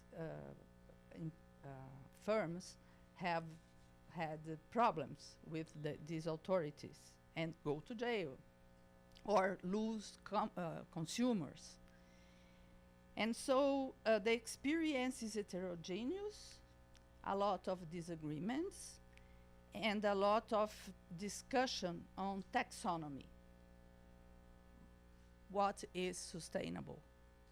How I define sustainability? How can I charge someone for being against, let's say, the climate change? Or recognize that climate change is something that the humans have to do with. So some problems and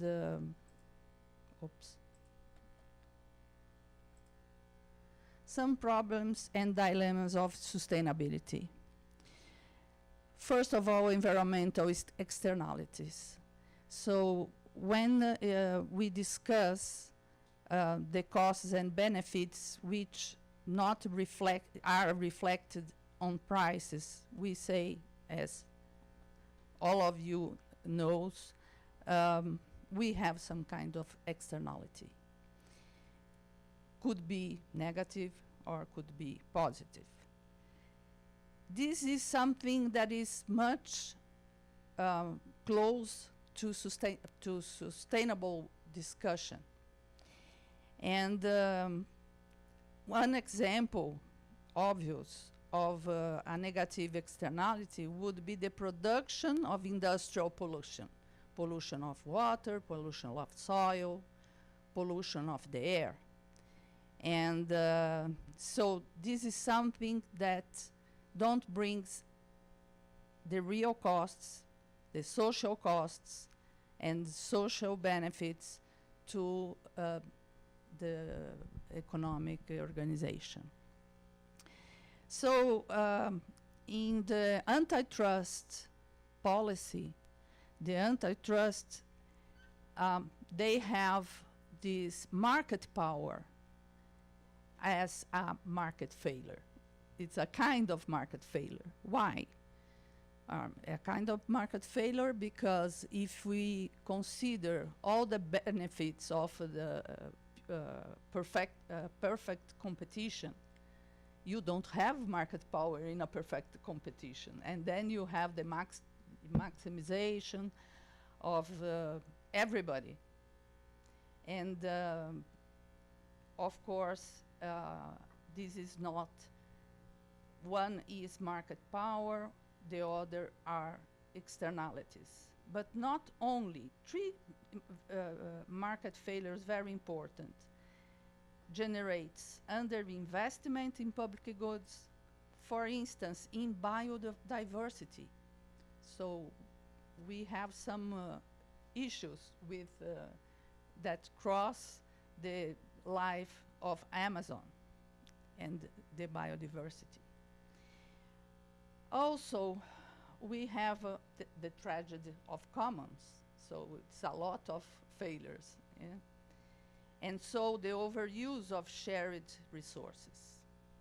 And then we have the asymmetric information, the imperfect information, the incomplete information, and everything, each market failure could be a kind of regulation, not an antitrust pure, but a regulation. And for the sustainability, the externalities are the most important. But when we talk about information, then you have an array of solutions. And we can't forget that regulator is also something, someone.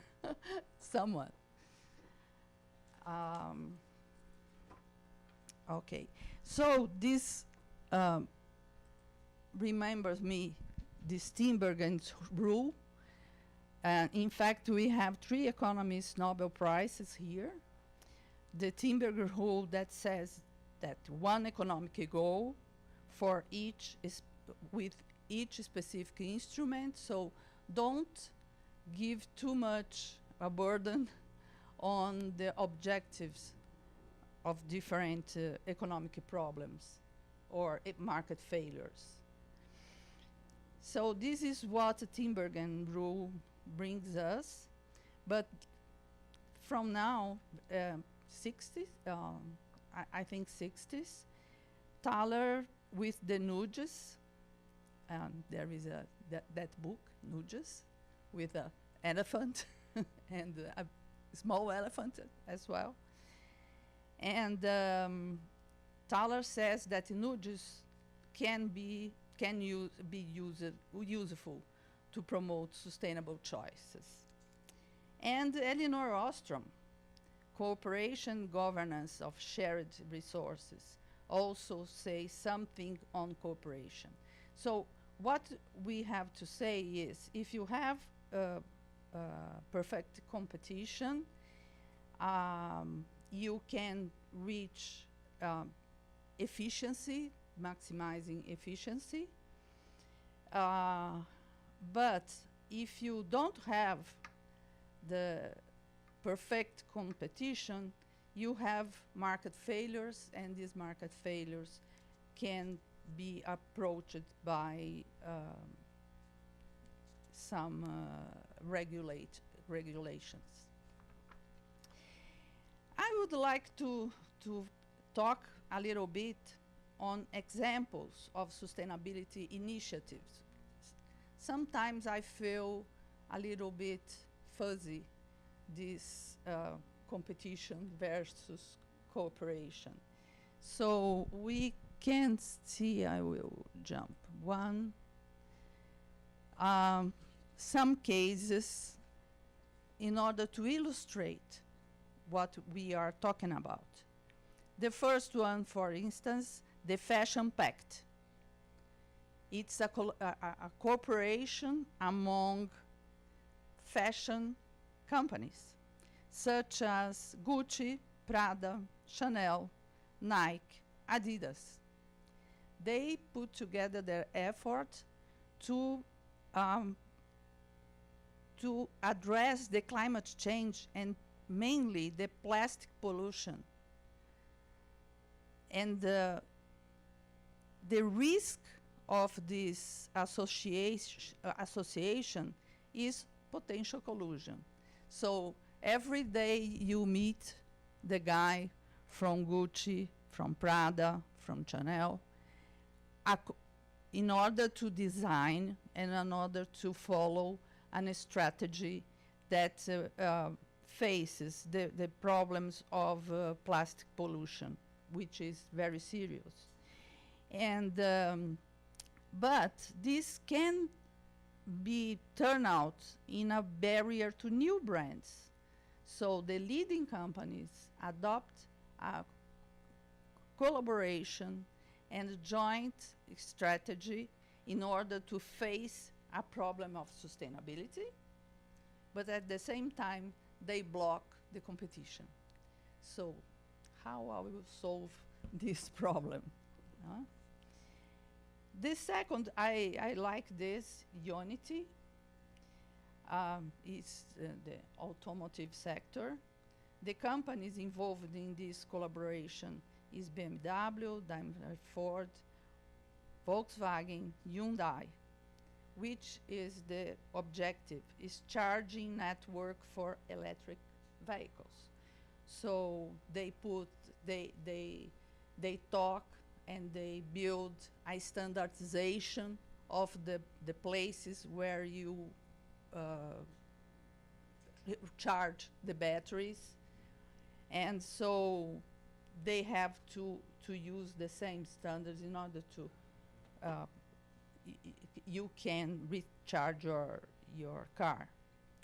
And we have this RIBA in technology. The companies not very well known are Google, Facebook, Amazon, Microsoft, and the objective is expand the renewable energy market. So very good objective. The risk. Exclusive conditions may restrict new entrants. So the competition by new entrants is very important and very tough. And so, we see that the cooperation strategies can bring together rivals and to exclude the new entrants and the new rivals. So this is something. Another example is circular economy. Circular economy. The Ellen MacArthur Foundation and the C100 initiative promote circular economy practices where products are designed to be reused, recycled, repurposed, and the end of their life cycle. So, very positive. The companies involved, Google, Unilever, Renault, IKEA. So, big companies adopting cooperative strategies. And sectorial agreements for emissions reduction. And one very important is under the Paris Agreement, competing companies in the aviation sector, such as Boeing, Airbus, as well airlines like Delta, United Airlines, collaborate to develop technologies that reduce carbon emissions. So the companies involved, Boeing, Airbus, Delta, United Airlines. And one very interesting is the roundtable on sustainable palm oil. Sustainable palm oil brings together competitors in the food and cosmetics industries to ensure that palm oil is grown sustainably, preventing deforestation and respecting human rights. Nestlé and Unilever. Joint recycling initiatives. The Alliance to End of Plastic Waste, another focus in plastic waste, is a collaboration among companies from various sectors to find global solutions to the plastic waste problem, promoting new recycling technologies and reducing plastic use. Procter & Gamble, BASF, Dow Chemical. So these are very real and updated examples of cooperation that has the risk to be transformed in cartels or something similar that reduces the pressure of competition. And the role of antitrust is a collective necessity. This is, I think, something difficult to internalize. So if you think sustainability, you think collective action. And so your policy looking to more sustainable world has to be a combination of competition and cooperation. Sustainable cooperation, the risks of collusion and inefficiency. So when you reduce the pressure of the competition, you lose efficiency in many cases. So you have to orient the companies how to progress and how to implement these strategies. Which strategies? Collaboration, cooperation strategies, such as we discussed before. And internationally, they are approaching these risks by creating guidelines. So guideline is a soft law that says which practices and strategies the competition authorities are permitted to adopt.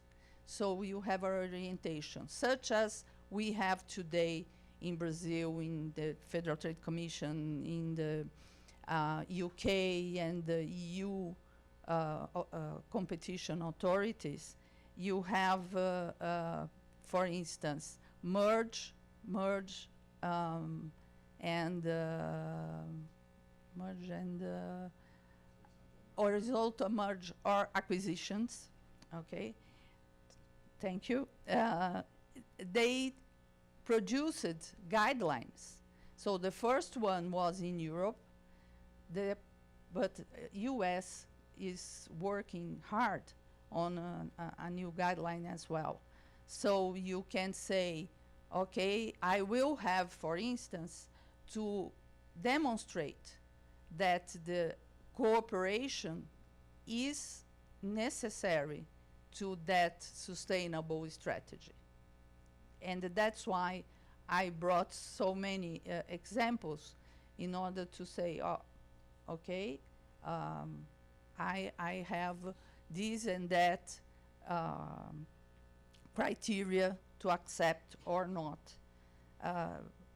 some exemption of competition strategies. So integrating positive environmental impacts into antitrust analysis, I think, is very important.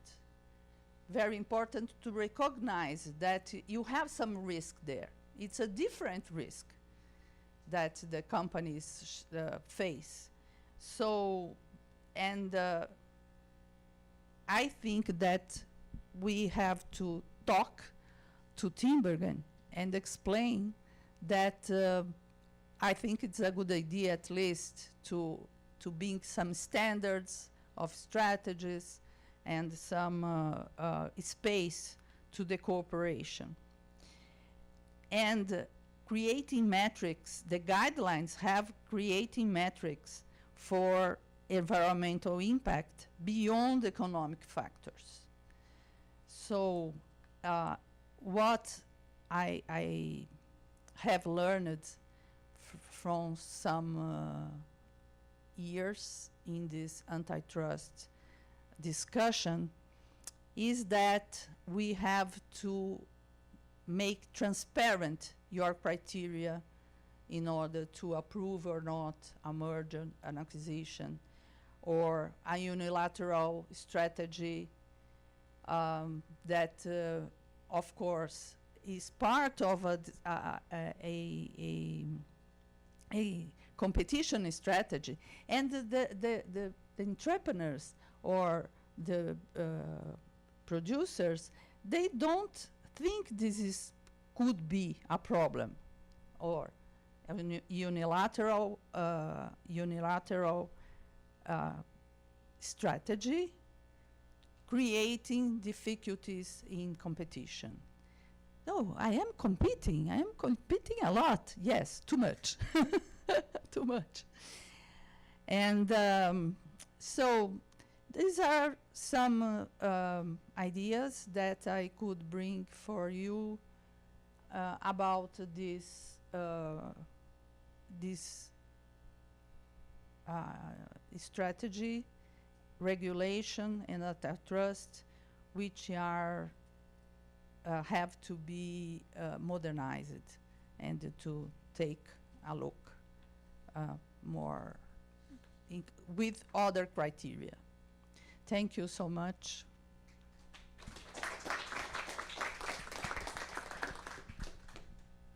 Thank you, Elizabeth. We have some time for questions.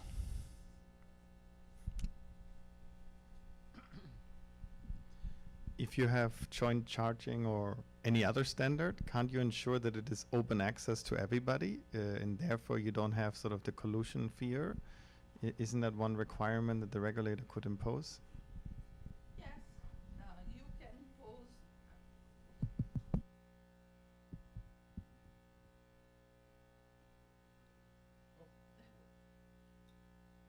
Thank you.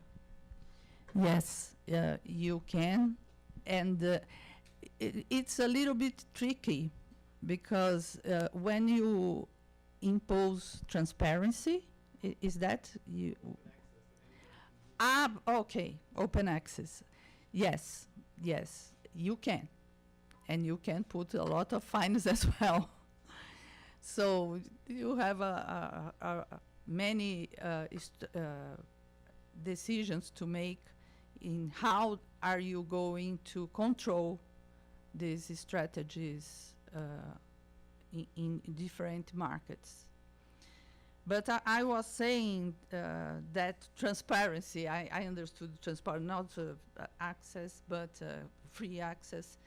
But transparency is tricky because sometimes you say, no, you have to explain your strategy. You have to open your strategy. And with that, you make it easier to collude. Yeah? But free access, yes. And it has been used in the digital world, which is another thing that has to be included in the antitrust regulation.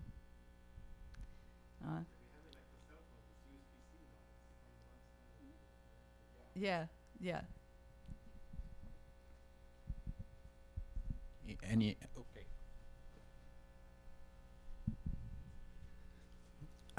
Do you think it's important that the different competition authorities come to some agreement about how to handle sustainability and how to think about sustainability relative to market power? Or is it okay if they all sort of do their own thing?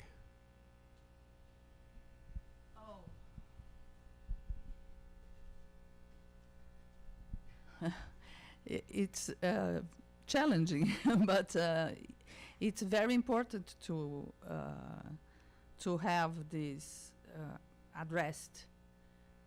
Sometimes you have to address some strategies, and I lost your last comment. Do you think they all have to do the same? They all the competition authorities have to agree to do the same thing, or can one do this and one do this? It will not happen. Yeah, they can be very different because the context are very different. It's 27 countries within the European Union is quite different from 27 states in the States or in Brazil. And so you have to have your own solutions.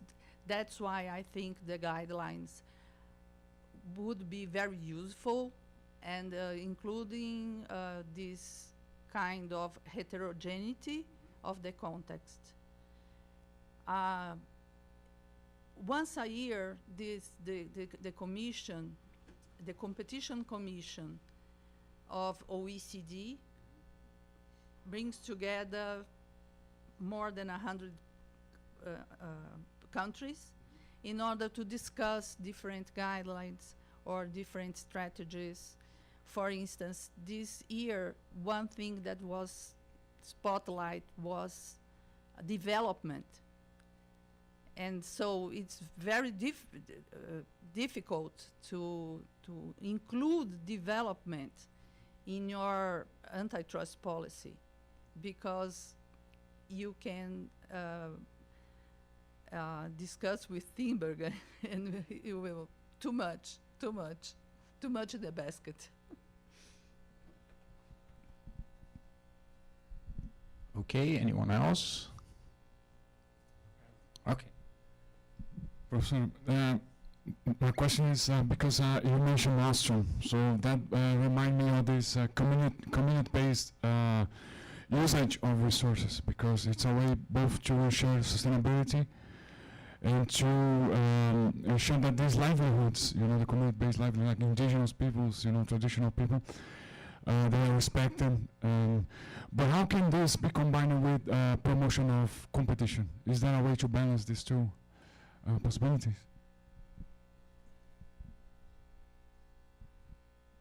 Ostrom. Why I brought Ostrom? Because I think that in many cases, cooperation is better than competition if you have some of that characteristics and context that was mentioned before. So yes, cooperation it can be good unless they destroy the competition. It's balancing is difficult, and but anyway, life is complex.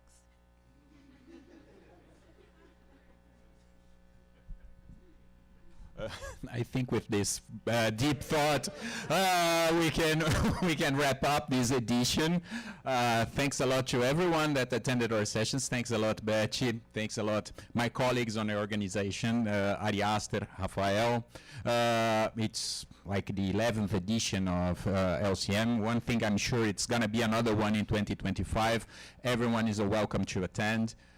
Thanks a lot, Wolfram. Thanks a lot, Eric. It's a pleasure to have you here. Another question, another issue, if anyone needs some sort of certificate of attendance, just let me know and I can provide one for funding agencies or something. Okay? Thanks a lot. See you guys 2025. It's already there, right? It's almost December 20th. Thanks a lot, guys.